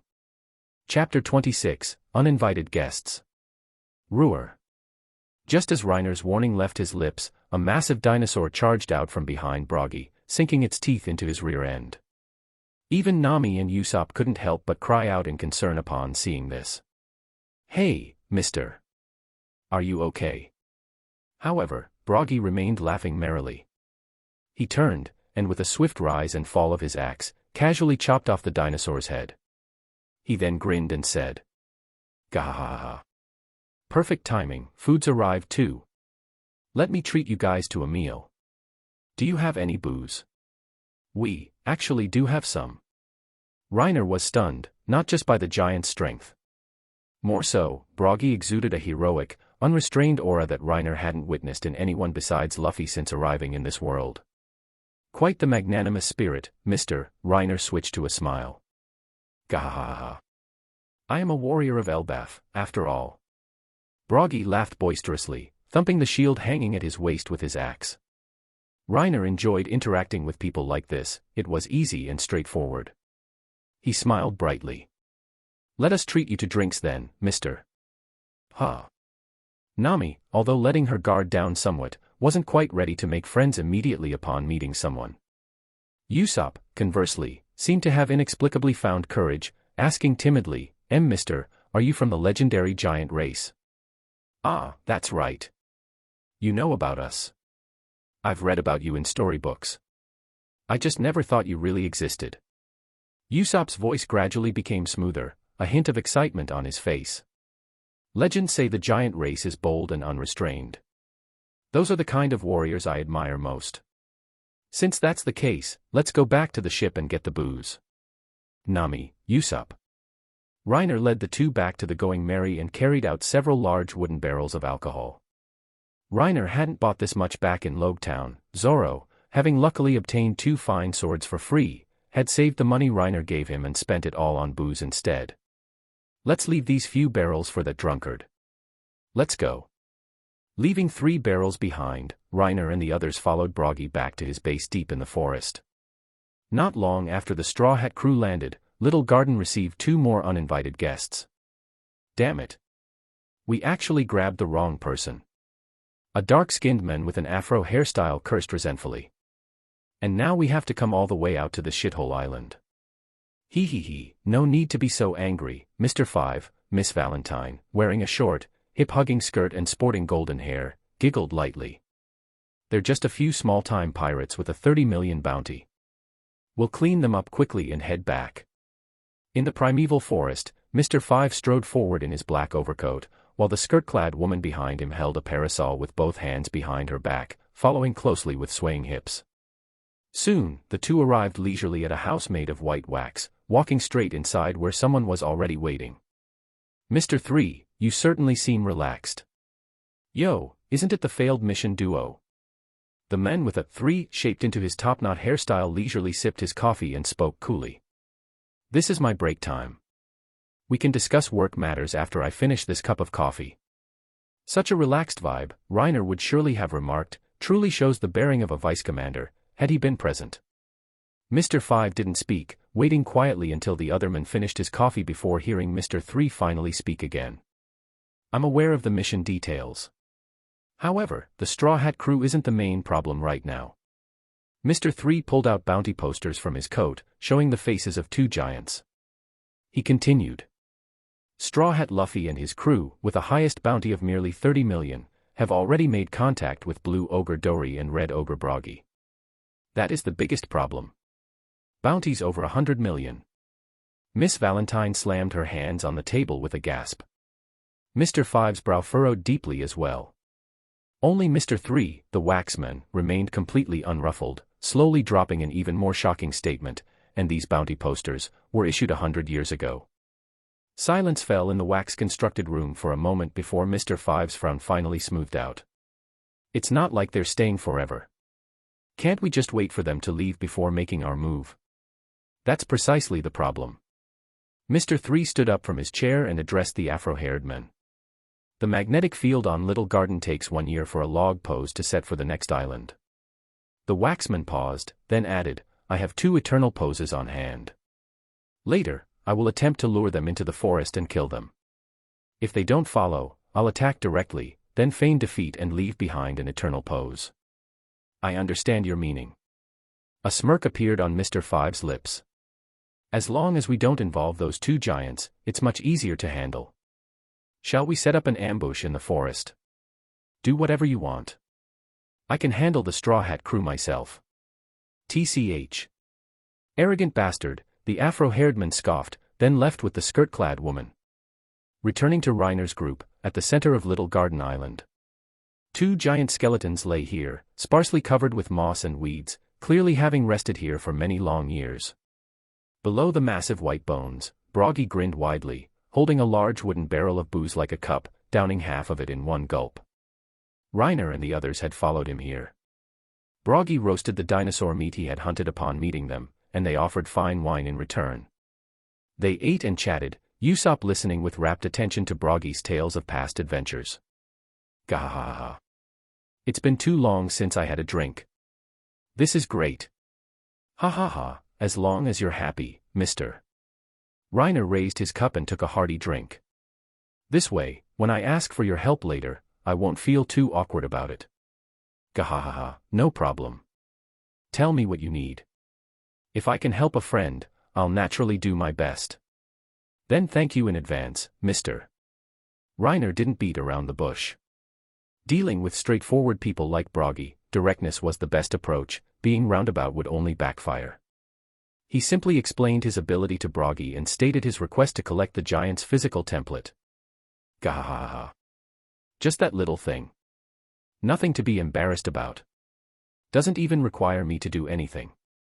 Broggy grinned, gulped down the remaining half-barrel of wine, and extended his hand towards Reiner. Go right ahead. Then I won't stand on ceremony, mister. Reiner immediately conjured the azure flame from his hand and placed it on Broggy's. Soon, the flame began to slowly creep up the giant's massive arm. Nami and Usopp watched with anticipation. They knew about and had witnessed Reiner's ability. If he could create such a powerful undead, the crew's combat strength would increase significantly. Ooh. This flame of yours is interesting. It's not hot at all, gahahaha. However, contrary to Broggy's laughter, Reiner's expression wasn't optimistic. Collection failed. Reiner frowned, looking at Broggy's enormous body. He could collect templates from those stronger than himself, but only up to a certain limit, not exceeding his own capabilities by too much. Yet, his current physical condition was already extraordinary. Although still considerably weaker than Broggy, it should have been barely sufficient. Why does it still feel like something's lacking? Thinking this, Reiner directly retracted the azure flame. What's wrong, Kid Reiner? Ah, no, it's nothing. Let me just try one more time. He prepared to directly activate his transformation state and try again. With the attribute boosts granted from his existing undead, it should be enough. Chapter 27, Hockey, a Chance. Azure flames seeped out from Reiner's entire body. Just as he was preparing to enter his half-beast form, a colossal explosion from the distance interrupted him. Boom. The thunderclap-like sound was deafening, accompanied by the earth shaking violently, as if the island itself were a sleeping beast rousing from its slumber. The group couldn't help but stagger, and Reiner immediately halted his transformation. What's going on? What happened? Nami knelt, bracing herself with her hands on the ground. Gahahaha. The volcano's eruption is quite fierce this time. Broggy laughed heartily and stood up, his gaze fixed intently on the distant volcano that was suddenly spewing magma. Sorry, Kid Reiner, I've got some business to take care of. We can continue when I get back. Ah, no problem.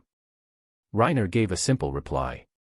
He roughly knew what was happening. It was actually convenient to collect both giants' templates at once. Where are you going? Can we come along? Ah, sure you can. Broggy crouched down, placing his massive open palm on the ground, signaling for them to climb on. I'm off to settle a duel with an old friend, one that's been unfinished for 100 years. 100 years? Usopp gasped as he climbed onto the giant's palm. Broggy simply laughed and briefly explained, Gahaha. Nothing strange about it. We giants live several times longer than you humans. That's not the point. Nami couldn't help but shout, asking, why? What kind of deep hatred could make you fight for 100 years? Why? I forgot. Gahaha. The group stood on Broggy's palm as he carried them towards the location of the other giant skeleton. Before leaving, Broggy also grabbed the remaining barrels of booze. From his explanation, they learned that another giant warrior lived on this island. For reasons lost to time, they began dueling here, using the eruption of the island's central volcano as the signal to begin battle. Then isn't there no reason to keep fighting anymore? Nami couldn't comprehend such behavior. You just said he was your friend, didn't you? Even for giants, 100 years was undoubtedly a very long time. As Broggy spoke, he had already brought them to the dueling ground. Not far away, another giant figure came into view. We may have forgotten the reason for the duel, but neither of us has forgotten the creed of Elbaf. We will fight until victory is decided. Because. As if by tacit understanding, the moment the two giants saw each other, they exchanged smiles and simultaneously drew their weapons, roaring towards the heavens. The gods of Elbaf will always favor the righteous side. Wah, Elbaf. Usopp cried out, tears streaming down his face. Wahahaha, Elbaf. A familiar voice echoed from the other giant's shoulder. Reiner looked over and saw, sure enough, Luffy and Vivi standing on the shoulder of Blue Ogre Dory. Hey, Luffy. Luffy, excitedly perched on Dory's shoulder, heard the call and looked towards the sound, spotting the familiar figure with golden hair and a blue shirt. Vivi, look. It's Reiner and the others. Luffy directly jumped down from Dory's shoulder with Vivi. Hey. Reiner. Nami. Usopp. Seeing the eager Luffy, Reiner also led Nami and Usopp down to regroup with them. Reiner, what are you doing here? Vivi asked, surprised. Weren't you still having that hunting competition with Zoro and Sanji? That stuff doesn't matter. Anyway, with me around, the ship never lacks food, Reiner replied nonchalantly. His fishmen undead were extremely fast swimmers. During sea voyages, he often sent them hunting in the ocean, ensuring a constant supply of fresh ingredients on the ship. It's just that eating seafood all the time gets boring, occasionally hunting some mountain game provided a nice change of pace. But didn't you guys make a bet? Nami remembered. Reiner hadn't quite caught on yet. Just a mere 500,000 berry. Consider it pocket money for them. Oh, is that so? Are you sure your bet was 500,000 berry? Hearing this, Reiner couldn't help but glance at Usopp, who was looking at him strangely. Holy crap. Reiner's face darkened. He had forgotten his own off-the-cuff wager. Damn it. Ha ha ha. Looks like someone will be demonstrating how to wash their hair while doing a handstand tonight. Don't speak too soon. Face still dark, Reiner waved his hand, releasing several dozen fishmen undead directly into the forest to search for prey, then turned his attention back elsewhere. He wasn't leaving, the giants' duel had already begun, and there were more important things to do afterward. Bang. Gahahaha. Didn't you eat breakfast, Dory? Bang. Gahahaha. Are you getting old, Broggy? The two giants, one wielding a shield and sword, the other a shield and axe, fought like fierce beasts. Words like savage, brutal, and violent perfectly described their simple, direct combat style. Every blow contained their full strength, every swing of their weapons generated intense wind pressure. Accompanied by forceful, clanging impacts, shockwaves rippled outwards from the center of the battlefield, flattening the surrounding trees like weeds. Such terrifying power. Reiner watched, secretly astounded. It wasn't just him, everyone observing was deeply shaken by the raw battle unfolding. The simplest sword swings and axe chops, wielded by them, displayed the most primal, heart-stirring aggression. Every seemingly ordinary attack carried years of accumulated skill, making the onlookers' blood boil with excitement. Onlookers did not include the two women. Honestly, they don't even remember why they're fighting, yet they still go at it like this. Exactly. I totally don't get it. Hearing this, Luffy and Usopp furiously transformed into keyboard warriors. What nonsense. What kind of talk is that? After quite a while.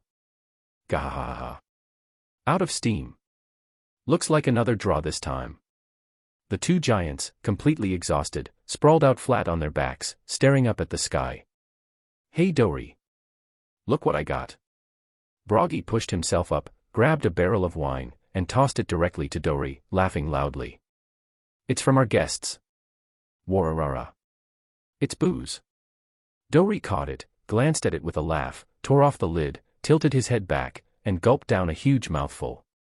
Gahaha. Alcohol definitely tastes best after a fight.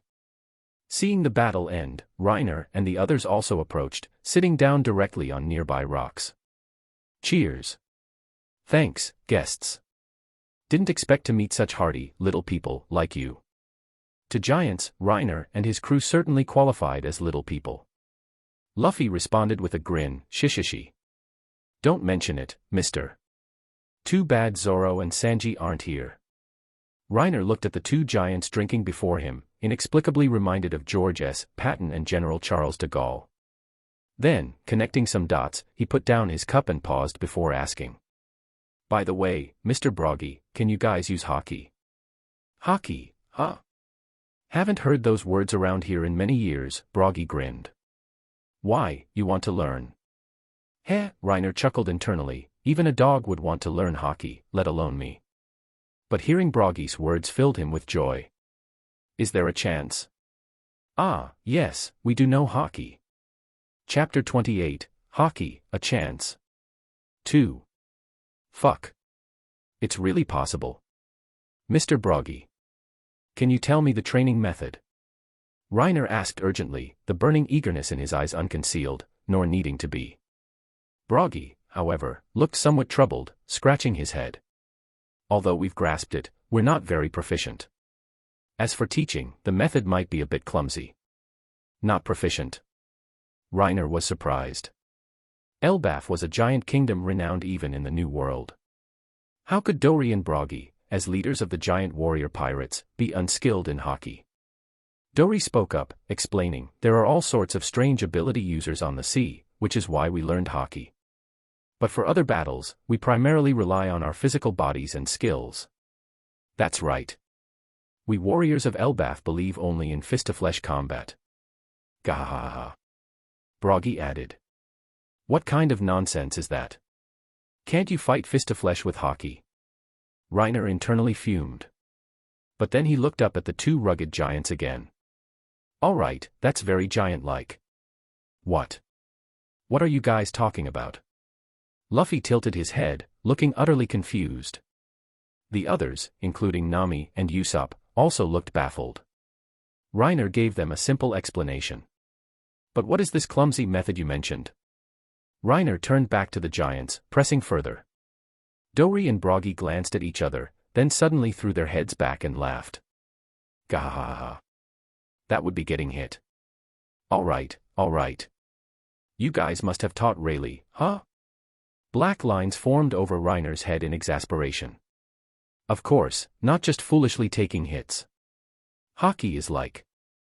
Broggy then began explaining to them. Knowing Luffy and the others had no concept of hockey, he elaborated further. Invisible armor? Luffy touched his chin, thought for a moment, then tilted his head. So hockey is just armor that isn't cool at all.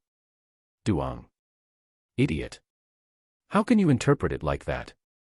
Nami administered her daily education to Luffy. I think I understand, more or less. Reiner nodded inwardly.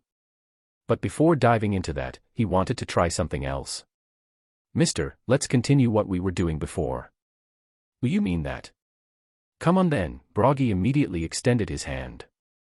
Reiner began transforming into his half-beast form. Azure flames gradually seeped from all over his body, floating on the surface before enveloping him entirely, dancing like wind. Two short red horns emerged from his forehead, and blood-colored markings spread from the bridge of his nose towards his ears. His body emanated a lifeless aura, like withered wood and dead ashes, heavy with the scent of death. Reiner's physical appearance didn't change drastically, but the dancing blue flames and the deathly aura gave him a profound sense of mortality. Whoa-ha-ha-ha. Reiner transformed again. So cool. Luffy was inexplicably interested in anything that could transform. Hey Luffy, what's going on with Reiner? Besides Luffy, no one else present had seen Reiner transform before. Nami and the others didn't even fully understand the different types and abilities of devil fruits. Ah, Reiner's ability lets him transform. Damn it, I want that too. Luffy looked envious. Don't worry, you'll get yours too, Reiner thought, thinking of Luffy's future gears. However, even more shocked than the crew were Dory and Broggy. Both giants stared at Reiner with alarm. They weren't surprised by his ability itself, they had seen plenty of strange devil fruits before. It was because they sensed other familiar, yet unfamiliar, auras emanating from Reiner. Why do you? It's nothing strange, Dory. Broggy interrupted Dory, placing a hand on his shoulder. We've seen similar things before. The young folk have their own paths to walk. Let's not interfere too much. Ah, you're right. Gahahaha. What the hell? Reiner looked perplexed at the two giants acting strangely. Did my Necrolord, Overlord aura, leak out? Ah, whatever. He once again placed his hand, covered in azure flames, on Broggy. This time, the process went smoothly without obstruction. Reiner guessed the initial failure was likely due to Broggy's own passive Haki presence. Even if not actively used, does Haki still interfere slightly with abilities? Reiner speculated. It took a full 20 minutes or so before Reiner finally retracted the azure flame. That was exhausting. What is this thing? Your ability. Dory asked, looking at the dancing blue flame in Reiner's hand. Reiner had no reservations and simply explained his ability to create undead, hoping Dory would help him out. Dory, being straightforward, readily agreed it was a small matter. Reiner didn't stand on ceremony and immediately covered Dory with the azure flame. This time, it took slightly less time, not because Dory was weaker than Broggy, but because Reiner's fruit had undergone further development, increasing the physical stat boost it provided. Yes, this brings us to Reiner's devil fruit development method. He didn't know about Paramecia or Logia types, but his Zoan mythical beast type developed through continuously using its abilities and aligning himself with the corresponding form's nature. Reiner's devil fruit development wasn't complicated: continuously collect stronger templates and create stronger undead. Simple and crude, but effective. Plenty of people in the world had defied fate with a single devil fruit, especially some with bizarre Paramecia types. One more wouldn't make a difference. His advantage, however, was that mythical Zoans are still Zoans. The deeper the fruit's development, the greater the physical enhancement it provided. Unfortunately, apart from the huge initial boost upon eating the fruit, subsequent enhancements were smaller. That's why he maintained his habit of physical training. Only effort will not betray you. Run. Marine hero Kobe. But that wasn't what he wanted to test right now. Reiner already had ideas for these two azure flames. Reverting to his human form, he focused his thoughts, and a void crack opened. Two undead figures, normal human size and dressed like Spartan warriors, stepped out. But they hadn't taken 2 steps before. Crack. Snap. Figured they'd still burst. Reiner rubbed his chin, as if expecting this outcome. He had wanted to compress the undead's size to gain greater agility. However, his current power level was still insufficient to compress these two giants down to human size. Their terrifying physical stats simply caused the undead forms to burst apart. This also indirectly proves how absurdly strong these two templates are. Reiner wasn't bothered. He summoned 2 more undead. This time, the emerging figures looked significantly different. They were slender, nearly 5 meters tall, each holding a round shield and a spear, with a greatsword strapped to their waist. At a glance, they looked like Spartan warriors. Except. Ah. A scream came from behind. Vivi covered her mouth, staring terrified at the two undead, clearly frightened. She had only seen Reiner's fishman undead before, which looked relatively friendly. Even Nami couldn't quite adapt, grimacing and cursing irritably, "Damn it. Why do you always create such creepy things?" Indeed, the two Spartan warriors had no skin, just two terrifying, grinning skulls. "I can't help it." Reiner spread his hands helplessly. Wasn't the idea to shed unnecessary flesh to increase agility? If he could have compressed them further, he wouldn't have made them like this. He noted the long red and green cloths tied around their respective waists. Blue Ogre and Red Ogre. "Guess I'll call these two by the Mister's nicknames from now on," Reiner said, dropping his cigarette butt and grinding it out. "Finally time to test it. Let's see if you inherited hockey." Chapter 29, Baroque Works. As if obeying a command, the two undead directly spread their arms wide in display.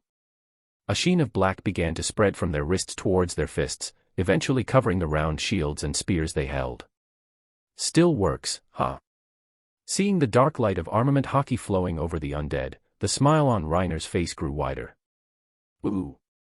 Your ability is quite decent," Broggy praised with a laugh. "Hey Reiner. Let them fight me." Hee hee. Luffy's eyes shone, eager for a challenge. He could sense the powerful aura emanating from these two undead. Reiner immediately recalled them. "Don't mess around, Luffy. These two could pin you down and wipe the floor with you right now." This trip to Little Garden was a massive jackpot. Reiner pumped his fist. Blue Ogre and Red Ogre could even serve him well until the end of the first half of the Grand Line. His previously strongest summons, the Katana Devil and Wolverine Undead, were completely outclassed. Until Luffy and Zoro grew stronger, providing him with updated templates, Blue Ogre and Red Ogre would be his trump cards. And with the addition of Hockey, Reiner's Undead had, for the first time, potentially surpassed Luffy in strength, making him arguably the strongest person on the ship. Woohoo, time to take off. Nice. Reiner. Usopp punched the air excitedly. With two new powerhouses added to the crew, his own, Captain Usopp's great adventure, had gained significantly more security. Wait a minute, that 25 million bounty combination, could it also be? Vivi looked at Reiner with astonishment. She had seen Reiner summon undead over the past few days on the ship but hadn't felt comfortable asking about someone else's abilities. Thinking back now, the duo with the 25 million bounty had been conspicuously absent from the crew. Combining that with the undead Reiner just created, everything suddenly clicked into place. "Ah, those are Reiner's undead," Luffy confirmed directly to Vivi. Reiner wasn't concerned. He had told Luffy not to blabber unnecessarily, and Luffy wouldn't casually reveal things he wasn't supposed to. "So that's how it is," Vivi murmured, her expression complex. The way she looked at Reiner had changed entirely. "So much for undead being used for chores." "That's just how Reiner is," Nami said contemptuously. "Doesn't have the slightest aura of a strong person." "What's that supposed to mean? Are you questioning my Usopp-style play?" "Wait, Reiner, are you complimenting me right now?" Usopp asked, looking speechless. Meanwhile, deep within the lush primeval forest, Mr. 3, accompanied by a little girl wearing a yellow beret, Miss Goldenweek, was heading towards the giant's base. Trailing behind them were Mr. 5 and the woman in the hip-hugging skirt, Miss Valentine. The waxman, Mr. 3, adjusted his neat collar while glancing disdainfully back at the pair. "Why did you two follow? Don't drag me down later." "Don't be so arrogant," Mr. 5 retorted dismissively, hands stuffed in his pockets. "You know the consequences of failure. The boss never keeps useless people around." "Of course, I understand that better than you," Mr. 3 replied with a serious expression. "This target is crucial. If I'm not mistaken, there are likely others coming after us. Not sure if it's Mr. 2 or Mr. 1. It should be that damn pervert. Mr. 1 rarely leaves the boss's side," the wax figure Miss GW spoke calmly. She had been with Baroque Works for a long time. Although she hadn't met the boss, she understood his methods very well. Backup arriving wasn't necessarily coming to help them. If it was Mr. 1, forget it. Regardless, as long as the mission is completed, it's fine. Rustle, rustle, rustle. A sound came from the bushes, but the group seemed unconcerned, continuing on their way. This damn primeval forest. Miss Valentine cursed under her breath. It's damp. Stuffy. And so many bugs. I seriously can't stand another moment here. Only after the group had walked further away. The head of a blue fishman emerged from the bushes, its vacant eyes staring in the direction the four had gone. It then circled around, pushed off with its legs at maximum speed, and a blue figure darted through the forest towards Reiner's location. A short while later, on the open grassy area in the center of the island, Reiner saw a fishman undead rushing towards him. Did you find the prey? The undead reached him and began gesturing wildly. This way. 4 people. 2 men, 1 kid. There's a 3. What does that mean? Reiner's expression grew increasingly strange. What the heck are these gestures? Seeing this, Nami couldn't help but ask curiously, what's wrong, Reiner? Did something happen? There are other people on the island. Reiner lit a cigarette and spoke slowly. They're heading straight for us. Already very close. Coming for us? Nami was puzzled. Did we offend someone? No, they might be coming for me. Vivi suddenly stepped forward, crossing her arms over her chest, her face pale. A bad feeling churned within her. No need to guess. They're already here, Reiner stated plainly. Hearing this, the group scanned their surroundings, only the dark forest encircling the clearing. Don't see anyone. Where are they? The red ogre undead pointed its spear in a specific direction. Both undead had already sensed several presences approaching via observation haki. Following the spear's direction, sure enough, a figure emerged from the woods shortly after. TCH, discovered already. The newcomer was Mr. 3. He frowned, annoyed at being spotted immediately upon emerging by the Straw Hat crew. Yo, isn't this the future vice commander, brother 3? Reiner looked at the 3-shaped topknot on the man's head, instantly understanding the undead's gesture. Mr. 3. Vivi gasped, her eyes widening in shock. She covered her mouth, her body trembling slightly. Nami noticed and came closer, placing a hand on Vivi's back worriedly. What's wrong, Vivi? Do you know him? He's one of Baroque Works' top agents. Vivi stared fearfully at Mr. 3, tightly gripping Nami's hand. Baroque Works is an organization of assassins. Member codenames are ranked by strength. His number is 3. He's probably here to assassinate me. Assassinate you? Nami paused. So that's why that curly-haired guy asked us to escort you to Alabasta. What happened to Igaram? Vivi suddenly shouted towards Mr. 3. Since Mr. 3 was here, did that mean Igaram, who left early to act as a decoy? Ah, you mean the captain of the Alabasta Royal Guard? Mr. 3 looked mockingly at Vivi. Who knows? Maybe he's been picked clean by the fish in the sea by now. How could this happen? Vivi's face fell, unshed tears glistening in her eyes. So he's an enemy, right? Luffy suddenly spoke up. Didn't we accept the mission? If he's here to assassinate Vivi, then he's an enemy, correct? The answer is obvious, Reiner stated. There are 3 others hiding in the forest. I've already sent my undead in the forest after them. Mem, leave it to you, Luffy nodded and charged directly towards Mr. 3. Reiner didn't summon more undead, simply directing the fishman undead scattered throughout the woods to surround the other agents. I'm sorry, Nami. Vivi knelt on the ground, one hand still held by Nami. I'm afraid I've gotten you all involved with some terrible enemies. Don't worry, Vivi. They're really strong, Nami comforted her with a smile.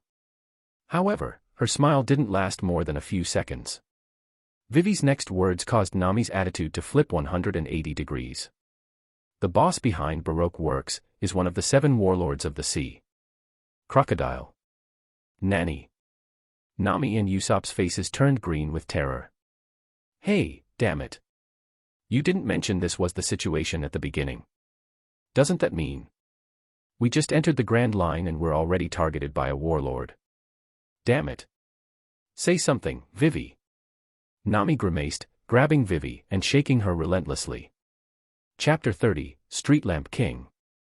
Vivi explained the intelligence she had gathered about Baroque Works. Although not extensive, it was everything she had learned during her years undercover. The most crucial piece of information concerned the never-seen boss, Mr. Zero. His true identity was Crocodile, one of the current 7 warlords of the sea. While managing the Rain Dinner's casino and maintaining his hero image by fighting off invading pirates, he was secretly the mastermind behind the criminal organization. Why am I so unlucky? Nami collapsed onto the ground, wanting to cry but having no tears left. I'm so stupid. Really. I only knew accepting the mission meant earning big money. Sprawled out with her fair legs exposed, Nami looked appealingly pitiful in her distress. Vivi, in turn, began comforting her. I don't care. More money. We need more money. Seeing Nami's grimacing, yelling face, black lines formed over Reiner's head. He glanced towards the distance where Luffy had chased Mr. 3 into the forest. Given Luffy's strength, fighting Brother 3 was like child's play for him. Reiner recalled the blue ogre and red ogre summons and headed off in another direction into the woods. Mr.'s giants, please look after them. Gahahaha. Don't worry, Kid Reiner. How could we let guests get hurt right before our eyes? Thanks, misters. I'll bring 2 more barrels of booze for you later. Reiner waved with a smile and turned back into the forest. Nose fancy cannon. 3,000 kilogram press. Damn ghost things. You think you can touch me? Mr. 5's tone was dismissive, but his eyes held a trace of apprehension as he stared grimly at the tall fishman figure before him. He had carelessly taken a punch from this fishman earlier, and it still faintly ached. This fishman was taller than the others, with large, sword-like fins on its arms, currently assuming a karate stance, facing off against Mr. 5. This was the summon Reiner had created using Kurubi's template, capable of using fishman karate and fishman jujitsu. Why are there so many fishmen here? Miss Valentine, using her ability to float in the air, dodged a water bullet shot by another fishman, frowning as she muttered under her breath. Mr. 5 dug into his nostril, flicked out an explosive booger that blew away 3 charging fishmen. There's something wrong with these fishmen. Besides being mute like puppets, they don't even make a sound when their arms and legs get blown off. At this moment, neither of them noticed Reiner standing above them on a sturdy tree branch nearby, observing the battle below. These 2 are pretty weak, Reiner couldn't help but comment. A group of fishmen undead was actually tying down both of them. Truly worthy of being one-punch fodder for Luffy and Zoro. Besides these 2 below, there was also the little girl, Mr. 3's partner, who had gone to help when Luffy started fighting Mr. 3. Seeing no one else around, Reiner raised his hand. Instantly, rows of void rifts opened behind him, and dozens, even hundreds, of knives, spears, swords, and halberds emerged from the cracks. Guess I have my own gate of treasures now, Reiner chuckled softly. With a thought and a wave of his hand downwards. Instantly, all the weapons shot down as if thrown, aimed at the fighting Mr. 5 and Miss Valentine. Blades rained down like a torrential downpour, filling the forest clearing with flashing steel. Swish. Swish. Swish. Miss Valentine, floating at low altitude and entirely focused on the battle below, was caught completely off guard as a long sword pierced her thigh. Ah! She let out a sharp scream and whipped her head around, only to see the dense rain of blades already upon her. Before she could react, a long spear pierced through her delicate body with a sickening squish. Her ability forcibly deactivated, she plummeted heavily to the ground. Immediately following, several cold glints flashed, more weapons stabbing into her body, pinning her to the earth. Valentine. Mr. 5 had only just heard the scream and turned his head when his partner was taken down by the sudden sneak attack. He inhaled sharply, then forcefully blew out the air, creating an explosion that blasted away all the weapons flying towards him. Can't even block a move like that, Reiner remarked coolly. The woman in the hip-hugging skirt lying on the ground was already lifeless. Even if her body was somewhat tougher than an ordinary person's, she had little defense against cold weapons. This was an attack Reiner had developed long ago mainly for show. It had little real power, only good for clearing out small fry. As for the principle behind it, can't say, it would ruin the mystique. Bastard. Using a sneak attack. A furious roar came from below the tree. Mr. Five had spotted him, his face contorted in anger as he reached up to dig into his nostril again. What kind of crappy move is that?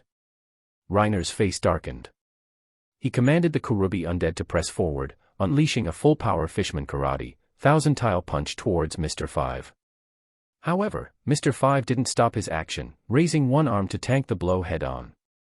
He was sent flying back, crashing into a tree trunk. Despicable guy. Go die.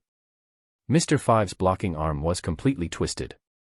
Coughing up blood, he extended his other hand, aiming it ferociously at Reiner. Is he really determined to avenge his partner? Reiner thought. With a mental command, a void rift opened, and a sinister long spear emerged. Clearing minions with that move is one thing, but with Blue Ogre and Red Ogre, it's a different story. Swoosh. With another command from Reiner, the long spear shot out with terrifying momentum, streaking across the sky like a meteor, reaching its target with lightning speed. Nose fancy can, Mr. Five starting attack name. Boom. The long spear pierced through the hand Mr. Five had extended to launch his attack, impaled his body, carried him backward, and slammed him against a tree. Its momentum unabated, the spear punched clean through, continuing until it tore ghastly holes through a dozen more trees behind before finally embedding itself in a distant trunk. Total overkill, Reiner thought, leaping down from the tree. Reiner wouldn't have been surprised by the power of a spear thrown by Red Ogre. If it had been a spear of Elbaf like the one that pierced the Island Eater, Mr. Five probably wouldn't even have ashes left. Using Red Ogre for an enemy of this level was practically giving him too much face. Cough. Cough cough. A horrific hole gaped in Mr. Five's torso. He was slumped, half embedded in the tree trunk, his face a mask of agony and ferocity. Still alive, huh? Reiner walked slowly towards him, taking out a pack of cigarettes from the breast pocket of his deep blue shirt. You, bastard, actually, killed Valentine. Mr. Five raised a weak, powerless hand and threw a slow punch that landed harmlessly against Reiner's chest. Pat. When you're about to die, you should be begging for mercy, you know. Reiner glanced back at the lifeless body of the skirt-clad girl on the ground. Your lover? Reiner asked coolly, drawing his white-bone chain sword. Heh. A weak sound escaped Mr. Five's lips. His eyes slowly closed, and his head slumped forward. Schlick. Reiner retracted the blood-stained white-bone chain sword, collected the man's template, and turned to leave. Back at the clearing in the center of Little Garden Island. Nami, are we sure we don't need to help? Vivi asked worriedly. After all, their opponents were high-ranking top agents of Baroque Works. Nami patted Vivi's shoulder reassuringly and smiled. Don't worry. Luffy is inhumanly strong. That's right. And so is Reiner. Don't underestimate the monsters on our ship. Usopp added proudly. Although Reiner disguised his own strength during fights, they knew how powerful his undead were, no one truly considered him part of the weakling trio.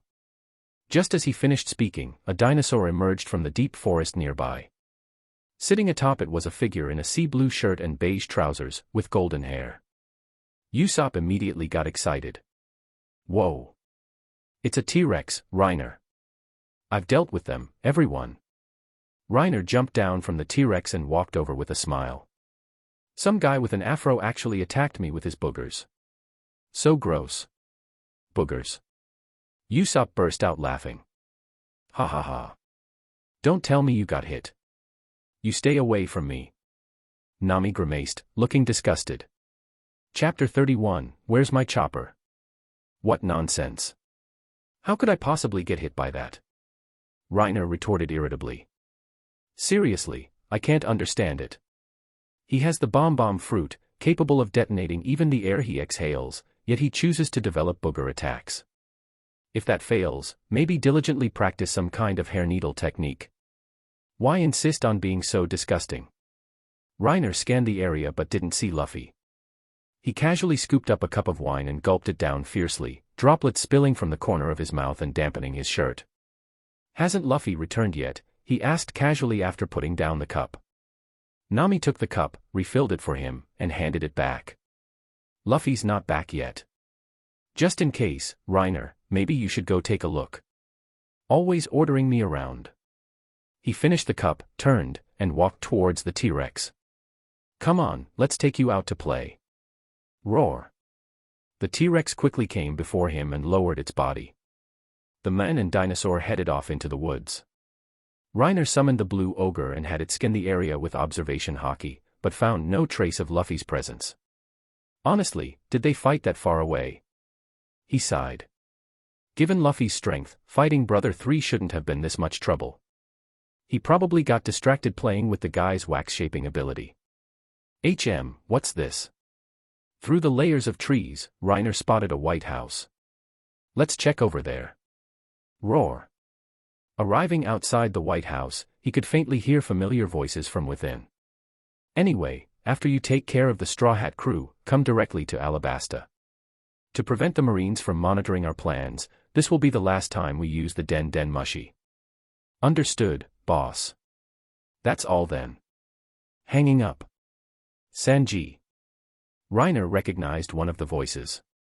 The White House appeared to be made of wax by Mr. 3, it had no door. He walked straight in. Sure enough, inside was Sanji, dressed in his black suit, leaning back on a white sofa and holding a Den Mushi. Reiner. Sanji.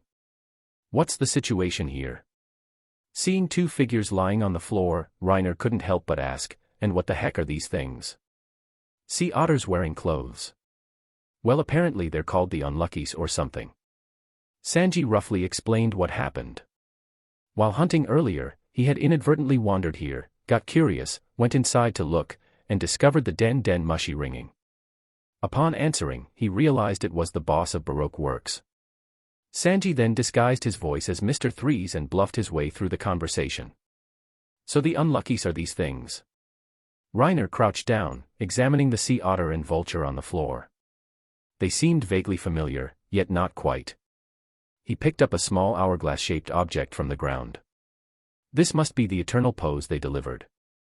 Ah, with the eternal pose for Alabasta, we can head there directly if we want to make quick time. We'll see what Luffy says about the route, Reiner said, pocketing the pose. He offered Sanji a cigarette, and the two left the room. After briefly explaining the earlier ambush on the island, Sanji immediately declared he needed to go protect Nami and Vivi. Hehe, are you going to protect them, or? Reiner rolled his eyes, mounted the T-Rex, and rode off. After circling around for quite a while, he finally spotted a battered-looking Luffy. Hey, Luffy. Ah, it's Rain, wait a second. Luffy responded upon seeing Reiner, then suddenly froze as if seeing something incredible. It's a T-Rex. Wahaha. Luffy's eyes lit up as he charged forward, leaped high, and landed sitting on the T-Rex's back. Hee hee hee. Let's go, T-Rex. We're heading back. Reiner looked speechless. If you want one, can't you catch it yourself? Ah well, let him have his fun. I can always make more whenever I want anyway. Why do you look so rough? Did you take care of the enemy? Ah, yeah. Took care of everyone. Mr. Giants. We're back. Gahahaha. Looks like you took care of everything. Reiner jumped off the dinosaur, collected its template, then sent it back into the forest, or possibly just dismissed it, turning to the laughing giants. Ah, it went smoothly. Thanks to you misters being so strong. Gahahaha. Of course. Hey Reiner. You bastard. How dare you take so much of my booze? A voice called out from the group. Reiner looked over, it was Zoro. What are you doing here? Well, bagged some decent prey. Zoro took a swig of booze, gesturing with his hand towards a triceratops lying nearby. Was dragging it back to the ship, ended up here somehow. Hey, you got lost the right way for once. Reiner laughed. What did you say? I'll cut you down, bastard. Are you all right, Luffy? Seeing Luffy covered in injuries, Vivi rushed forward, hands clasped over her heart, her face full of guilt. Sorry, it's all my fault for attracting these people. Maybe. Ouch ouch ouch. Nami pinched Vivi's cheek, tugging slightly, and said exasperatedly, on this ship, we never say whose fault it is or, it's because of so and so. Little delinquent cries quite a bit, huh? Don't worry, no one blames you, Reiner added, casually pinching Vivi's other cheek. Quite soft. It was already noon, the perfect time for Sanji to cook. Reiner sent undead to the ship to fetch kitchen utensils. Zoro stingily declared his Triceratops was off-limits until the contest results, so Reiner had the undead hunt some other beasts as well. Let's eat, X9. Quack. The ship's crew, 2 giants, and 1 duck sat down on the grass for a meal. Delicious. Gahaha. Curly brows kid, your cooking skills are amazing. Damn it. Gnaw the meat off the bone properly before throwing it away. Gahaha. Sorry about that, little bro. Under Sanji's glare, the 2 large men could only sheepishly pick up the bones from the ground and gnaw on them, looking exactly like children caught misbehaving despite being giants. The sight made everyone else laugh. After eating their fill, the group rested for a while. Nami took the opportunity to ask. Misters, how long does the log pose need to set for Little Garden? Here. Takes a year. Nanny. Everyone was shocked. Reiner was also stunned. How could this be? Luffy instantly became unhappy. I waited 10 years just to finally set sail. Misters, please help me figure something out. Idiot kid. How could we possibly have a way around that? No, wait. Sanji found this in the forest. Reiner pulled out the small hourglass-shaped object from his coat. Broggy recognized it instantly. Will you have an eternal pose? Eternal pose. This was another first for Nami. Vivi explained it to them, a special type of compass that always points towards a specific island. So that means we can only head straight for Alabasta using this. Doesn't that mean we'll miss out on adventures on other islands? Hearing Nami's words, Luffy looked dejected. Reiner was even more stunned than him. Where's my chopper? Wait. What about the ship's doctor I've been looking forward to getting? Wait, Nami. Do you have your sea chart? Reiner quickly asked Nami for the Grand Line chart she had stolen from Buggy back in the East Blue. Checking the direct route from Little Garden to Alabasta, he saw that Drum Island was not far off the path. Reiner finally felt relieved. I can just make up some excuse to detour there later. After resting sufficiently, the group prepared to leave.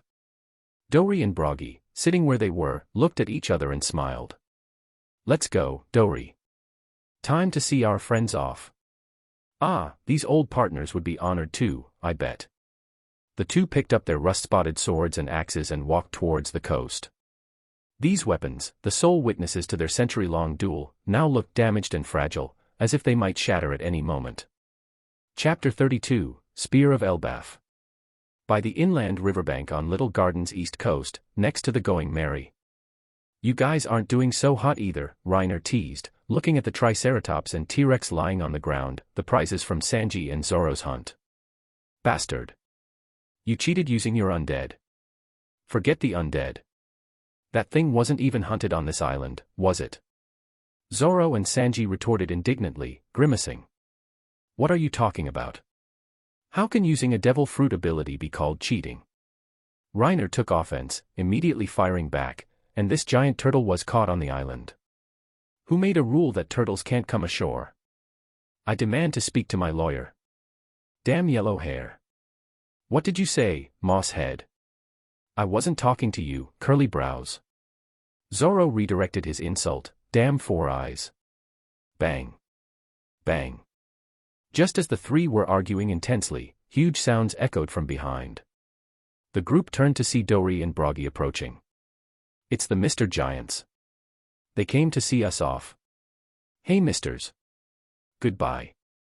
The crew looked up, waving farewell to the giants. Dory and Broggy placed their hands on their hips, letting out hearty laughter. Gahaha. Goodbye, kids. Later on, no matter what you encounter, just keep going straight ahead. Straight ahead. Ah, okay. We got it. Luffy yelled back, grinning widely. The group boarded the ship one after another. Reiner summoned his undead, who raised the anchor and began operating the vessel. The Going Merry sailed down the river. The lush primeval forests on both banks, with their layers of shadows and tangled green vines, slowly receded as the ship flowed into the ocean and left the island behind. They hadn't sailed more than a few kilometers when the calm sea surface suddenly began to churn with massive waves. The small boat, like a single leaf on the ocean, pitched violently on the surging tide as a terrifyingly huge dark shadow gradually emerged from the depths. Splay awash.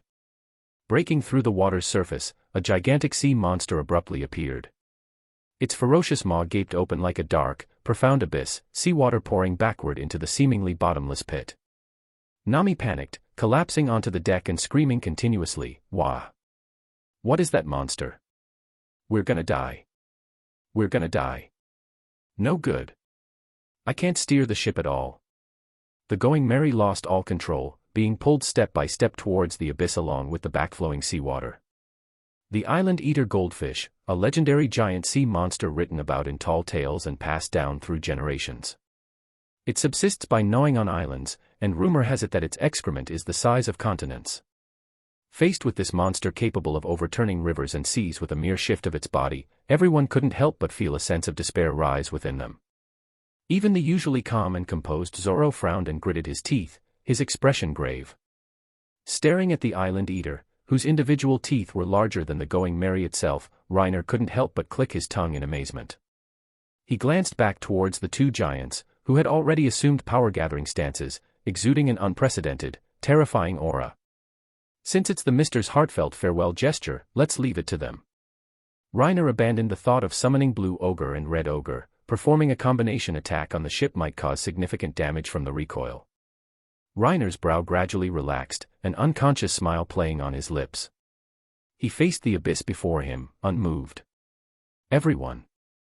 Straight ahead!" Luffy yelled from his position seated on the sheep figurehead, not a trace of fear in his eyes, only firm trust in the giants. "Straight ahead, your big head. We're about to die." The Going Merry gradually sailed into the monstrous mouth. Their vision dimmed progressively until they were plunged into pitch darkness where one couldn't see their own hand. Suddenly, two rough voices reached their ears, filled with immense pride. "The only thing that can stop us is that blood-soaked giant serpent.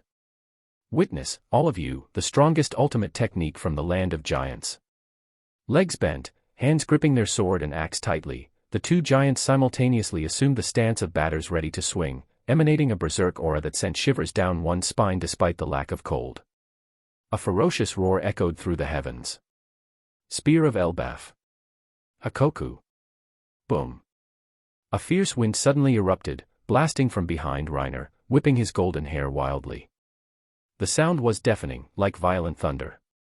The darkness was instantly shattered, replaced by a boundless, blinding white light.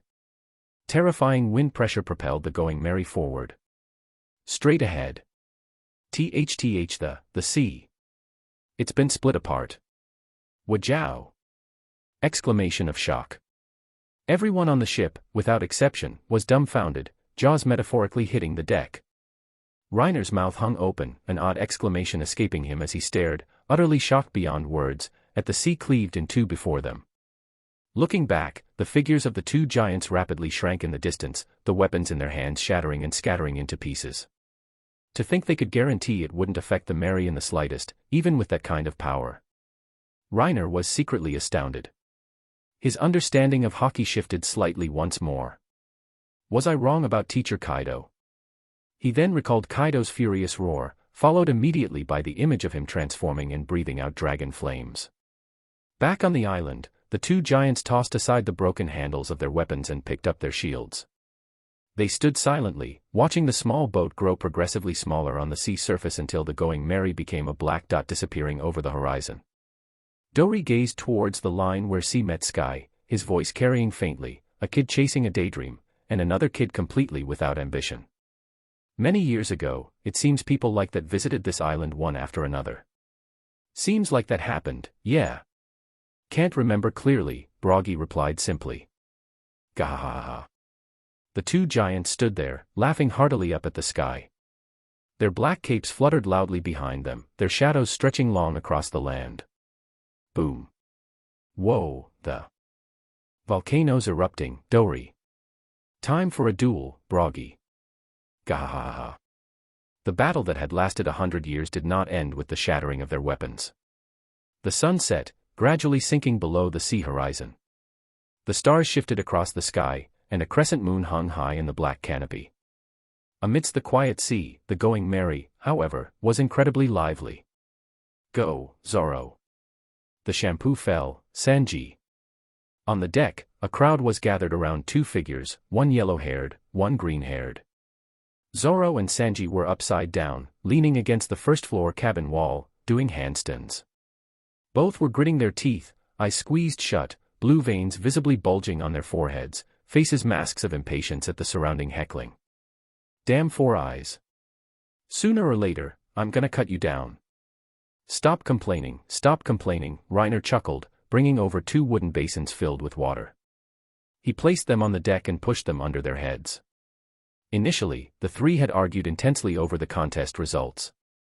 In the end, they decided to let the others vote. Zoro and Sanji's catches were roughly equal. Wanting to see both suffer embarrassment, the crew unanimously ruled that Reiner using undead wasn't against the rules. Ha ha ha. Go, Zoro. Reiner and Sanji make fools of themselves all the time, but I never thought this poker-faced guy would see the day. That comment seemed slightly targeted at Zoro.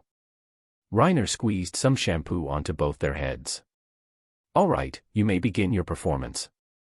Gritting their teeth, faces full of annoyance, they supported themselves with one hand while rapidly scrubbing their heads with the other, desperately wishing they could finish quickly and find a hole to crawl into. Ha ha ha. Quack quack. Everyone roared with laughter. Only Reiner seized the opportunity to snap a photo before quickly sneaking away. Such a pity there's no social media feed here. Reiner sighed with a laugh, ran to the stern, climbed down the outer wall, and summoned a dozen or so fishmen, stacking them together to use as a makeshift bed to lie on. Tonight is destined to be anything but peaceful. He decided not to sleep in the dorm tonight. Sure enough, not long after, furious shouts erupted from the ship. Bastard, get out here. I'm gonna cut you down. 4 eyes. Believe it or not, I'll smash your glasses. Reiner gave a wry smile, turned over, and lit a cigarette. Looks like I've inherited Shinpachi's nickname now. Note, Shinpachi from Gintama is often called 4 eyes or just glasses. Chapter 33, The Broke King. The second day after leaving Little Garden, the sky was overcast and gray, a drizzling rain gradually intensifying into a torrential downpour. Get upstairs quickly, Vivi. Reiner, retract the sails a bit. Ah, got it. At the stern of the Going Merry, Reiner stood shirtless, unfazed by the rain, continuing his squats with a barbell shouldered. He simply dispatched several undead to coordinate pulling the ropes and reefing the sails. 30:45, 30:46. Your progress is a bit ridiculous, Reiner. Zoro, swinging weighted iron rods in his hands, glanced sideways and sighed. Your 1,200 kilograms load suddenly jumped to 1,600 kilograms. It's only been a few days, right? Ah, it's mainly thanks to the gains from Little Garden. Reiner explained simply. Since the first day he ate the devil fruit, this was the fastest his strength had increased. Moreover, in the last few days, he had faintly felt a strange power stirring violently within him. What's your current maximum weight load? Tried it last night. Almost 4,000 kilograms, Reiner said, standing up from a squat. Blocks of lean muscle rippled aesthetically as rainwater streamed down their smooth lines. Zoro held an iron rod in each hand, several huge iron plates hanging from the ends. He hacked, slashed, thrusted, and pierced, wielding them as if they were swords. Mine is 5,000 kilograms. You're catching up fast. You're seriously ridiculous. It's not as exaggerated as you think.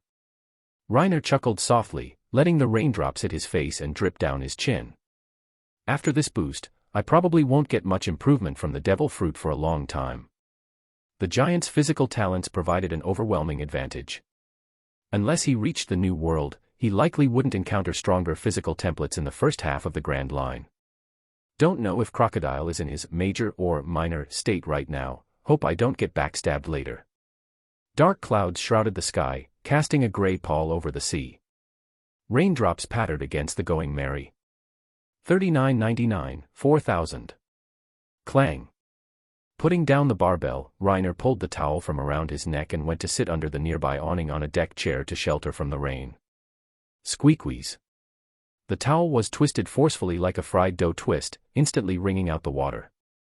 After drying himself, Reiner leaned back in the deck chair. He checked the log pose on the table for a moment to confirm their course. Just as he lit a cigarette, preparing to relax for a bit, he noticed something standing on the sea surface through the distant curtain of rain. Zoro, am I seeing things? Reiner wiped his glasses lenses and looked again. That's a person, right? Seems like it. Zoro also put down his iron rods, walked a few steps forward to lean on the railing, squinting as if trying to see further. Splayawash. Just as he spoke, it seemed as though a behemoth rose from beneath the figure. A giant hemisphere slowly ascended, seawater cascading down its spherical surface like a waterfall. Only then did the two clearly see the beast. A ship appearing from the sea. No, it's a submarine, I think. Reiner countered, his expression turning serious. That person must have been standing on the submarine. But this thing is huge, isn't it? Before he finished speaking, the previously hemispherical submarine began to bloom like an opening flower bud. In moments, it transformed into a ship with an extremely exaggerated castle-like design. It transforms too. Too bad Luffy didn't get to see this, haha. Reiner laughed. Seeing the vessel slowly approaching, he discreetly began summoning his undead one by one. Fishman undead slipped quietly into the water, while the katana and chainsaw devils stood ready. Sanji was tidying up the kitchen in the second-floor living area. Hearing the commotion behind him, he couldn't help but step out to look. What's going on? Oh, Sanji. Looks like we have guests. Reiner glanced towards the approaching ship. Once the giant ship drew near, dozens of figures emerged onto its upper deck. Leading them was a pot-bellied middle-aged man, flanked by two guard-like figures. Behind them was a troop of soldiers in matching uniforms, carrying rifles on their backs. One guard had an afro, and the other, bizarrely, wore cute blue pajamas but had a vacant expression, creating a strangely discordant image. Wow! The leading man let out a strange laugh. Along with his two guards, the trio leaped onto the Going Merry's stern railing, their immense weight making the wooden railing creak ominously. I am King Wapol. The man, his face fleshy and fierce, spoke with a grin. Behind him, the soldiers on his ship raised their rifles, aiming at the crew. We need to return to Drum Island. Do you have a log pose or an eternal pose? Doesn't look like a friendly visit, Zoro remarked, his hands resting on his sword hilts, ice cold and ready to cut someone down at any moment. Before the men even finished speaking, Reiner recognized him. This was the former king of Drum Island, who hadn't done a single decent thing during his reign. Whir. The chainsaw devil revved its engines, the sharp, grating sound irritating setting teeth on edge everyone present. Hey! Are you trying to? Wham! Before the afro-haired guard could finish, a pitch-black kick slammed into his face, the impact sinking deep into skin and flesh. Schlick! Schlick! Before the other could react, two deep gashes appeared out of nowhere on the pajama-clad man's body, blood spraying wildly. The moment the chainsaw sound started, Sanji and Zoro had instantly attacked. Since the opponents had raised their guns upon arrival, there was no need for questions. Fight first. Bang. Bang. Bang. Dozens of gunshots erupted. The katana devil charged forward without dodging, directly tanking the hail of bullets as it leaped onto the enemy ship, its three swords unleashing a blinding flurry of cuts. Fire. Keep firing. No good. Guns don't work on him. It's a monster. A monster. Wapol's face turned grim. Hearing the wails and screams from behind him, he didn't dare make a rash move. Because three menacing chainsaws were already closing in on him. Opening his massive mouth, he bit down on an incoming chainsaw. Miraculously, his teeth actually shattered the chainsaw blade. What the hell? Sanji was dumbfounded, watching Wapol continuously chew and then swallow the metal. Been a chef for years, never seen anyone eat like that. Ha ha ha. I ate the munch fruit. I'm a munch human. I can eat anything. Wapol grinned ferociously, patting his belly and opening his mouth wide again, seemingly wanting more. Bang. A gunshot rang out. Blood spurted from his mouth. Wapol looked utterly shocked, feeling the intense pain inside his mouth, his gaze involuntarily falling on Reiner. Why? Things inside my mouth shouldn't be able to hurt me. Seems like you can't eat sea stone, Reiner said, gently blowing away the wisp of blue smoke from his gun muzzle. How did my bullet taste? You. Wapol's expression was full of unwillingness, but under the wave of weakness washing over him, he could only slump down powerlessly. Rumble. As Wapol lost consciousness, his ship began to disintegrate. It turned out the vessel was assembled from parts created by his ability. Didn't even get a chance to loot it. Reiner sat back down on the deck chair under the awning, recalling the katana and chainsaw devils. He sighed, watching the giant ship gradually sink. Guess we'll just see how much the fishmen can salvage. This brief disturbance was over in mere moments. Sanji, seeing the farce concluded, turned back to prepare food. Just as he opened the back door of the cabin, he bumped right into Nami coming out. Did something happen? Nami asked, puzzled. She had heard quite a commotion earlier and came out to check. As she spoke, she saw a massive ship disintegrating. Nami was instantly stunned. What the heck?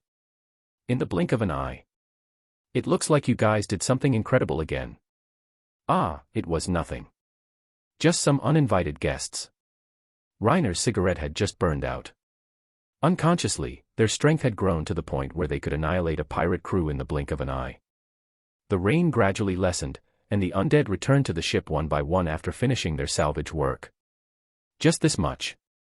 Reiner looked at the meager treasures brought back. Then he thought about Wapol being just a disgraced king now and understood. Reiner couldn't even be bothered to look closely. Just give it to Nami, I guess. Chapter 34, Drum Island. Bang. Walking into the first-floor cabin, Reiner casually tossed a small bag of treasure onto the table. What's this? The spoils from just now. Hearing this, Nami glanced over. Curiosity compelled her to reach out and open it. Her intuition told her it must be something good. Untying the drawstring and lifting the flap, sure enough, a captivating golden light met her eyes. Whoa! Nami immediately shot up, her eyes shining with a golden light even more dazzling than the treasure itself. Reiner nonchalantly walked to the side, picked up a cup from the table, and poured himself some water. It's yours. Really, Reiner? I love you. Heh, all smiles when there's money, cursing when there's none. Reiner put down his water cup and rolled his eyes at her. Unexpectedly, Nami turned around and gave him a big hug. Reiner had just come in after exercising and was still shirtless. Feeling Nami press against him, his heart felt strangely stirred. He glanced at the table, treasure worth maybe several million, less than 10 million berry. This earns a hug. Reiner couldn't help but think of the hundreds of millions stored in his private stash. I have a plan. Nami, a wicked smile suddenly appeared on Reiner's face. He took the opportunity to slide an arm around Nami's waist, saying slyly, let's just say, my private stash still has quite a bit saved up. Nami looked up at him, feeling the arm around her waist. Black lines formed on Nami's head, and she delivered a punch. Duong. And so, a teary-eyed figure ended up face down on the floor, ass in the air. I didn't even say anything yet. One look and I knew nothing good would come out of that dog's mouth. Nami shot him a glare and said irritably, that Drum Island you mentioned earlier, looking at the map, we should reach the nearby waters tomorrow. Ah, got it. Reiner regained his serious expression, sat down next to Nami, and took the sea chart to look. We'll enter the Winter Island climate zone tomorrow. Get your thick clothes ready so you don't catch a cold. Okay. Right, what's a Winter Island? Nami agreed, then asked. Reiner. Are you planning on making me do your navigator job part-time as well? Reiner squinted at her, his disdain unconcealed. How did this logistics role gradually become an all-purpose one? He had even started helping with cooking recently. The Wolverine undead was fused from Sanji and Kuro's templates. Surprisingly, its skills weren't bad, but lacking a brain, Sanji had recruited it as a kitchen helper. Nami just chuckled awkwardly and waved her hands dismissively. Ha ha ha. Dinner's ready, everyone. Sanji's voice came from the second-floor living area. Reiner picked up the blue shirt draped over the back of his chair, buttoned it up, and went upstairs with Nami. Today's lunch looks sumptuous. Ah, thanks to Reiner's undead, they caught a small sea king this morning. Whoa-ha-ha-ha. Lots of meat. To celebrate Reiner catching a sea king, I'll go get the last barrel of booze. A smirk appeared on Zoro's lips as he stood up and headed towards the storage room downstairs. He always found excuses to drink. When leaving Little Garden, they had left 1 barrel each for the 2 giants. Of the dozen or so barrels Zoro bought in Logetown, only this one remained. Luckily, they would reach Drum Island tomorrow, where they could buy more. Reiner took the opportunity while everyone was present to mention detouring to Drum Island to restock supplies. Drum Island. Vivi paused, looking up at Reiner. What's wrong, Vivi? Is there a problem with that island? Drum Island was only about a 4 or 5 day journey from Alabasta, almost making them neighboring countries. Vivi had never been there, but she had heard stories, including a ridiculous incident that once shocked the world. The Dr. 20 incident. Vivi slowly began explaining to everyone. Drum Kingdom was once a nation famous for its medical arts. Until one day, the king there selected the 20 most outstanding doctors who were willing to obey him, and then killed or exiled all the others. Why would he do that? Nami put down her utensils upon hearing this, asking curiously. Gripping her cutlery tightly, Vivi's expression suddenly turned ugly. She gritted her teeth, forcing out the words. Because that bastard King Wapol had a disgusting fetish. He enjoyed watching his subjects kneel and beg him for medical treatment, taking pleasure in their suffering. The small room filled with people fell into an eerie silence for a moment. Click. Wapol. Didn't the guy just now call himself that? Sanji lit a cigarette and spoke coolly, seemingly confirming with Reiner and Zoro. Probably. Don't remember. That was him, all right. Already sunk to feed the fish. Nanny. So you 3 just casually sunk a king without saying anything, you bastards. Nami cursed loudly, then slowly sat back down, sighing helplessly. Oh well. At least it was done quietly. Shouldn't cause any problems. What's going on? Vivi looked completely bewildered. This conversation sounds like something incredible just happened. That bastard Wapol, what's it? Let's go beat him up too while we're at it. Luffy stood up on his chair, slamming a foot on the table and shouting angrily. Everyone else, so slow. And get your feet off the table, damn it. Duong. The next day at noon, the gray, oppressive sky was filled with falling goose-down snow. Visibility at sea was very poor. Nami and Vivi were bundled up in thick clothes, wearing warm earmuffs. They had even tailored a warm outer coat for Karu. The wind at sea was strong, and combined with the severe cold, the icy chill bit to the bone. Even Nami was rarely seen wearing thick long pants. Very boring.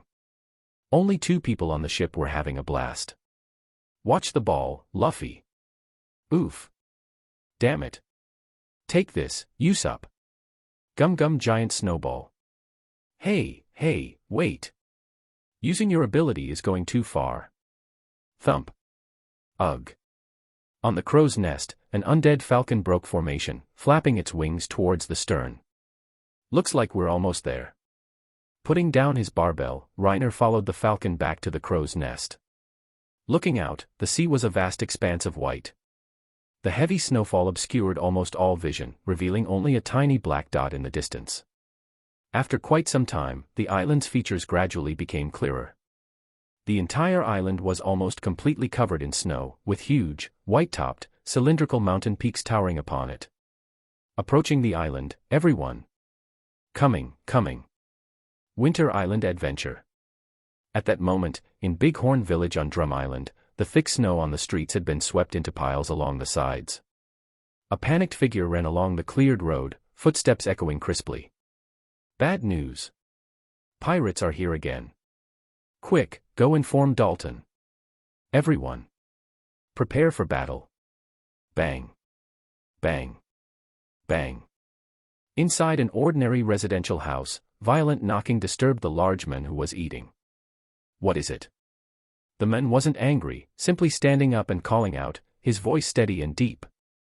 The response was a panicked, urgent shout, "Bad news, Dalton. The pirates are here again." The large man, Dalton, frowned instantly upon hearing this. He quickly grabbed the oval-shaped, double-edged greatsword leaning against the wall, opened the door, and ran outside. "Get a few people to warn the nearby villages.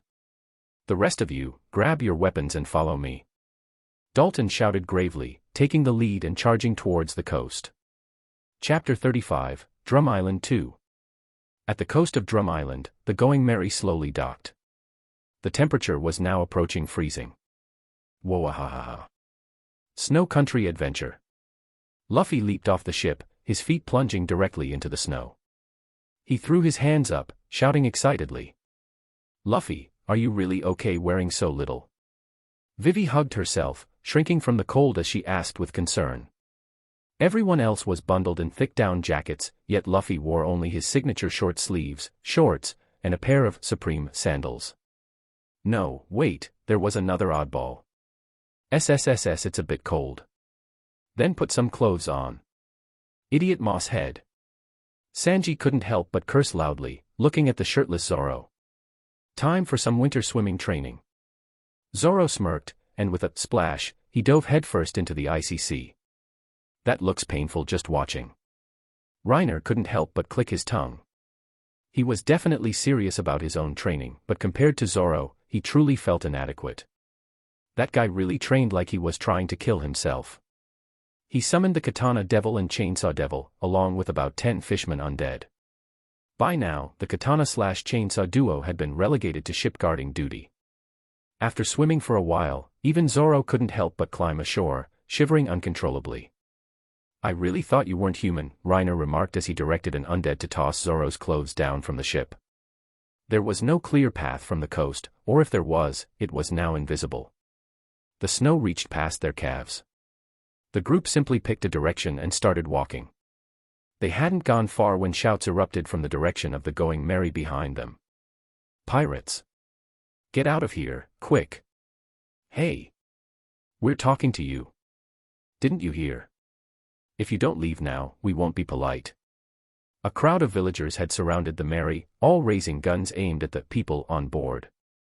But no matter how much they shouted, there was no response from the figures on the ship. Bang! Assuming negotiations had failed, one villager couldn't resist firing a shot towards the deck. Whir. However, at that very instant, the Katana and Chainsaw Devils exploded into action, lunging forward like lightning, appearing before the villagers in the blink of an eye. So fast! Dalton was alarmed. He abruptly sidestepped, placing himself in front of the villagers, quickly drawing the large oval sword from his back to parry the descending chainsaws. Clang! Such terrifying strength! Feeling the immense force transmitted through his sword, Dalton was secretly shocked. The next moment, he was blasted back over 10 meters, his feet carving 2 deep trenches in the snow. Dalton's expression hardened. Without further hesitation, he transformed. Black fur rapidly grew, covering his body surface in an instant, and 2 ox horns sprouted from his temples. Zoan type, ox fruit, model, bison. Facing the advancing Chainsaw Devil, Dalton charged forward head-on. The clash of chainsaw and sword erupted in a shower of sparks. Even in his transformed state, Captain Dalton can barely match him. Just what is this monster? As the two were locked in a stalemate, the Katana Devil appeared beside Dalton in a flash, its long sword glinting coldly, ready to strike. Reiner, why? The Katana Devil's blade stopped just inches from Dalton's chest.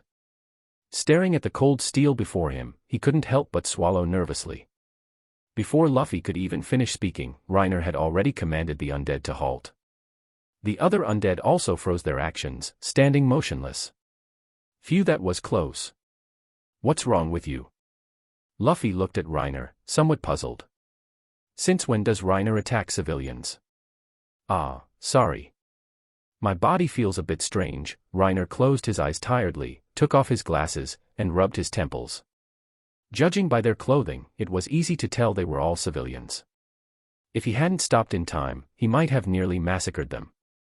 My killing intent is a bit strong, my bad, Reiner thought, crouching down and scooping up a handful of snow to rub on his face. Ever since acquiring the blue ogre and red ogre templates in Little Garden, he felt the power within him becoming restless, making his mood somewhat irritable as well. Nami placed a hand on his head, gently rubbing his golden hair, and comforted him with a smile. It's good that nothing serious happened. Looks like I need to train my temperament too, Reiner thought secretly. He stood up, put his glasses back on, his expression returning to its usual gentle demeanor. Are you guys okay? The crew walked over, and Reiner helped one of the villagers up. Thank you, the villager replied, still looking bewildered. Only then did Dalton react. We're fine. Who are you people? Shishishi. We're pirates. Luffy grinned, pointing towards the Going Merry. That's our ship. Nani. The villagers, who had just relaxed, tensed up again, immediately raising their guns towards the crew. Put your guns down, Dalton's steady voice rang out. The villagers looked at each other blankly for a moment, then lowered their weapons. Dalton knew that if the pirates had intended harm, he would have had his heart pierced just moments ago. Thinking this, he couldn't help but glance again at the motionless katana devil. My name is Reiner. I'm a logistics member of the Straw Hat Pirates. Reiner stepped forward with a smile. We were hoping to enter the village to replenish some supplies. We will pay, of course, and won't cause any trouble. I understand. My name is Dalton. Dalton looked at the gently smiling men before him, then turned and gestured for the villagers to return. Follow me. Shishishi. Let's go. Luffy adjusted his straw hat and eagerly ran forward. Reiner and the crew followed Dalton towards the village, chatting intermittently along the way. Viter liquor. Hearing about a place that likely had strong spirits, Zoro naturally wouldn't miss out. Ah, that's a type of schnapps unique to Winter Islands. Drum Island is no exception. From Dalton's explanation, the main ingredient for this spirit was potato. It was distilled repeatedly to achieve a proof of over 95 degrees, likely 47.5% ABV or higher, then diluted and flavored with various grass roots and tree bark, as most plants didn't grow well in the Winter Island environment. Sounds interesting. Reiner smiled slightly, writing down Viter liquor in his small notebook. Above it were entries like scarlet salmon and sable textiles, other products unique to cold regions. Along the way, Dalton also shared some information about Drum Island, including the fact that Blackbeard had attacked the country just a few months ago. However, King Wapol, instead of fighting back with his gathered army, had abandoned the country and fled. Speaking of which, we ran into that Wapol, Zoro suddenly interjected. Where? When did this happen? Dalton looked at Zoro in surprise, his face turning grim as he gritted his teeth. So he really doesn't plan to leave this country alone. Ah, he's already feeding the fishes in the sea. We encountered him at sea. He tried to rob us at the time. I think. Sanji rubbed his chin, uncertain. Is that so? Dalton paused, stunned, his feelings complicated. Still, it was beneficial overall, so he didn't dwell on it. Speaking of which, doesn't your country have any doctors now? What happens if someone gets sick? Nami asked. No, there is still one doctor in this country. People call her the witch. Witch. Sounds pretty cool. You have strange tastes, Dalton looked oddly at Luffy. Actually, let's pay that doctor a visit, Reiner suggested. Zoro, your wound needs proper treatment. Zoro had received a massive slash across his chest from his duel with Mihawk. None of them knew medicine, so they could only bandage it simply. Now that there was a highly skilled doctor nearby, it was definitely better to have her take a look. This little scratch is noth. Duong. Ouch, damn it. Stop acting tough, idiot. Ship Tyrant Nami delivered a punch to Zoro. Chapter 36, Could He Be a Genius? Bounds chapter. After arriving in the village, the group didn't linger long. Everyone split up to purchase supplies. The journey to Alabasta still required several more days. Sanji announced he was going to buy ingredients. Nami and Vivi went off shopping together, looking for the island's specialty sable for products. This left Reiner, Luffy, Zoro, and Usopp planning to head up the mountain. They had bought plenty of other supplies in Logue Town, so there wasn't much else needed. Sanji could pick up anything remaining when he went to the market. Here's the list. I'll leave this to you this time, Sanji. Easy enough. Sanji took the notebook and casually offered Reiner a cigarette. All right then, when you guys get back, we'll just meet up directly on the ship. Okay. Plus, buy some of that Viter liquor. Here's the shopping money. Keep the change. Wait, Reiner. We need some too. Nami, who was halfway down the street dragging Vivi along, immediately turned back upon hearing this. Dame. No. Reiner said irritably, I just gave you treasure worth several million berry yesterday. Don't be so greedy. Stingy, Nami huffed and stomped away. Reiner. Me, stingy. If you were in charge of the money, we'd definitely be starving by now. All right, let's go then. Reiner turned towards Luffy and the others. Luffy could barely contain his excitement. Charge, charge, charge. Wait, wait. There's still a problem. This mountain is so high, how are we supposed to get up? Usopp suddenly asked urgently. Luffy, eh? Climb up. Zoro, how else? Reiner, seems like the only way. Usopp. The most dreadful silence is the one that falls suddenly. Are you crazy? If we fall from that high up, we'll die. Usopp grimaced and yelled. Luffy, eh? Will we? Zoro, isn't there snow to cushion the fall? Reiner, probably won't die. Usopp. Awkward silence returns. Sanji. Wait for me. I'll help you. Usopp chased after Sanji and left. Reiner chuckled softly. Looks like it's just the three of us then. Let's race to see who climbs that mountain first. Hee hee hee. Oh. Sounds interesting. Can we use devil fruit abilities? Reiner couldn't help but ask. Sure, I guess. Wait, Luffy. He's probably planning to have Blue Ogre and Red Ogre just throw him up there. Nanny. That's too despicable, Reiner. Luffy pointed accusingly. Soon, the three headed towards the mountain. Leaving Bighorn Village, they entered the mountain forest. Looking around, it was a vast expanse of white. Without the cylindrical high peaks as landmarks, it would be easy to lose direction and get lost.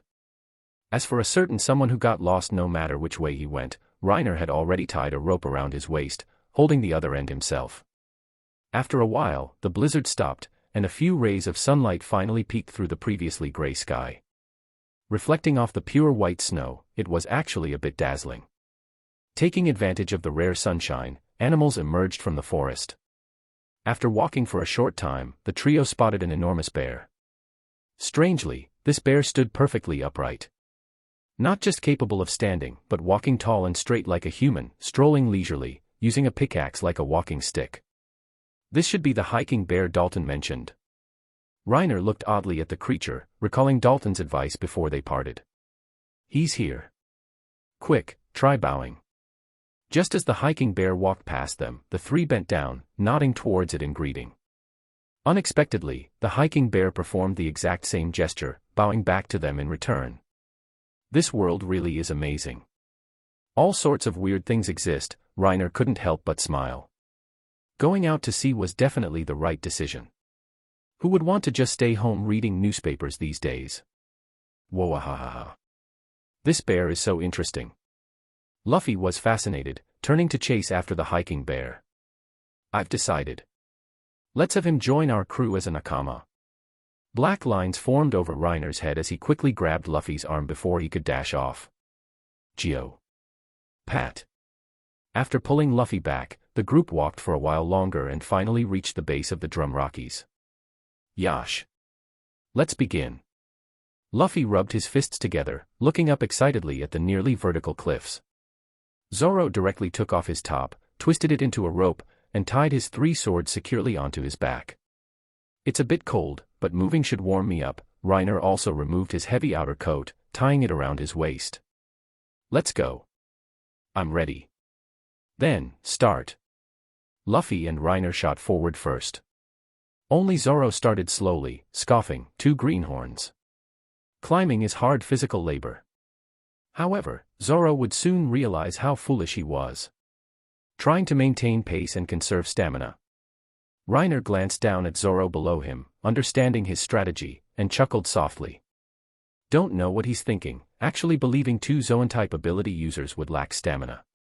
However, in a moment, Reiner too would realize his own foolishness.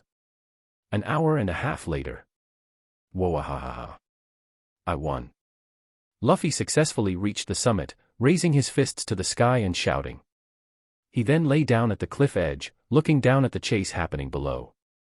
Damn it. How do you still have energy? It's so high. I'm about to die from exhaustion. Then hurry up and die, 4 eyes. Keep climbing, Moss Head. Their eyes looked ready to split from the strain, using both hands and feet to scramble upwards, veins bulging on their foreheads and arms. Zoro had fallen several body lengths behind, but Reiner's speed was clearly less than Zoro's. Both were now nearing complete exhaustion. Reiner looked at the summit, so close he could almost touch it, with Zoro relentlessly pursuing him from behind. He didn't even have time to think of any underhanded tricks. Gritting his teeth, he squeezed out the very last dregs of his stamina, climbing desperately upwards. Ora. Wahahaha. Looks like Reiner got here first. In the end, Reiner reached the summit just 1 step ahead. This was a victory for Ora. If the mountain had been just 10 meters taller, Zoro would have overtaken him. Unfortunately for Zoro, his initial decision was flawed. Both lay sprawled in the shape of the character at the cliff edge, staring up at the sky, panting heavily. This entire scene was witnessed by a small figure hiding near the wall of a nearby castle. Such strange humans. A small figure, poorly hidden, watched Reiner, Luffy, and Zoro with curiosity. Below its perfectly round eyes was a blue nose. It wore a red hat marked with a white X. Chopper carefully observed the suddenly arrived strange humans, murmuring in a low voice, one has golden hair, one has green hair, one, Where did the other one go? He hadn't noticed that a certain disappeared figure had already appeared behind him, eyes scarlet red and drooling. Jejejej, don't run, my meat. Wah. Help me. Hearing the scream, Reiner pushed himself up with his hands with difficulty. Looking towards the sound, he saw Chopper's legs spinning incredibly fast, like wind and fire wheels. Luffy, giving chase, suddenly froze, then his eyes bulged out, jaw dropping to the ground as he yelled. The meat talked. Reiner immediately summoned several undead to block Chopper's path. Luffy pounced from behind, just about to grab him. But the next moment, Chopper transformed instantly into his tall humanoid form, heavy point, pressed his palms together, turned, and smashed down fiercely onto the mid-air Luffy, slamming him deep into the snow. Boom. However, blunt attacks couldn't harm Luffy. Pulling his head out of the snowdrift, his eyes shone as he stared at Chopper, exclaiming in amazement. It TR transformed. Whoa-ha-ha-ha. I've decided. I'm making him join our crew as a nakama. Reiner. He suddenly remembered Luffy enthusiastically yelling about wanting the hiking bear as a nakama just down the mountain. Could he be a genius? What's all this ruckus about? Just then, a loud voice echoed from the castle entrance. Dr. Kureha stood there, holding a liquor bottle, looking annoyed at the three. Where did you 3 stinky brats come from? Wah, help me, Doctorine. His little short legs flailing rapidly, the pitiful Chopper scampered behind Dr. Kureha. Chapter 37, Chopper. All 3 looked towards Dr. Kureha. She wore a black tight-fitting leather top and pants, her face clearly wrinkled yet still radiating vitality. Hard to imagine she's 139 years old, Reiner couldn't help but murmur. She looked more alive than he did. We came to see a doctor. Reiner patted his pants, stood up, and gestured towards Zoro nearby. His wound, could you help us treat it? Due to the earlier mountain climbing race, Zoro had taken off his only thin layer of clothing and was now bare-chested, revealing the wound stretching across his body like a ferocious centipede. Who are you people? Dr. Kureha didn't answer directly, merely asking simply, her eyes somewhat wary. We're pirates. Luffy grinned and answered immediately. Hearing this, Chopper, who was hiding behind Dr. Kureha tightly hugging her leg, peeked his little head out, looking at them curiously. Pirates, like Dr. Hiralik talked about. I can treat him, sure, Dr. Kureha finally said after observing them for a moment, a mocking smile playing on her lips. If you can afford my price, that is. How much? Reiner frowned and asked. He had heard from Dalton that this doctor, known as the Witch, charged outrageous fees for treatment. If the price is too high, I'll just wait until we've recruited Chopper and have him treat Zoro. Let Olmi see, let's make it 20 million berry. So cheap. Reiner paused, stunned. No, wait, 20 million was definitely not a small sum, it was enough to cover an ordinary family's expenses for many years. It was only because he himself was so wealthy now that he reacted this way. Although he felt it was cheap internally, he immediately started haggling loudly. Old hag. That's a total rip-off. My Nakama only suffered a small injury. Look, he could still climb Drum Rockies barehanded. How can you charge 20 million for someone so lively and kicking? Treat him if you want, otherwise get lost, Dr. Kureha said impatiently. Olmi said 20 million, and that's 20 million. If you can't pay, don't bother me. Reiner looked furious, reaching into his coat as if preparing to draw a gun. Seeing this, Dr. Kureha's expression hardened, and several throwing knives slipped down from her sleeves. Kureha gripped the knives, ready to throw them. Kureha froze. Kureha slowly lowered her hand. 20 million. Get to work. What Reiner pulled from his coat was a thick wad of berry. He held it out, gesturing for her to take it, his voice calm.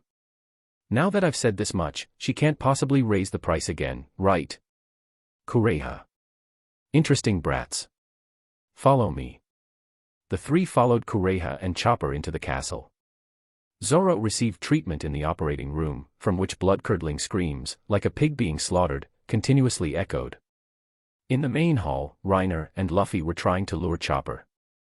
After learning they were pirates, Chopper, though frightened, was driven by curiosity and boldly began chatting with them. Hey. Do you guys have a pirate flag? Chopper asked expectantly. Hee, of course, we do. I'll draw it for you. Luffy grinned, grabbed some paper and a pen, and started drawing. Look. It's like this. He unfolded the paper. On it was a crookedly drawn skull, wearing what could generously be called a straw hat, completely unrecognizable as their actual Jolly Roger. Leaning back on the sofa sipping tea, Reiner said speechlessly, Luffy, your drawing skills are just too. Whoa. So cool. Buffed. Where's the cool part? Reiner sputtered, completely taken aback. So this is the kind of thing you like, Cho Beard? He gave Chopper a strange look, then said, but hey, since you admire pirates so much, why not just come out to sea with us? Yeah. Come with us, Chopper. Luffy added with an encouraging smile. The excitement on Chopper's face gradually turned to hesitation. Of course, he dreamed of being a pirate. Dr. Hiralik had been a pirate once, but I can't be a pirate. Chopper's expression fell, his eyes dimming with sadness. The thing holding him back was himself. Why not? Don't ask any more. Chopper turned his head and ran off. Strange. Is there such a thing as not being able to become a pirate? Luffy squatted like a monkey on a chair, looking puzzledly in the direction Chopper had run. Bang. Just then, the operating room door opened. It was actually just a bedroom. Kureha had taken over the castle after Wapol left and remodeled the place. All done. Let him rest for a bit. Dr. Kureha clapped her hands, sat down, picked up the liquor bottle from the table, leaned back against the sofa, and took a large swig directly from the bottle. You two brats. Trying to snatch my pet away while I wasn't looking. Ha, you caught us, Luffy admitted with a carefree laugh. If you want to take him, go ahead, Kureha said nonchalantly, a mocking smile playing on her lips. If you can manage it, that is. Sounds like you're actually quite happy about the idea, Reiner chuckled softly, casually offering her a cigarette. He's always wanted to be a pirate. Then why doesn't he go out to sea? Because he's sick. Sick in the heart. And that's something Olmi can't cure. Exhaling a smoke ring upwards, Kureha closed her eyes as if reminiscing, slowly telling them Chopper's past. Because he was born with a blue nose, this kid was ostracized by his own kind from birth. Always trailing solitarily behind the reindeer herd, unwelcome. Later, he accidentally ate a devil fruit and was even attacked by the reindeer as a monster. Covered in wounds, he came to a human village. You've seen what he looks like. The result was obvious, they treated him like a monster. Humans have an instinctive fear of the unknown. They couldn't accept this monster, hurling abuse, swinging blades, even shooting at him, driving him away constantly. Kureha seemed thirsty, taking another large gulp of liquor before continuing. Until that man appeared. Hiralik. A clumsy, third-rate doctor, an idiot constantly trying to invent a panacea, spouting nonsense about making cherry blossoms bloom in this country. But it was precisely such a person who saved this monster rejected by both his own kind and humans. Kureha finished her drink, placing the empty bottle on the exquisitely crafted marble table, her expression full of disdain as she said.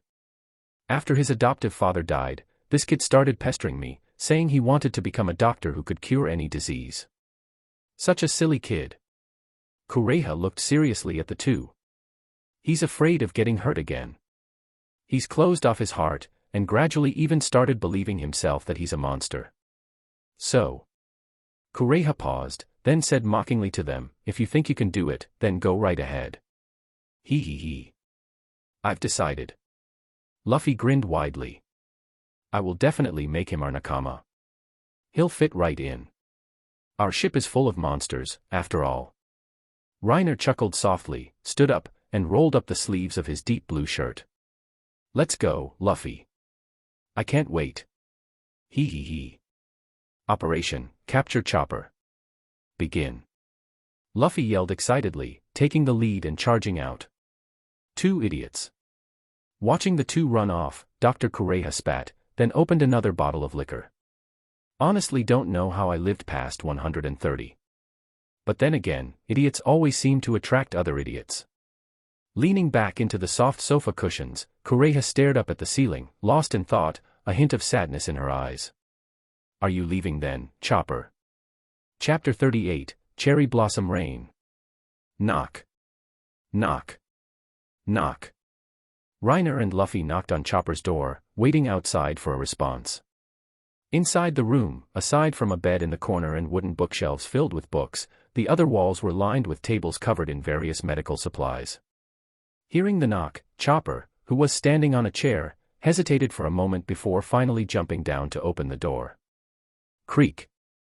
Chopper's eyes widened. Is there something else you need? He. Luffy grabbed Chopper's two antlers, lifting him up effortlessly, and grinned. Chopper, come with us. Didn't you say you wanted to be a pirate and go on adventures? I can't. Even though I really want to go out to sea. Chopper didn't resist, just spoke with a dejected expression. I appreciate you inviting me, but. His voice trailed off intermittently as memories flashed through his mind, countless rejections, countless cold stares. However, Luffy simply said. There aren't that many buts. Pirates are free, you know. What do you humans know? Chopper yelled, swatting Luffy's hands away, his face gradually turning upset. You haven't experienced what I've been through. How can you say it so easily?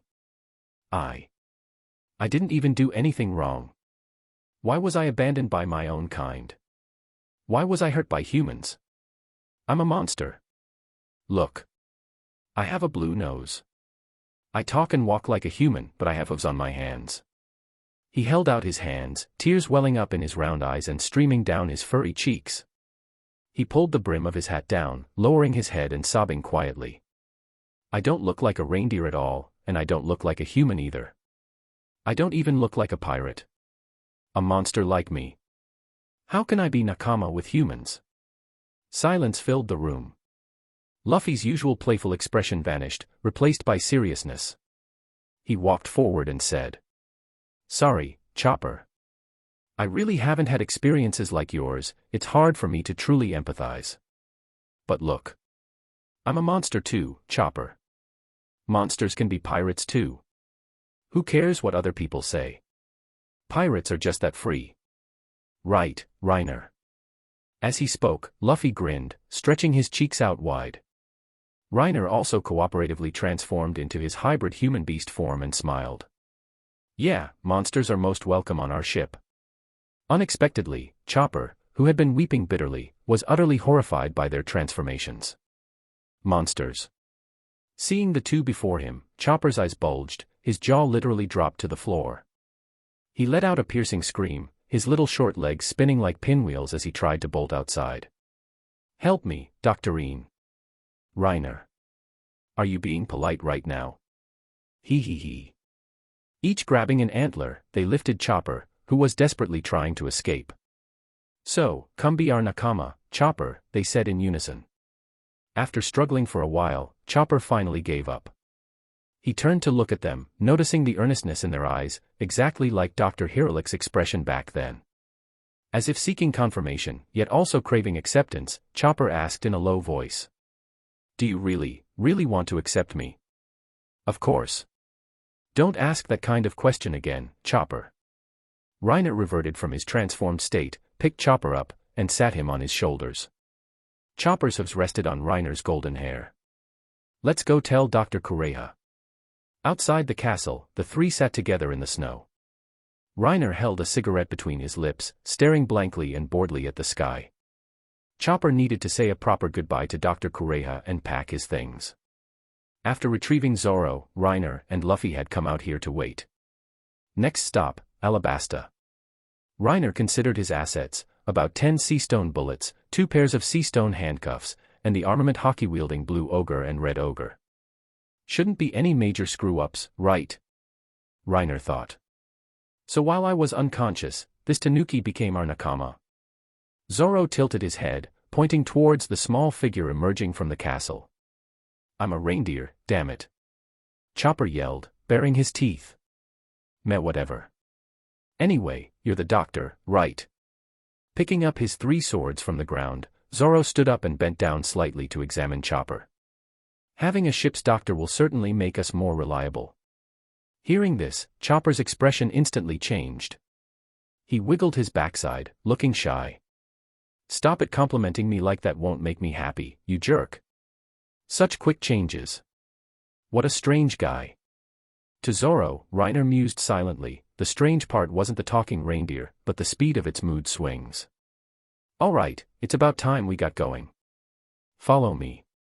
I'll carry you guys down. Reiner and Luffy patted the snow off their pants and stood up, following Chopper to a cable car station. Chopper didn't go inside, instead transforming into his reindeer form and pulling over a sleigh. Whoa-ha-ha-ha. Transformation. Luffy exclaimed, eyes sparkling. Seeing the setup, Chopper apparently intended to pull them down using the cable lines. You can even pull a sled.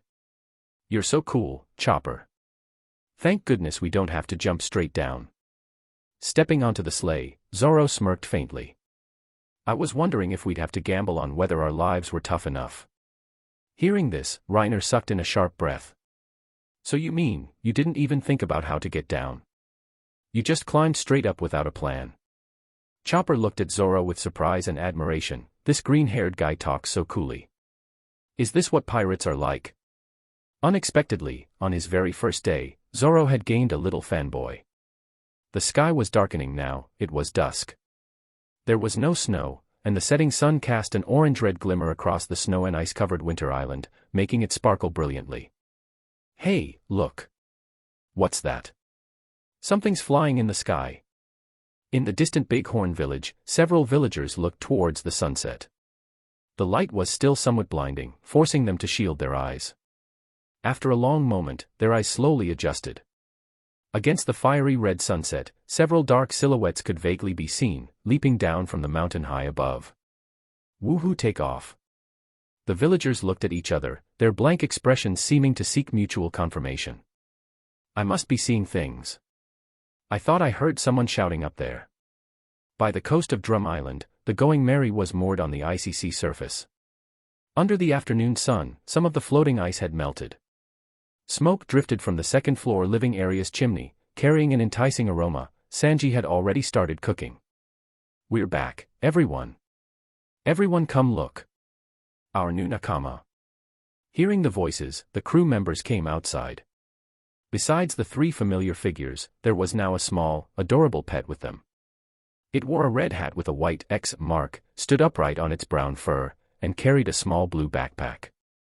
Our nakama is a tanuki. Luffy, keeping pets on board is a lot of trouble. I don't know how to make cat food, hey. I'm not a tanuki, damn it. Chopper immediately flared up, waving his hooves and pointing at his head, roaring, I'm a reindeer. See, I have antlers. The tanuki talked. I told you, I'm not a tanuki. He's a reindeer who ate a devil fruit. Smell some fragrance walking down the street, Chopper found it pungent. Reindeer have a very strong sense of smell. As they walked, Reiner recalled the original story, the crew crossing the desert to reach Yuba, only for it to be a wasted trip. He planned to first find some busy places to ask around for information, especially interrogating any thugs they encountered. The rebel army couldn't possibly procure large amounts of supplies openly, they would inevitably have to use underground channels. Wait, Reiner, Chopper, sitting on his shoulders, suddenly called out. He turned his head left and right, nose twitching as he sniffed the air, then pointed towards a cart turning into an adjacent street. Over there, Reiner. I smell a large amount of gunpowder. Oh. Unlocked a new use for Chopper. Reiner followed Chopper's small hand with his eyes. It was a four-wheeled cargo cart pulled by two camels, piled high with hay, likely fodder for livestock. Let's follow it and see. At Nanohana's port, a marine warship slowly docked. Report. Captain Smoker. We've received a reply from headquarters, saying. Refusing our request for action again, right? Why yes, sir. During our passage near Little Garden, the wiretapping Den Mushi intercepted a message clearly indicating someone is plotting a major event in this country. And yet those idiots at HQ.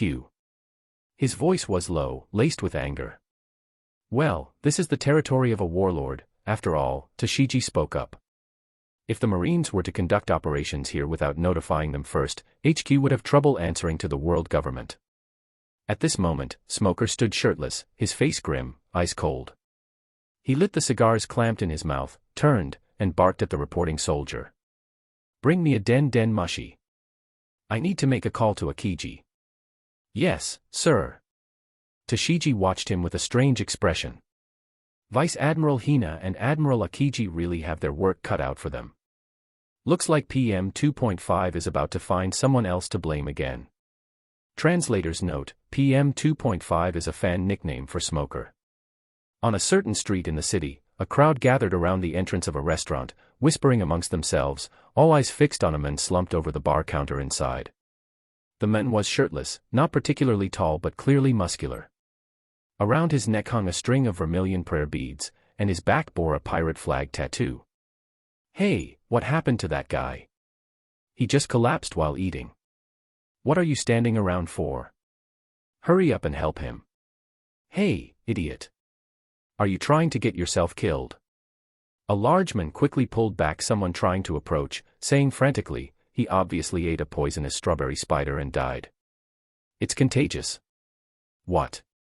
The crowd just stood there, neither approaching nor leaving, content to just watch the spectacle.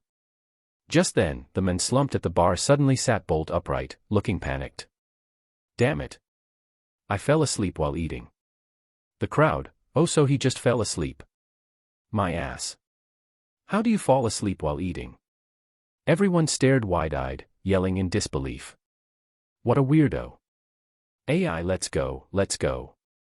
Soon, the crowd of onlookers dispersed. Well sorry about that, boss. Seems I caused you some trouble, the man at the bar said sheepishly to the owner after swallowing the food in his mouth. The owner, wearing a white chef's hat and long coat, quickly waved his hands dismissively, rolling up his sleeves. No worries. As long as you're all right, sir. Ha ha ha. Right, boss, I'm looking for someone. The man had medium-length black hair and visible freckles on his cheeks. He lowered his head, took out a bounty poster, unfolded it, and showed it to the owner behind the bar, offering a warm smile at the same time. Have you seen this person? His name is Monkey D. Luffy. He's my little brother. Chapter 41, Ace's template. The scene returns to Reiner and his group. After Chopper discovered the abnormality with the cart, the group quietly followed it.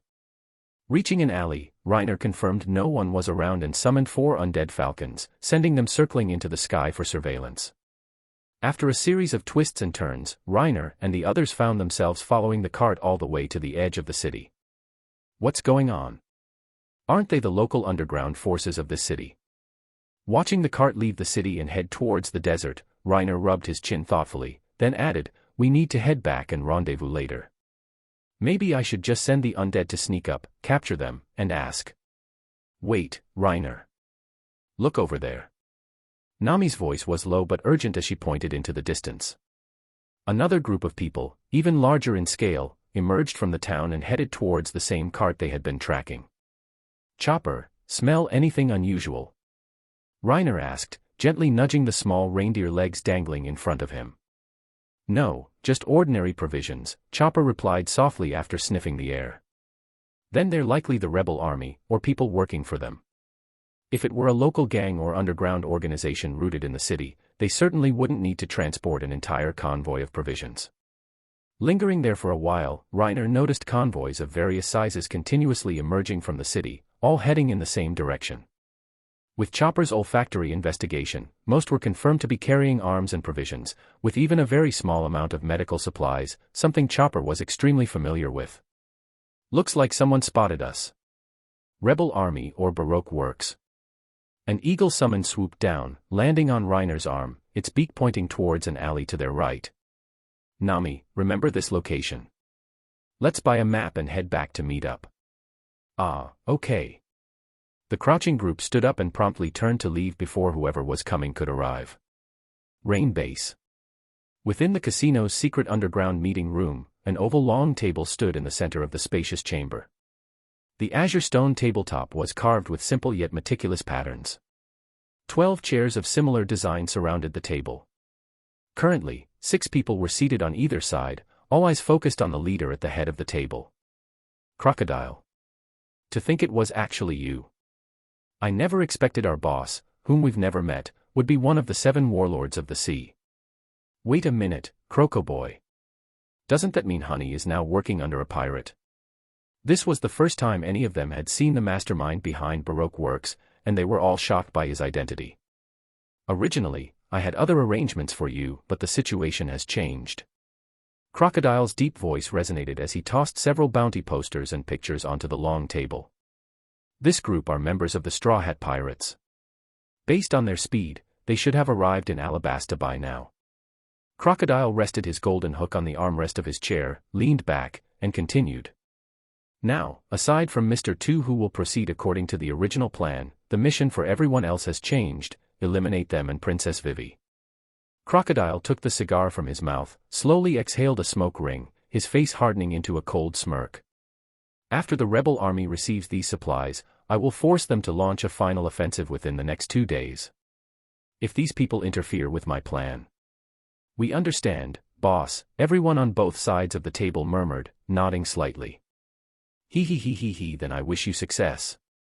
With those words, Crocodile dissolved into swirling sand and departed. "Well then, I'll be off too," a crisp laugh echoed as a woman with a sexy figure, dressed in white leather clothes and a cowboy hat, stood up, smiled, and left the meeting room. Only after she left did the remaining agents finally let out sighs of relief. The warlord Crocodile. It's still hard to believe even thinking about it now. The Utopia plan, huh? Sounds quite interesting. To think Honey became a pirate's subordinate. I never expected it. On a hidden stretch of coast near the port, aboard the Going Merry, Zoro, Sanji, and Vivi had already returned to the ship, having bought some supplies needed for crossing the desert. "Hey everyone. I'm back." Luffy's voice echoed from the distance. He bounded forward excitedly in his straw sandals. "You gotta see who I ran into." Hearing this, the crew members on board shifted their gazes behind Luffy. A man wearing an orange hat, shirtless with black shorts, followed calmly behind Luffy with a leisurely stride. Reiner and the others aren't back yet." Luffy leaped onto the Going Merry, looking left and right, then sighed disappointedly. "Ah, too bad. I can't introduce Ace to them. How unfortunate. A clear voice sounded as Reiner's group strolled up from the other side. Chopper sat perched on Reiner's shoulder, waving his little hooves and shouting. Luffy. We're back. After regrouping on the Mary, Reiner finally got a good look at Ace, lit, pockmark, likely a typo or derogatory internal nickname. Ha ha ha. Great. Ace, look. Luffy excitedly pointed at Reiner. That's Reiner. He set sail with me from Fuchsia Village. Is that so? Didn't expect to meet someone from home after being out at sea for 3 years. Looking at Reiner in his blue shirt, Ace, who had been squatting on the railing, smiled, jumped down onto the deck, bowed respectfully to everyone, and said softly. Hello everyone. My name is Porgas D. Ace.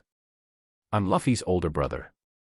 It's nice to meet you all, please take care of me. Everyone except Reiner was clearly stunned. Luffy, you have a brother. He.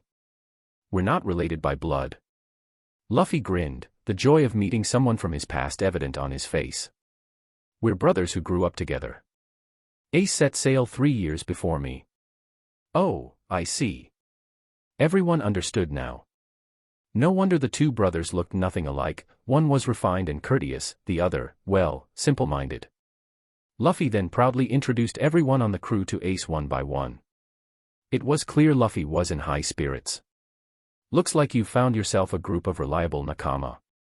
Ace looked dotingly at Luffy, then turned to the others. My idiot brother doesn't have the best manners. I'm sure he's caused you all quite a bit of trouble. At this, Ace bowed again. But I ask that you please continue to look after him in the future. No need to be so formal. This idiot is our captain, after all, Zoro chuckled, arms crossed. Luffy's brother is so polite. Hard to believe he's related to that idiot. Ace's demeanor couldn't help but impress the crew. All right Luffy, take this. As he spoke, Ace produced a piece of paper from his hand, holding it between 2 fingers and flicking it forward. What's this? It can point you to my location. Ace reached up, touching the hat on his head, and instructed seriously, keep it safe. In the future, you can use it to find me. Okay, got it. Luffy grinned, carefully folding the paper and clutching it tightly in his hand, afraid of losing it. Well then, I'm off, Luffy. Ace turned, leaving Luffy with a view of his back and side profile, a faint smile playing on his lips as he said coolly. The next time we meet, we'll be at the summit of this sea. Yeah. I know. Who knew then how quickly that statement would come true? Luffy replied firmly. Ace then jumped off the ship and strode away. The summit of this sea, huh? Reiner couldn't help but think. He lit the cigarette in his mouth, tilted his head back, and stared up at the blue sky, lost in thought. Wonder if I can get Whitebeard's template. Reiner didn't mention anything about Blackbeard. Even Luffy wouldn't interfere in Ace's adventure, let alone Reiner, who barely knew Ace. As for the Summit War, if Luffy went, he would go too. As long as that plan succeeded by then, charging into Marineford wouldn't be impossible. Thinking this, Reiner felt filled with drive. TSK, happy again. Eh? Wait a second, feels like I forgot something. Holy crap. Wait up, Ace. Let me touch you for a sec. Reiner hastily chased after him, quickly asked Ace to let him swipe a template, then returned to the ship. Chapter 42, Get ready to move, get ready to move. Alright, let's all compare intel, Sanji began, lighting a cigarette. Starting a war with a warlord is no easy matter. To get to Rain Base, we first need to cross the Sandora River, then traverse the desert. I've already prepared the food and water. There's still the problem of the civil war. How do we stop it? The rebellious sentiment among the rebel army has already reached its peak. Even if we reveal the truth now, it probably won't have much effect. Sanji's somber words made everyone's expression turn grave. I plan to go to the Oasis Yuba. The leader of the rebel army, Koza, and I have known each other since childhood. I want to try and persuade him, Vivi offered. However, the scene fell silent. No one spoke. Vivi, do you really think he'll listen to you? Reiner looked directly at her, bluntly shattering her fantasy. He carries the hopes of 700,000 people on his shoulders. You think a few words from you will make him give up? Everyone knew the answer: impossible. Sitting down cross-legged, Reiner scratched his golden hair. We don't have any proof, Vivi. Forget being childhood friends, even if you were his father, it wouldn't work. His father actually did try to persuade him, and truly failed. A war on the scale of 1,000,000 people. Just lining them up would probably fill the capital city, Alabasta. The difficulty wasn't just with the rebel leader. Even if they had a strong bond and Koza trusted Vivi unconditionally, what about the 700,000 emotionally charged rebels? What could possibly convince them? Use Hakoku. Pirates guard the nation's gate while rebels die for the state. That wouldn't be persuasion. Besides, Reiner's stamina couldn't handle 7 shots of that overnight, 2 would probably wipe him out. Plan A, crossed out. But what else can I do? I can't just stand by and watch the war break out. Vivi's voice grew weaker, and she slumped onto the ground with a thud. That's 1,000,000 lives. What on earth should I do? AI, the little delinquent, is going to cry again. Reiner rested his cheek on his hand, which rested on his knee, sighing helplessly. Go ahead and cry. Crying is good. Once you cry, Crocodile's time should be up too. Let Crocodile feel the power of the D clan. Hey Reiner. Now's not the time for talk like that. Nami pinched his cheek hard, speaking irritably. Just then, Reiner started recalling the original story. He vaguely remembered the 2 armies had already clashed, and it seems they only stopped fighting after it rained. If it rained? I just thought of an idea. Maybe we really can persuade the rebel army. Hearing this, Nami released his face. Everyone turned to look at him. Reiner continued. In their current state, the rebels definitely won't listen to reason. But what if we could lower their heightened emotions? The rebel army, simply put, was started by commoners. Those who defected later were originally soldiers loyal to the king. Everyone listened expectantly as Reiner went on. Putting aside Crocodile's influence, for the rebel army, the reasons for rising up and pointing their spears at the king are basically twofold. 1. They can't survive without water. 2. They believe the king is the one who took their water. That's the perspective of the rebel army, correct? So, the only reason this rebel army could coalesce is essentially down to one word. Hearing this, the others understood. They spoke in unison. Water. Exactly. For the rebel army, this war is a battle for rainwater. Therefore, the fastest way to soothe their emotions is also rainwater. If we could make it rain a few times in places outside the capital, even directly pouring rain onto the rebel army itself, then their fervent emotions would surely waver, at least somewhat. Even now, there were still many in the rebel army who found it hard to believe the king would do such an absurd thing, and quite a number of them at that. Sanji grasped Reiner's idea the quickest. Rain alone wouldn't be enough to make the rebel army give up, but it would be sufficient to temporarily lower the resistance sentiment of the majority, perhaps even extinguishing the fighting spirit of a small portion entirely. Under such circumstances, if they then applied external pressure, interfering with the rebels' mindset, success would at least no longer be impossible. I understand what you mean. But here comes the crucial problem: how do we make it rain? Sanji asked. Everyone else also looked blankly at Reiner. Dance powder, of course. Reiner looked baffled. Why are you all looking at me? Did you think I could actually pray for rain? What, is there a patent on this stuff? Sand Crocodile could use it, why can't I? Vivi had explained dance powder to them on the ship earlier. Reiner hadn't paid much attention at the time, but who knew it would come in handy now. But dance powder is banned by the world government. Vivi's voice trailed off as she gradually noticed the wicked smiles appearing on the others' faces. He. The world government didn't approve of them being pirates either. So our mission now is to quickly go to the rebel base and burn dance powder.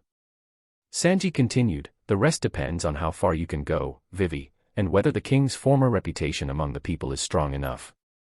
Don't worry. Without Crocodile's schemes, my father is the most trusted person in the entire country. Vivi then asked doubtfully, but where are we going to find dance powder? What's so hard about that? Crocodile or his top agents wouldn't be burning the powder themselves. At most, it's handled by some millions or billions agents. Reiner said dismissively, just show our faces around town. Plenty of Baroque Works people will come looking for us. We can just grab them one by one and ask. Also, when we landed earlier, didn't we spot about 10 billion agent ships? Maybe they have plenty on board. Yash. Luffy raised his hand, bumping his fist against his palm. I didn't understand most of that, but it means we can go fight now, right? Not bad, Four Eyes. Didn't know you had brains like that, Zoro praised with a smirk. Keep it low-key, low-key. All thanks to my omniscient perspective. Reiner then shared what he had discovered in town earlier with everyone. Nami checked the map against the directions and determined that the rebel army had likely moved from Yuba, as Vivi mentioned, to Katoria. This also explained why the crew found Yuba empty in the original story. And Katoria's location. What a coincidence. It's right next door. Reiner rubbed Chopper's head and smiled. Thanks to Chopper's nose, otherwise we would have made a huge blunder. Hee hee hee. Even if you say that, I won't be happy, you jerk. Chopper wiggled his rear, looking both shy and pleased. Having decided on a course of action, they split back into their earlier groups, with Luffy joining Vivi's team this time. Reiner summoned his undead and proceeded directly along the coast, sneaking towards the Baroque Works ships they had seen that morning. When they arrived, the ships were strangely quiet. It seemed agents at this level knew at least some inside information, even if they didn't know the core plan, they likely knew the time frame. At this moment, a party was underway on the ships. Loud shouts, clinking glasses, singing, laughter, and moaning sounds drifted out continuously. Reiner, is this okay? There are 200 billion agents over there. Can you handle them? Vivi said they're candidates for officer-agent positions. The cowardly trio spoke one after another, making Reiner want to scratch the floor in frustration. He scratched his head and pointed towards his summons. Ask them. Why are you asking me? The next moment, the katana and chainsaw devils charged forward directly, with even Blue Ogre and Red Ogre joining the assault. Finish quickly, leave quickly. As for Reiner and the other three, they simply found a place to hide, peeking out with four heads from behind a giant rock. Whoa! They sank a ship instantly. Blue Ogre and Red Ogre are insane. Reiner's undead are so strong. Meanwhile, on the Baroque Works ships, an appallingly brutal and overwhelming battle was unfolding. Whir. Zing! The Katana Devil and Wolverine undead moved like swimming dragons through the crowd. With every rise and fall of their blades, flashing steel filled the air as enemies fell continuously, quickly carpeting the deck. Blue Ogre and Red Ogre's side was even simpler. A casual blow sent enemies flying backward, knocking down large swathes of others. One ship had just pulled alongside when Red Ogre, gripping its shield tightly, slammed it violently into the ship's midsection. Cracks instantly appeared, spreading around the hull, and the entire vessel broke in two right there, bow and stern tilting upwards before sinking into the sea. These ships weren't exactly small, several times larger than the Going Merry, but compared to the two giant sea kings the giants once hunted in Little Garden, they were pure toys. Very quickly, the dozen or so ships were massacred. For those who jumped into the sea, Reiner stealthily summoned fishmen undead to harvest them. Most of these fishmen were grunts, but underwater, where the balance of power shifted dramatically, they quickly overwhelmed and cleaned up the fleeing agents through coordinated attacks. Reiner left only a few survivors, interrogated them for information about the dance powder, and confirmed that there was indeed some stored on these ships. Chapter 43, Every Step is Coming for You, Old Sand. On one of the Baroque Works ships, Reiner stood in the warehouse, looking at the cabin filled to the brim with dance powder.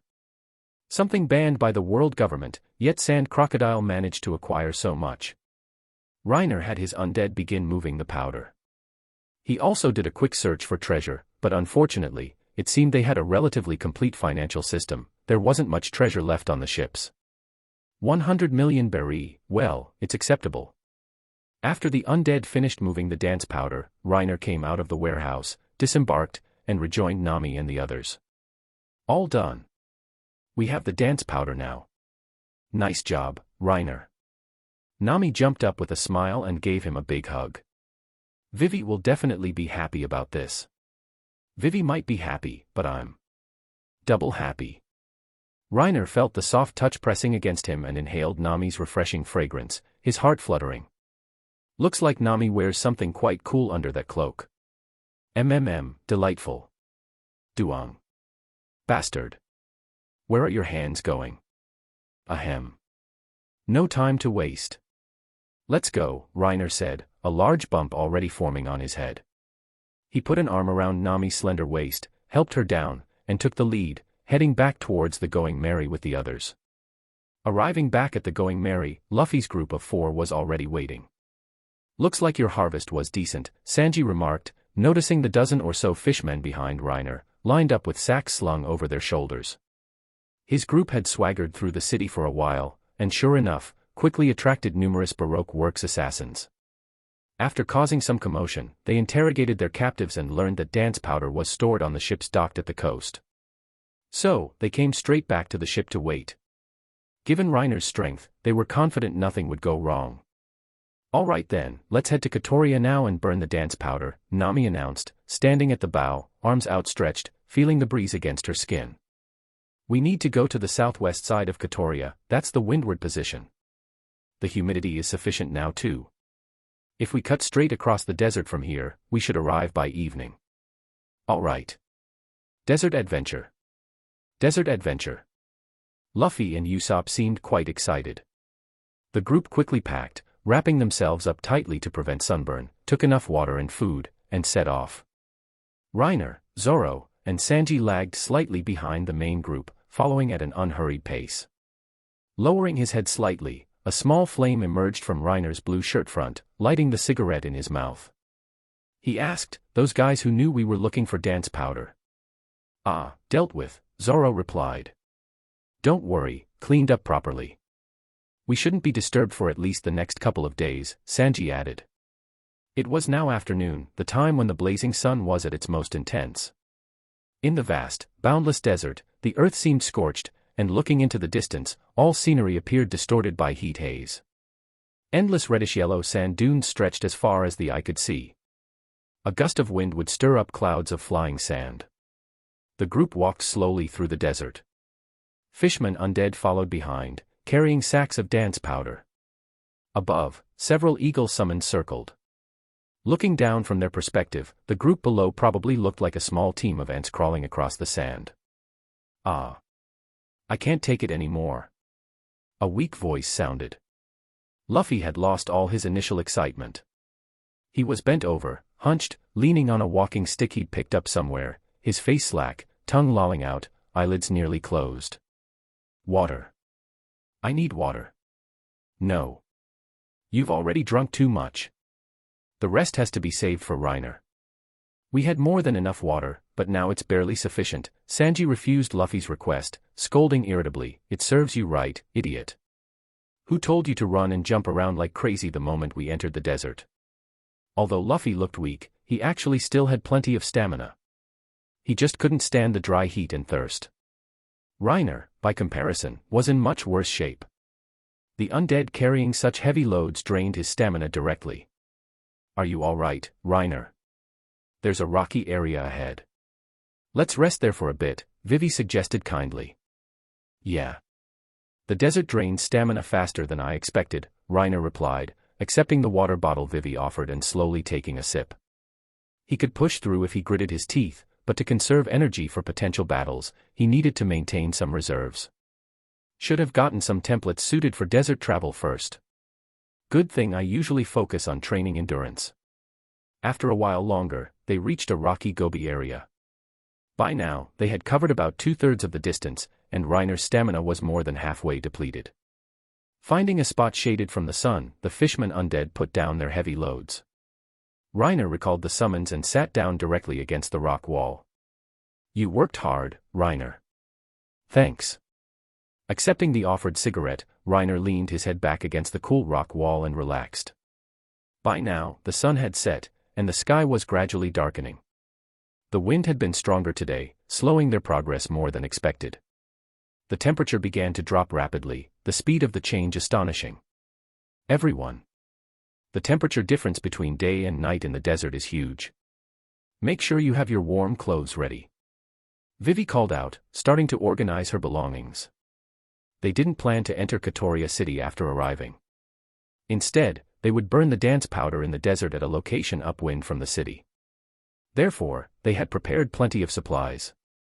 After resting for a while and eating some food to replenish their strength, they set off again. At that moment, inside a small shop called Spider's Cafe. Behind the bar stood a woman with a blue afro, Miss Daublefinger. She placed a cup of coffee on the counter, gently sliding it towards the bald man opposite her. Word came from Nanohana. The Straw Hat Pirates have appeared. Mr. 1, Das Bones, seated before the bar, spoke coolly. After killing quite a few of our people, their tracks vanished again. Could they have gone to the capital, Alabasta? Recalling the information the Unlucky sent from Cactus Island, the blue afro woman, Ms. Daublefinger, asked, after all, isn't their mission to escort the princess? It's possible. Since earlier. Das Bones picked up his coffee cup, took a sip, then continued in a low voice, I wanted the Billions to check the situation, but I haven't received any feedback. I have a bad feeling something might have happened. Foo foo foo foo. A boisterous female laugh came from behind. Mr. 4 and his partner Ms. Merry Christmas were seated at a nearby table. It was Ms. Merry Christmas who had laughed. Regardless, they'll end up at the royal palace eventually, won't they? The old woman finished her coffee in one gulp and suggested, since we can't find them now anyway, why don't we just go straight to Alabasta and wait for them? That works too. Let's head to the capital base. Das Bones finished his coffee in one gulp, stood up directly, and walked towards the door. Honey happens to be going to the capital for a secret mission too. We can travel together and keep each other company. Mr. 2. Shut up, Dead Okama. Talk weirdly like that again, and I'll kill you first, Mr. 1 threatened. Ooh, Honey is so scared. Try it if you can, Mr. 1, Mr. 2. Enough, you two. The mission is priority. The boss isn't exactly merciful, Miss Daublefinger intervened. Soon, the group exited the cafe, mounted camels, and began rushing towards the royal capital. Meanwhile, Reiner's group in the desert. All right, this spot should do, Nami announced. You guys start preparing to burn the dance powder. I'll use my climb attack to give it a boost. It might not be much, but it should speed things up a little. Ah, okay. After having the undead put down the dance powder sacks, Reiner directed them to spread out again and gather firewood. The climb attack was a weapon Nami had previously asked Usopp to help design and build, which was the reason Usopp started joining Reiner and Zoro's weightlifting sessions that day. Besides that, Reiner had also asked him to design a socket. He took out the white bone chain sword previously crafted from Arlong's template. On the ferocious skull at the sword's tip, a groove now securely held a sea-stone bullet, leaving only half the bullet head exposed. Add to that the hockey using blue ogre and red ogre. Reiner patted his waist again, where the fully loaded special sea-stone revolver hung. A smirk couldn't help but spread across his lips. Sumi Mazen Kroko-chan. Watashi. I've already prepared your coffin. Chapter 44, Resolving the Rebellion. The cold white jade plate hung high in the sky. Tonight's full moon was very bright, tinting the heavens a faint blue. Moonlight spilled onto the vast desert, making it seem somewhat desolate. Occasionally, there was unusual movement on the sand, likely some disturbed local inhabitants. Makes it look just like Hueco Mundo, Reiner murmured. The desert night, under the bright moonlight, appeared grayish-white, unconsciously reminding him of a certain figure. Maybe find a suitable template sometime, creating a little Okiura would be pretty cool too. In the desert, several clusters of flames blazed fiercely. A group of people sat around chatting, perhaps because it was their first night camping in the desert, they found it novel, and the conversation was extremely lively. Sanji had set up several firewood racks. One he used himself for cooking, while the undead tended the others, burning dance powder. There was also a skeleton undead standing nearby, continuously rotating two climb-attacked pieces in its hands. Nami, only after her arms got sore, realized how foolish she'd been. Did she really need to do this kind of thing herself? So, she directly conscripted Reiner's help, while she sat to the side watching and directing. Too many heat bubbles. Make more cool bubbles, you idiot. You scold the undead too. Skeleton lives matter too. Reiner said speechlessly. Dinner's ready, everyone. Sanji's voice rang out, like a magic command word that always elicited a corresponding response. Whoa-ha-ha-ha. Coming, coming. Luffy eagerly scooted closer, banging his bowl and chopsticks together, making ding-ding sounds, and calling out with a grin. Sanji. Can we roast that poisonous snake I caught earlier? How can you eat that thing? You just said it was poisonous, idiot. Sanji exhaled a smoke ring and replied coolly. What about the poison lizard then? Changing the animal doesn't make it okay, idiot. The point is the poison. Sanji finally couldn't help but yell, scooping out a large bowl of meat to shut Luffy up, then handed a bowl to Reiner. You worked hard today, Reiner. No problem. It's part of the logistics job. Before Reiner could finish, Sanji had already run off. Then came his exaggerated voice, Miss Nami Princess Vivi, I saved the best portion for you. Pervy cook. Pervy curly brows. You got a problem too, moss head. Ah, thank you, the two women thanked Sanji. But maybe give this to Reiner instead. We'll just eat whatever. He must be exhausted today. I am Miss Nami and Princess Vivi are so captivating even when being considerate. After laying on the flattery, Sanji turned back around, his face darkening as he said to Reiner. Damn it. Eat every last bite. Not a single drop left behind. Ha. Are you barking? Damn 4 eyes. Ha ha ha ha. And so it went. The dance powder was kept burning continuously by Reiner's controlled undead. After eating, everyone soon crawled into their sleeping bags to rest, continuing until the next day when the sky was just beginning to turn a dim gray. Cock-a-doodle-doo. Eh? What the heck was that? Never mind. Reiner slowly opened his eyes, shaking the crowing sound from his mind, and pushed himself up with his hands. Hey everyone. The rain clouds are gathering. Looking at the gray sky, Reiner couldn't help but shout, startling everyone else awake. Meanwhile, outside the headquarters camp of the rebel army in Katoria, the sky was just dimly lit at dawn. Most people were still asleep, only those on duty and a few early risers were active outside. Hey! Look at the sky. A voice cried out, immediately drawing everyone's attention. This is. How could? It's rain clouds. The crowd stared at the sky not far away, where dense black clouds covered the entire expanse. Everyone looked utterly stunned, mouths agape, unable to close them for a long time, standing frozen, gazing blankly upwards. Quick! Quick, go tell the leader. Yes. Inside the rebel army camp, it was completely silent, most were still deep in dreams. On a walkway, a figure dashed frantically towards the depths of the camp, shouting urgently as he ran. Leader. Leader. Clouds. The rain clouds are here. His shouts naturally woke many still sleeping. Those getting up were inevitably annoyed, some with severe morning temper even cursing aloud. However, after processing the words, without exception, they all exerted their full strength, violently threw off their blankets, leaped out of bed, and rushed outside into the streets without even bothering to put on shoes. Drip. A single raindrop hit the cheek of a rebel soldier, just below his eye socket. It felt a little damp, a little cold, and slightly itchy, but he paid it no mind. He simply tilted his head up towards the dark, oppressive sky, his entire body trembling uncontrollably, tears welling up and spilling ceaselessly from his moist eyes. Rain clouds. They're really rain clouds. 3 years. It's been 3 years. Looking at the clouds above, the man couldn't stop himself from kneeling, bowing his body forward until his head rested on the ground, sobbing bitterly. Tap. Tap, tap. Tap tap tap tap tap. The dripping sound grew denser and denser. Excited voices gradually rose from the streets, followed by excited/agitated, shouts, and then heart-wrenching wails. The drizzling rain soon covered the entire city.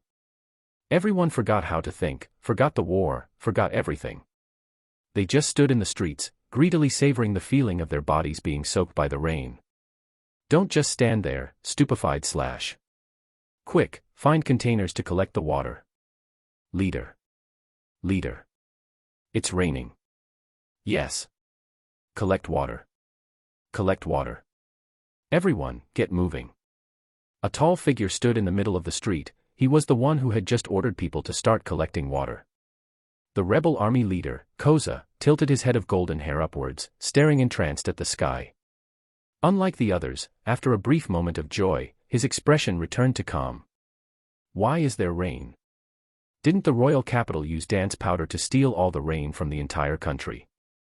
Koza unconsciously clenched his fists, murmuring to himself.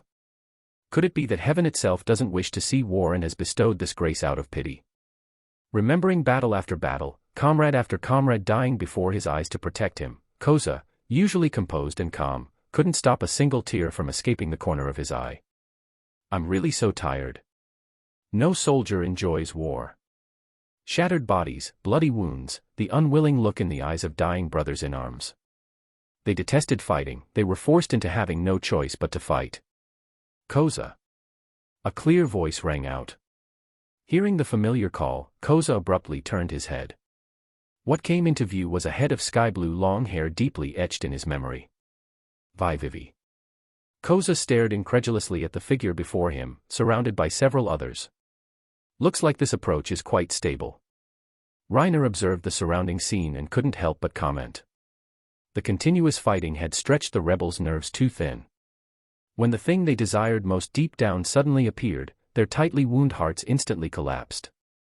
When his group arrived at the rebel base, practically no one paid them any attention, making Reiner briefly question their military discipline. Looks like I underestimated the depth of their despair and their thirst for rain. I think I can understand some of it, Sanji said, trying to light a cigarette but having it repeatedly dampened by the rain. His expression was melancholic. If someone had offered me food back when I was starving to death, I would have wolfed it down even if they told me it was poisoned. Vivi, what are you doing here? I came to tell you about the conspiracy behind this war. This is a manipulated war. Hearing this, Koza's face remained unnaturally calm. It's not convenient to talk here. Let's go inside first. With that, Koza turned directly and walked into the camp. Vivi looked back at Reiner and the others. Seeing Luffy nod, she led the group into the camp. Chapter 45, Heading to the Royal Capital. Inside the dim meeting room, about 10 people sat around a round table. Koza and Vivi sat opposite each other. The Straw Hat crew and several of Reiner's undead remained standing behind Vivi, not taking seats. Bang. One man leaped up, slamming both hands heavily onto the table, his expression stunned as he yelled. What did you say? Hey, is this real? I knew it. The king would never do something like this. Several other rebel leaders also spoke up, their expressions varied, but all held a trace of amazement. Among them were several members of the Suna clan who had played with Vivi during childhood and trusted her more, but not everyone felt the same. Why should we believe you? What if this is just a conspiracy cooked up by the royal family, seeing the war turning against them, trying to frame someone else? Exactly. Do you have any proof, Princess Vivi? A few dissenting voices began to emerge. Reiner wasn't surprised by this at all. The fact that some people had managed to sit and listen to Vivi's entire story was already thanks to the fortuitous rain. Proof? I don't have any right now. No need to say more, Koza interrupted Vivi. Wait, Koza. You have to believe me. Father would absolutely. No, I believe you, Koza stated plainly. However, these words made the others restless. Leader. You can't just because she's Princess Vivi. Wait. This is too rash. Yeah. What about the brothers who died? Everyone quiet. Listen to me, Koza shouted, cutting off the noisy crowd. He rubbed his temples, leaned back in his chair, closed his eyes, and began to speak. It's not because of Vivi. Calm down and think carefully. If you had to choose between Crocodile and Cobra, who do you think is more likely to do something like this? Koza truly proved himself capable of rallying 700,000 troops, managing to calmly set aside 3 years of war-fueled hatred to analyze the situation. A king who reigned conscientiously for decades, developing this barren land, what reason would he possibly have to do such a thing? No matter how scarce water is in the capital, the royal family surely wouldn't lack their share. Koza continued with his eyes closed. And think back, the king's personality changed drastically 3 years ago, coinciding exactly with Crocodile's arrival in Alabasta. Isn't that too much of a coincidence? We never considered it from this angle before, but following Vivi's words and looking deeper, aren't there far too many coincidences, big and small? Silence descended upon the meeting room. Everyone's face grew somber as they lowered their heads, lost in thought and recollection. Yeah. If I had to pick one, I would definitely trust the king more. How could that king possibly do something like this? I still find it hard to imagine. Believe Vivi, everyone. A brown-haired man suddenly stood up and shouted. He was a former member of the Sukuna clan. He had long grown weary of the war. If not for Koza, he wouldn't even have joined the rebel army. Several of us have known King Cobra since we were kids. Don't we know in our hearts what kind of person he is? Tears streamed from the brown-haired man's eyes as he continued shouting, I didn't want to fight any more long ago. Too many people have already died. Do you really want to continue? Hearing this, the others around the table began to be moved. Of course, they didn't want to continue.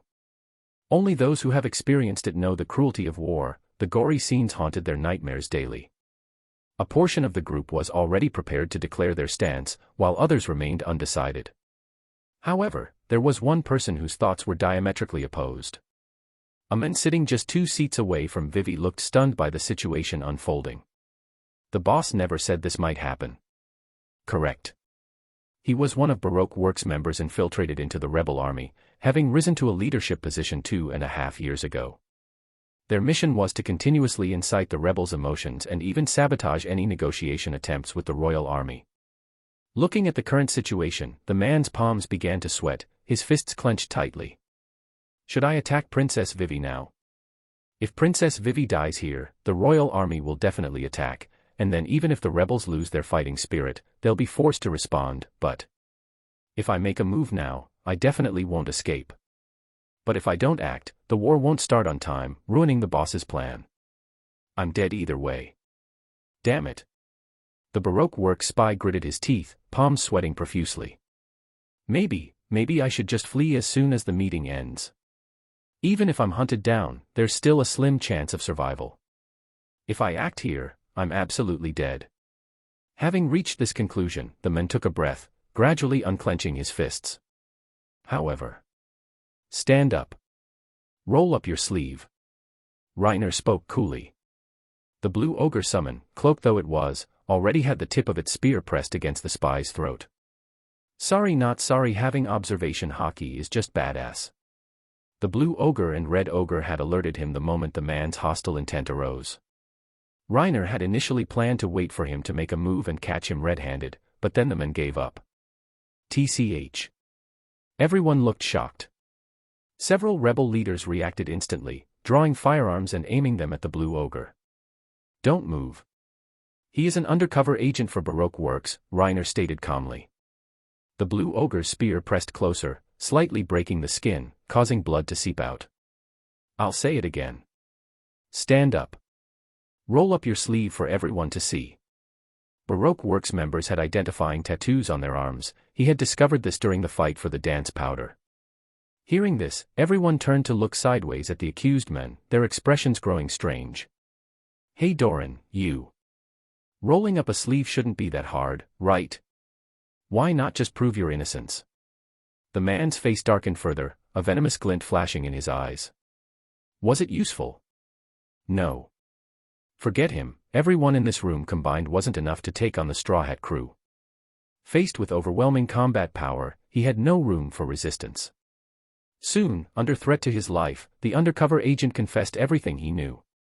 Doran, you. I can't believe what Princess Vivi said was all true. The group of leaders looked utterly incredulous. It was all too convoluted, their brains couldn't keep up.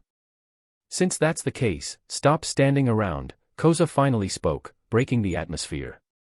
Now that we have witness testimony, let's spread the news to our other comrades immediately. I will personally make a trip to inform the people at the other bases right away. Taking advantage of the rain while the rebels' fighting spirit was dampened, the leaders began moving around, explaining the truth. Koza also took some men and departed from the main base camp towards the other strongholds. There's nothing more we can do on the rebel army side now, Sanji stated, back in the meeting room where only the Straw Hat crew remained. Next, let's escort Vivi directly to the royal palace and sync our information with the royals. Thank you. Truly, thank you all so much. Vivi couldn't help but cover her face, thanking them repeatedly. The little delinquent is going to cry again, Reiner chuckled softly. This time, Nami didn't roll her eyes, just offered a faint smile along with him. But our business isn't finished yet. Luffy raised his hand, bumping his fist against his palm, and grinned. The final enemy hasn't been dealt with, right? Yeah.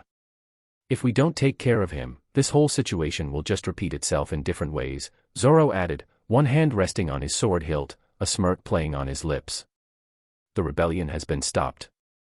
If Crocodile doesn't give up, he'll likely go after the king in the capital. Reiner lit a cigarette and stated coolly. Get ready to cross the desert. Then we head straight for the royal capital. This time, we need to find some suitable desert mounts first. I can't handle transporting everyone with my undead. Having decided, Reiner went off to find some horses. Sanji also started asking the rebels for some food and water supplies. Once prepared, the group departed from Katoria, heading straight for the royal capital of Alabasta, Alyabarna. The final stage of the Kingdom of Sand. Chapter 46, Senior Agents, Respective Opponents. Alyabarna, the royal capital of Alabasta, was built on a circular plateau rising from the desert. A total of 5 white marble stairways on the front and sides provided the only means of entering the royal capital. Everyone. We can see the royal capital. At this moment, Reiner and the crew were riding hard across the desert on horseback, already approaching the stairs of the main south gate. Reaching the foot of the stairs leading into the city, Reiner summoned his undead. There's no time to delay. Let's hurry up. This time, they had headed straight for the capital from Katoria, only stopping to rest once midway. Even so, the Baroque Works agents had likely already set up an ambush. With the news of the ceasefire spreading among the rebel army, it would surely reach Baroque Works quickly, especially since they had Den Mushi for contact. Ditching the horses, the group immediately charged up the stairs until they reached the gate at the top. Halt! Who goes there? This is a special period. The entire city is under martial law. Several guards raised their spears, blocking their path. Behind them, a large contingent of the royal army stood in formation, ready for battle. It's me. Vivi directly threw back her hood, revealing her cascade of sky-blue long hair and her face. The guards were stunned upon seeing her, immediately lowering their weapons. Princess Vivi. What are you doing here? There's no time to explain. Let us in quickly. Vivi called out urgently. But, they. Understood. Quickly, make way for the princess. The guards looked at Reiner and the others behind Vivi, filled with questions, but they still resolutely carried out their princess's command. Even now, during a critical period where war could erupt at any moment, no soldier would doubt this princess. Meanwhile, inside a certain house within the royal capital, 2 people sat at a table. Not far away in a corner lay a man, bound and gagged. Crocodile, is Honey's plan still necessary now? Mr. Two asked the grim-faced man beside him cautiously. Their original plan was to kidnap the king, then have Mr. Two impersonate him to incite unrest and accelerate the outbreak of war. They had already captured the king, who was tied up nearby. However, they had just received news that the rebel army had learned the truth and were spreading out to announce a ceasefire. Bang! Straw Hat crew. Crocodile gritted out through clenched teeth, his face twisting with dark fury. This news had come too suddenly, without any prior warning. They had only arrived in Alabasta yesterday, yet somehow, bafflingly, they had already quelled the rebellion. This group, whom he had previously disregarded, had unexpectedly accomplished such a major feat without him even noticing. The original plan is unnecessary now. Crocodile forced the words out, his voice chillingly cold. You rendezvous with Mr. One and the others. Eliminate the Straw Hat crew and Princess Vivi. Understood, Crocodile, Mr. Two acknowledged, touching the tips of his fingers together as he pirouetted away in ballet steps. At this point, restarting the war would be extremely difficult. Once the truth spread, practically no one would want to step onto the battlefield again. Crocodile's face remained dark. He walked over to the bound cobra, crouched down, and forcefully ripped the tape from his mouth. Sand Crocodile. Don't shout so loudly. Interrupting Cobra's furious roar, Crocodile spoke with a sinister grin. Seems you really raised a good daughter, Cobra. After I obtain that thing, I will be sure to repay her properly. Whatever you're plotting, you've already failed. Cobra cursed, struggling against his bonds, pressing his face close to Crocodile's. Your conspiracy has been exposed. The world government will absolutely strip you of your warlord title. You're finished, Crocodile. He, warlord. Crocodile pressed his golden hook against Cobra's throat, smirking coldly. That title means nothing. I only accepted it for my own convenience. Since things have come to this, let them strip it. Once I obtain the ancient weapon, what can even the world government do to me? You. Cobra stared at Crocodile, utterly stunned into silence. So that was his true goal. How did he find out? Cobra then gritted his teeth, glared fiercely at Crocodile, and growled. That's nothing but a rumor. No one knows if it's true or false, and no one can verify it. He, you don't need to worry about that. You just need to tell me where the poneglyph is. In your dreams.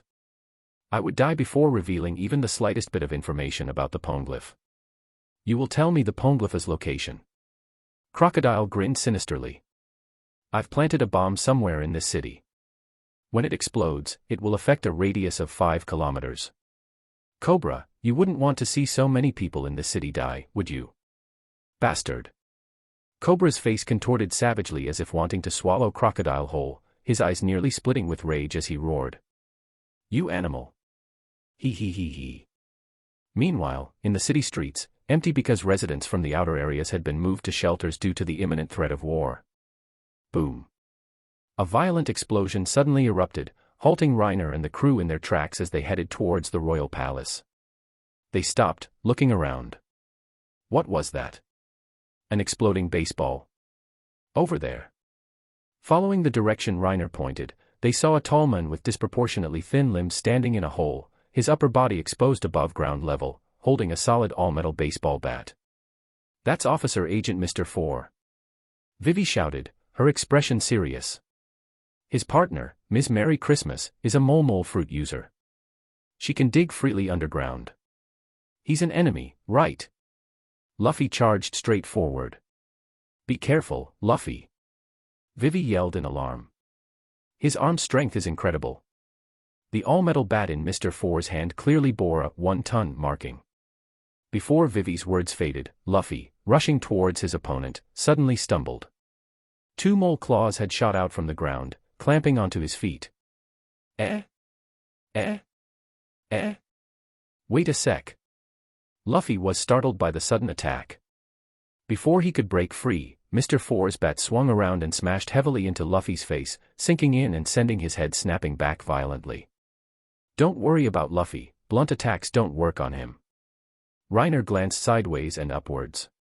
A tall, sturdy, bald man stood on a nearby rooftop, arms crossed, looking down on them. We've got more enemies. Looks like everyone's here. Mongrel. Dares to stand so high above me, Reiner thought, displeased. Tap. Tap. Tap. Just as he finished speaking, a sexy woman with an afro appeared behind them, clicking her high heels as she sashayed forward like a cat, her bright red lips parting to issue a seductive voice. To think you resolved the rebellion so quickly. You all are quite impressive. All because of you, Honey's fun secret plan got cancelled, another figure in strange attire walked out. Sanji couldn't help but shiver. What kind of pervert is this? How rude, bastard. Mr. 2 looked mortally offended, leaping forward in ballet steps. Let me show you the power that combines the strength of a man and the flexibility of a woman. The power of an Okama. Okama Kenpo. His exposed long legs, covered in hair, whipped towards Sanji with incredible speed. Sanji met the attack head-on, his own pitch-black kick mirroring the move. Damn Okama. Stop being disgusting here. Sanji cursed, a cigarette clamped between his teeth. Feeling the force transmitted through his leg, he was secretly shocked, someone could actually match his leg strength. He yelled back to Reiner and the others. Leave this guy to me. You guys keep going. Go. The bald man on the rooftop jumped down coolly. Underestimating us, are you? Today, you all die by my blades. Midair, Dazbones curled his fingers into claws. His dark hands suddenly glinted with sharp, cold light as he swung both hands towards Vivi, sending invisible slashes flying towards the group. 10-finger quick slash. Flying slashes. No, should be generated using his fruit ability. Reiner secretly directed the Katana Devil and other undead forward to protect the weakling trio, Nami, Usopp, Chopper, while Zoro had already drawn his swords, stepping in front of the nearby Vivi. Clang. Strange slashes. Then leave this one to me, Zoro smirked, parrying the finger blades, his eyes fixed on his opponent with keen interest. Chapter 47, The further they chase, the farther away. Let's go, Vivi, Nami called out, her voice firm. They are really strong. We have to trust everyone. Let's continue towards the royal palace. Okay, I understand, Vivi nodded resolutely, turning to continue running towards the palace. Meanwhile, up ahead, Luffy, whose head had been sent flying earlier, glared down furiously at Mr. Four below. His neck rapidly contracted, and his head shot downwards like an arrow loosed from a bowstring, crashing forcefully towards his opponent. Gum Gum Bell. The next moment, two foreheads collided, ringing out with a loud impact like a giant temple bell. Bang. Mr. Four's massive standing figure recoiled as if struck by a heavy hammer, his head snapping back instantly. Broken teeth flew out with a spray of blood, and his eyes rolled white as he nearly lost consciousness. Mr. Four. Ms. Merry Christmas, hidden underground and still gripping Luffy's feet, cried out in alarm. Reacting quickly, she gritted her teeth and pulled hard with both arms, dragging Luffy down into the earth. Thump. Luffy was slammed hard into the hole, kicking up a cloud of dust, firmly stuck in the opening like a nail hammered into the ground. Simultaneously, the nearly collapsed Mr. Four's pupils refocused. He forcefully took a step forward to stabilize himself, lowering his head to glare angrily at Luffy. Mr. Four's physical constitution was incredibly tough, he hadn't gone down even after taking Luffy's headbutt directly. Bastard. Gritting his teeth, Mr. Four shouldered his heavy cannon, aiming the dark muzzle directly at Luffy trapped in the hole. Seeing the heavy cannon aimed at him, a drop of cold sweat trickled down Luffy's forehead. He tried struggling free but found himself stuck fast, beginning to panic and yell. Hey, wait a minute. Let me out. What the, hey, wait. However, what shot out from Mr. Four's bazooka wasn't a cannonball, but with a pop, out came a dog's head. Lasso. No, seriously. We're in the middle of a fight, dude. Are you playing for laughs? Reiner thought speechlessly. Behind him, the red ogre summon assumed the posture of an athlete about to throw a javelin. The long spear was held level with the ground over its shoulder as it took a powerful step forward. Its bone-white arm gripped the spear tightly, twisting as it gathered power, emanating a majestic and terrifying aura. Rumble. A deafening roar like a dragon's cry tore through the air as the spear in the red ogre's hand shot forth explosively, ripping through the air and creating a momentary vacuum track. Just as the dog head at the front of Mr. Four's bazooka was about to spit out a baseball bomb, the spear, like a meteor streaking across the sky, carrying immense force, slammed violently into his massive torso. Bang. Wham. His entire body, pierced through, instantly twisted, flying sideways and smashing hard through several walls, stirring up billowing clouds of thick smoke. The tremendous noise drew everyone's attention, all eyes turning towards Mr. Four's direction. As the dust settled, revealing the scene within, all the Baroque Works agents couldn't help but show expressions of fear. Mr. Four's huge body was pinned to a wall like a side of cured meat hanging to dry, eyes rolled back, blood trickling down his body. His status was unknown, alive or dead. A hockey user this terrifying. The way the Baroque Works agents looked at the blue ogre changed completely. No one attempted to bypass their opponents to pursue Reiner's group anymore, instead, they each focused their attention intently on the enemy directly before them. As they fought, they seemed to drift further and further away from Reiner's group. Looks like no one wants to chase us anymore, Nami blinked. Let's just head straight to the palace like this. Aside from Zoro fighting Das Bones and Sanji fighting Bon Curie, the other officers were tied up by Reiner's katana and chainsaw devils. "What were you doing, Luffy?" Reiner asked helplessly, grabbing Luffy's neck with both hands and forcefully pulling him out of the hole. "Ha ha ha. Almost got blown up." "Thanks, Reiner." Luffy grinned cheekily, unconcerned. "Give me a break. If that could kill you, you wouldn't have survived this long." "However, you're being too careless, Luffy," Reiner sighed. "Crocodile is strong. He's an enemy we must take seriously. Don't be so foolish again later." Reiner had spent considerable effort preparing for the battle with Crocodile, and even so, he didn't feel victory was guaranteed. Luffy, on the other hand, had sailed too smoothly since setting out, without experiencing any major setbacks. Reiner hoped Luffy's fearlessness stemmed from the courage to face difficulties head-on, the determination to persevere even after failure, and not just the naive audacity of a newborn calf unafraid of a tiger. "Ah, sorry." Hearing this, Luffy also dropped his playful expression and responded seriously. "I understand, Reiner. Let's keep going." The group continued towards the royal palace without stopping. The capital city was huge. Reiner created several horse templates, summoning them directly for the crew to ride. Back where they were, Zoro and Sanji remained to face Das Bones and Bon Curie. The Katana Devil and Chainsaw Devil summons took off in pursuit of Miss Daublefinger and Miss Merry Christmas. Arriving at the royal palace, Vivi led Reiner and the others through as if it were uninhabited territory, heading straight for the center. All the guards recognized the long-missing princess at a glance and offered no resistance. Soon, the group arrived outside the central main hall of the palace. "Princess Vivi." An urgent voice called from above. The group looked up to see a giant falcon diving down from the sky, wearing a long sword and clad in a white robe. "That big bird can talk. Is it an enemy?"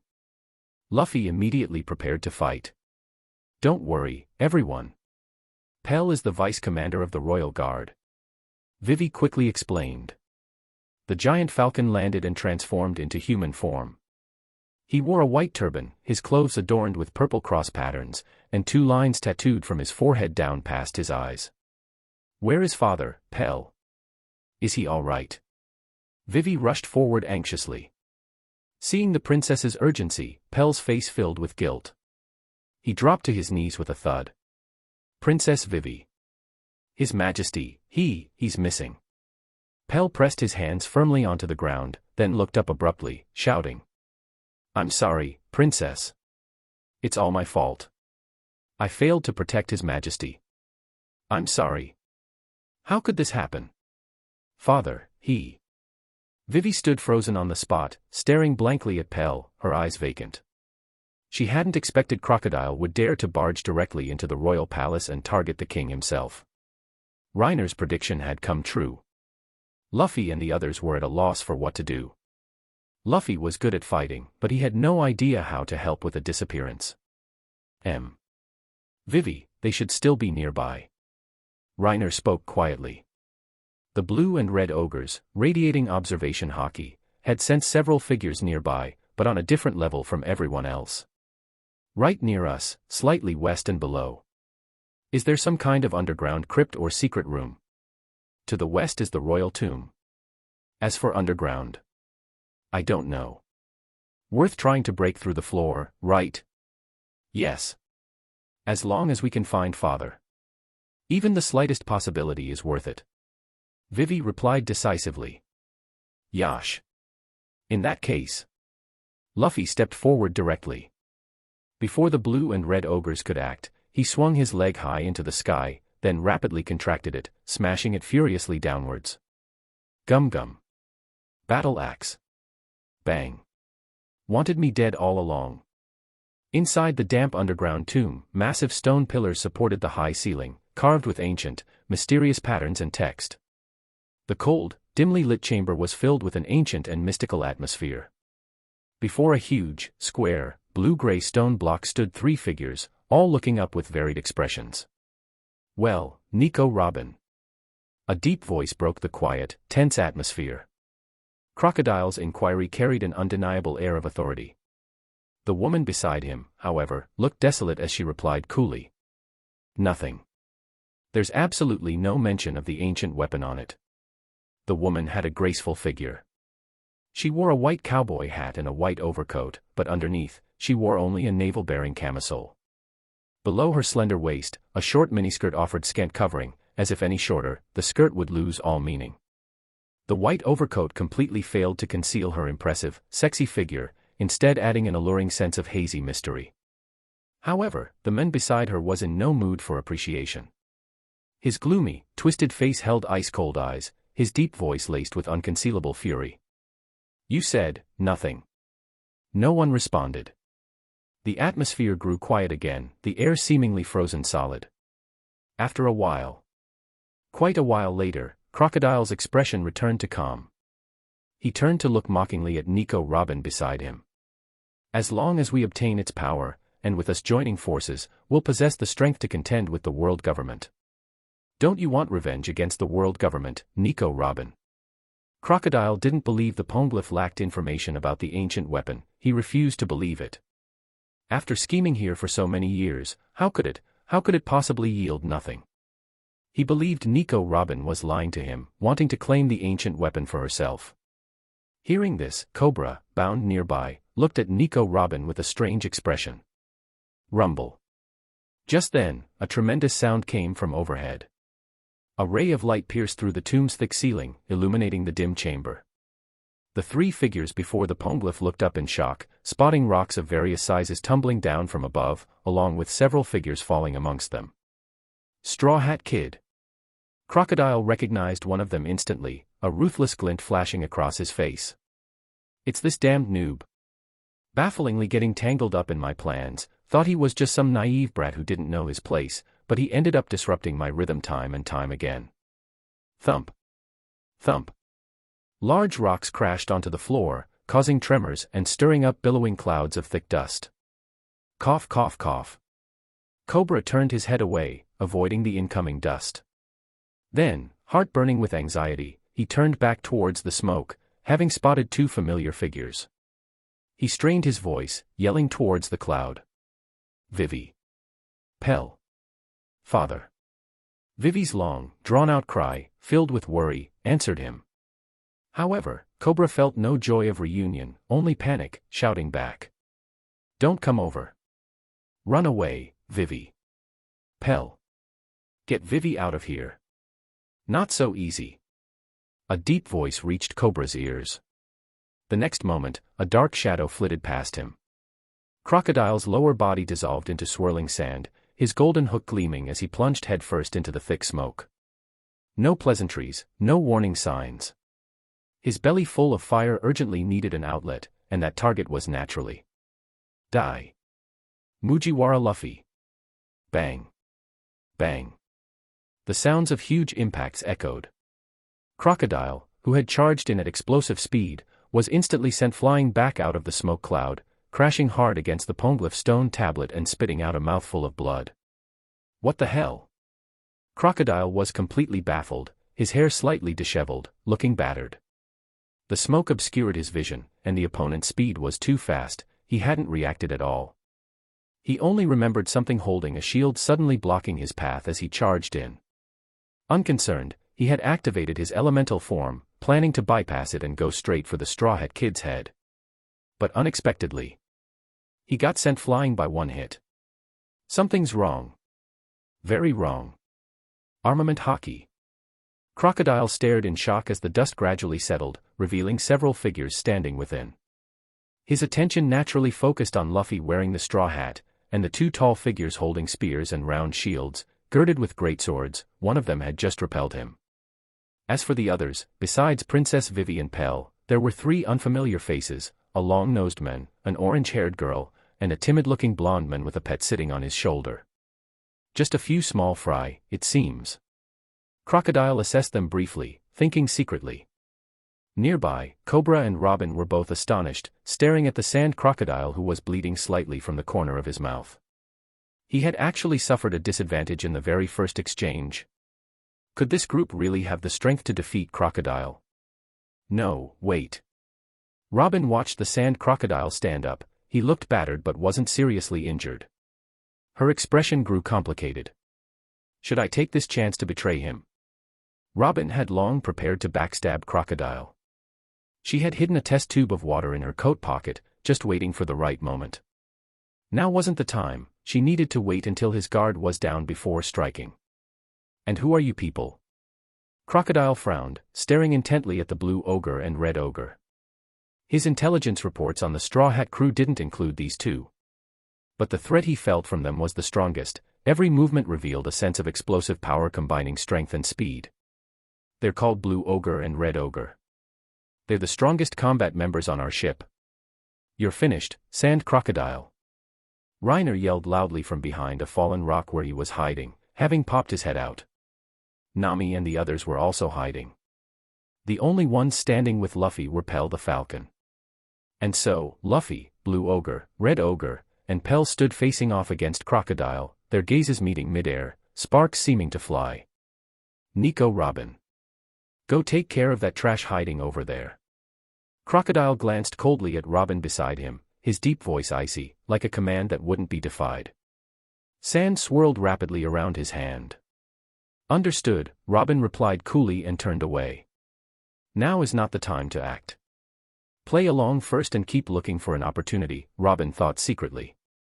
Although that last exchange gave her some hope for the Straw Hat crew, Crocodile's true strength was far greater than what he had shown. However, just as Robin turned her back. Regrettably, I cannot trust you, Ms. All Sunday. Crocodile's eyes hardened viciously. The sand swirling in his hand flew out, instantly forming into a blade edge aimed at Nico Robin. Desert Spada. He didn't intend to kill Nico Robin, but facing opponents who could threaten him, Sand Crocodile couldn't possibly allow someone he didn't trust to remain by his side. He believed this woman had just been planning to hoard the information about the ancient weapon for herself. You should just lie down for a while, Nico Robin. The sand blade formed instantly, vibrating intensely with a low hum, and shot towards the seemingly defenseless Robin. Yet, at that very moment, as if sensing something, Robin quickly turned sideways. Could she, who distrusted Crocodile, truly let her guard down? Having been with Crocodile, she was constantly wary of him. Her experiences from childhood taught her to trust no one, and she had honed the skill of always being alert to her surroundings. Simultaneously as he attacked, Robin pulled a vial of water and a dagger from within her coat. The sand blade grazed her shoulder, tearing her coat and drawing a splash of blood. However, enduring the pain, Robin threw the water towards Crocodile and flung the dagger like a throwing knife with all her might. This sudden turn of events stunned everyone present. Even Crocodile was baffled. So you wanted me dead all along? Reiner was also stunned. What the? Everyone's a backstabber. Damn, this is exciting. Without time to think, the blue and red ogres lunged forward like arrows, taking advantage of Crocodile's momentary distraction to attack. Reiner knew Crocodile wouldn't go down easily. Even if they couldn't kill the Crocodile now, they had to at least protect Robin.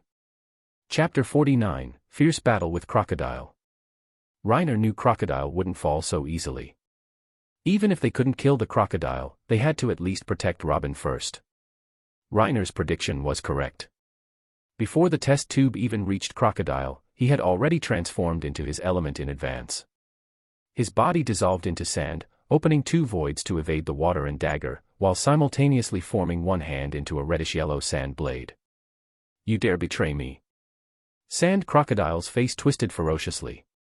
The crimson sand blade in his hand vibrated at high speed, clearly possessing immense cutting power, a move capable of easily slicing through rock. However, just then, the test tube and dagger that passed through Crocodile were caught by a pair of delicate hands that sprouted behind him. With a firm squeeze, the test tube shattered, and the water splashed directly onto Crocodile's body. Robin had used her devil fruit ability to grow hands right behind Sand Crocodile. Doused with water, Crocodile was forced out of his elemental form. He stumbled, then forcefully stabilized himself, whipping his head around to look behind him. A slender hand gripped the dagger, its cold glint stabbing directly towards a part of his body that couldn't turn into sand. Useless trick. Clang. Crocodile had long figured out the abilities of the flower fruit. His hook parried the dagger, while simultaneously activating his own power.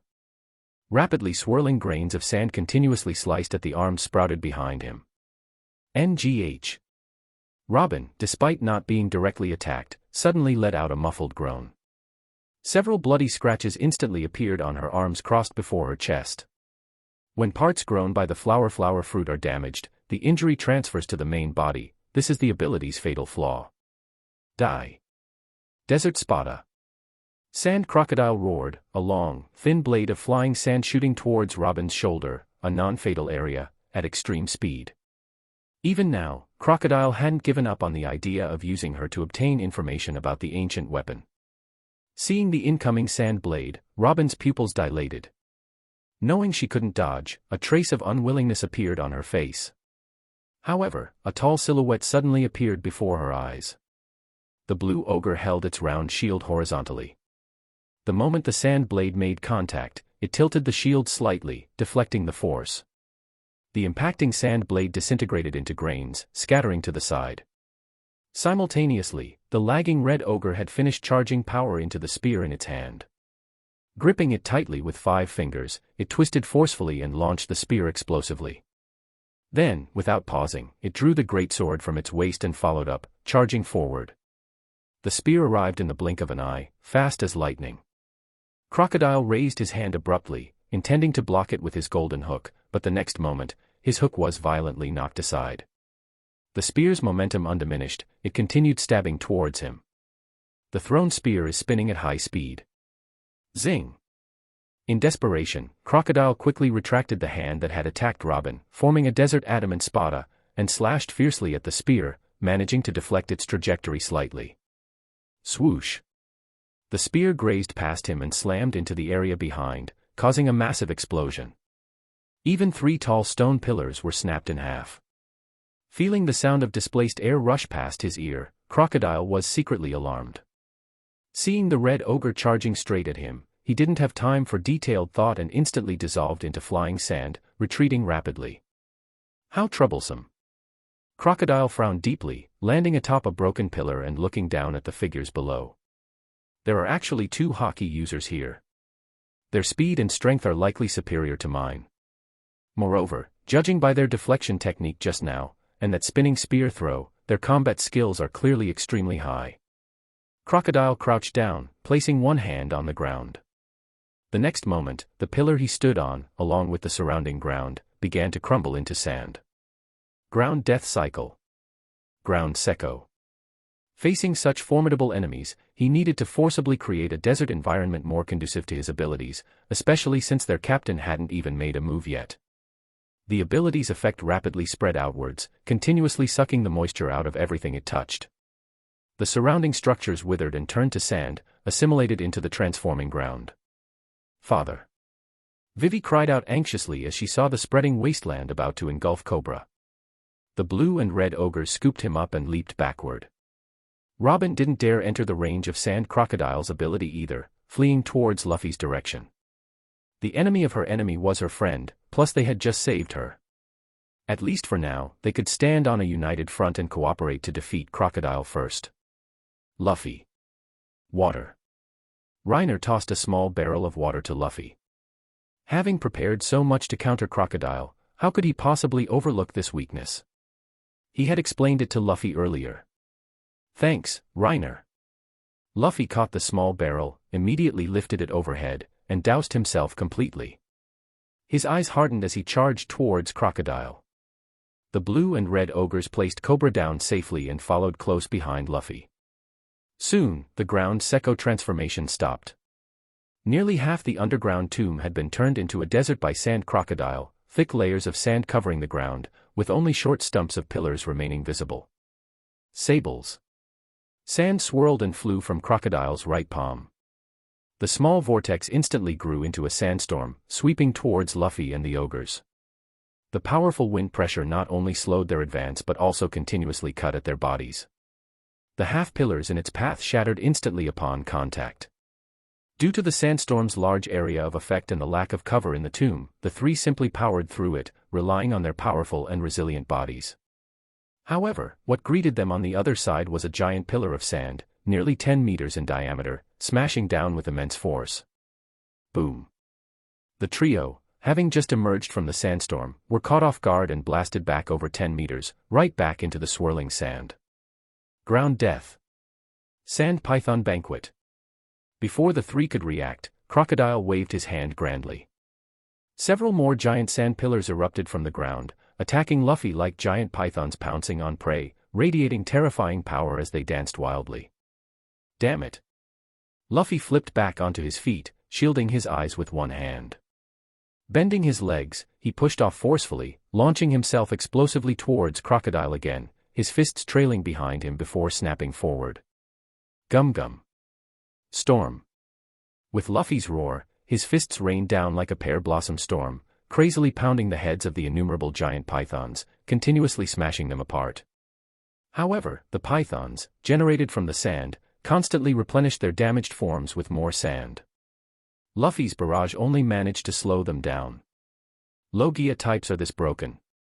Reiner watched the grand scene, secretly amazed. The power of these techniques was far more exaggerated than he had imagined. Just these sand pythons alone, their sheer weight was far beyond what ordinary people could withstand. Seems there really was some truth to those shames of the Logia being teased. Boom. The blue and red ogres shot forward, slamming their shields hard against the oncoming giant pythons. After breaking through the initial wave of sand pythons, Luffy leaped through the opening. His hands, left behind, snapped back like palms, then shot forward towards Crocodile. Gum Gum Bazooka. Cinco Puerta. 5-layer sand gate. Sand Crocodile raised his hand, and 5 thick sand walls erupted from the ground. Each was several meters thick, the sand on their surfaces flowing rapidly. Bang. Bang. The thunderous force of the bazooka smashed through 3 sand walls like splitting bamboo, but its power gradually diminished, getting bogged down in the flowing sand of the 4th wall. With a thought from Sand Crocodile, the remaining 2 sand walls instantly transformed into crocodile heads, opening their ferocious maws to bite down hard on Luffy. Swoosh. Swoosh. 2 whistling sounds echoed almost simultaneously. The red ogre somehow had another white bone spear in hand. Together with the blue ogre, they hurled their spears with force. Boom. The spears streaked through the air like meteors. In a flash, they pierced into the mouths of the 2 crocodile heads, blowing them apart with a bang, then continued flying towards Crocodile. Desert Adamant Spada. Crocodile transformed both hands into giant sand blades and slashed at the spears, deflecting them. Then, bracing one hand on the ground, with another thought, dozens, even hundreds, of person-sized sand crocodiles materialized and charged forward wildly. Reiner frowned deeply. The opponent seemed far stronger than he had imagined. Blue Ogre and Red Ogre were still struggling to get close, let alone himself. At this distance, his marksmanship and the bone chain sword were unlikely to hit. Hakoku required charging time, and if it failed once, the opponent would be wary, making it difficult to use again. Usopp. Find a good position. See if you can find an opportunity. Reiner had already given Usopp one of the special guns capable of firing sea stone bullets. His sniping talent wasn't just for firing slingshots. Got it, Reiner. Usopp's expression was resolute. He nodded firmly and slipped away into the shadows. Meanwhile, Luffy and the ogres were busy dealing with the surging horde of crocodiles. Watching Crocodile continuously unleashing abilities from the rear, a determined glint flashed in Luffy's eyes. Without using that move, I probably can't get close to him. Chapter 50, Gear 2nd. Meanwhile, on Polka Street in the royal capital, strange shrill cries and angry curses echoed continuously through the deserted street. Behold my Okama Kenpo, exploding swan arabesque. Why are swan heads attached to your feet? You damn pervert. Thwack. Thwack. Well. Kicks powerful enough to rival a rifle shot. This is the charm of an Okama. Bon Curie, clad in a blue-striped ball skirt and a pink cape, boasted, his mocking expression appearing even more exaggerated on his heavily made-up face. He had removed the swan decorations from his back and attached them to his feet. Combining the swan's flexible neck with its steel-like pointed beak focused all the destructive power onto a single point. Although Sanji thought the explanation was nonsense, looking at the smooth, round holes punched into the wall, still smoking slightly, he couldn't help but feel secretly alarmed. You've got a few tricks up your sleeve, huh? The two had been fighting for quite a while now, and his opponent was proving trickier than he had imagined. Sanji's expression turned serious. He ground out his cigarette butt under his black leather shoe, then charged towards Bon Curie. But if you think that's enough to take my life, you're about 100 years too early. Sanji lunged forward with a whip kick.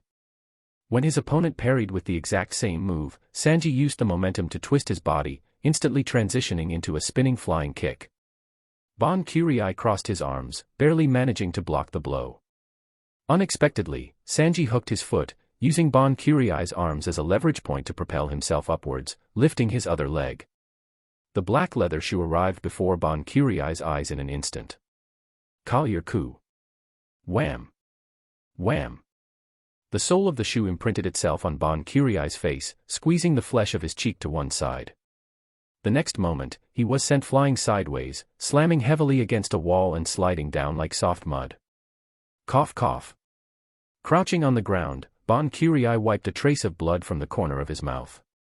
His eyes fixed intently on the pursuing Sanji, he quickly stood up, executing ballet steps to leap high into the sky. Tucking his legs with the swan heads attached, he gathered power, then rapidly unleashed a flurry of kicks towards Sanji. The sharp swan beaks rained down like a storm of bullets. Bombardier. Brochette. Sanji supported himself on his hands, spinning his body continuously, his two black-trousered legs repeatedly kicking out at the swan heads, retracting, and kicking again. Thud. Thud. Thud.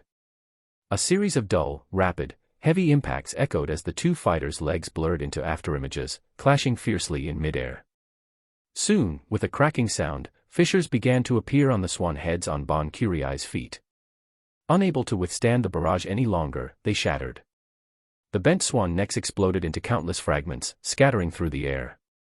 In Bon Curie's astonished eyes, a black leather shoe filled his vision. Pola Friar, Spectre. Amidst Sanji's roar, a fierce whip kick struck Bon Curie's face, smashing him to the ground, only for him to bounce back up slightly. Sanji then leaped into the air, his legs becoming blurs as they struck various parts of Bon Curie's body, sinking deep into his flesh like two wooden mallets furiously pounding minced meat. Jigget. Quiso. Quasi. This storm-like assault completely overwhelmed Bon Curie.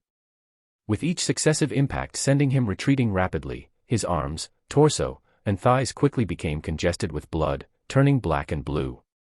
And finally, Mouton shot.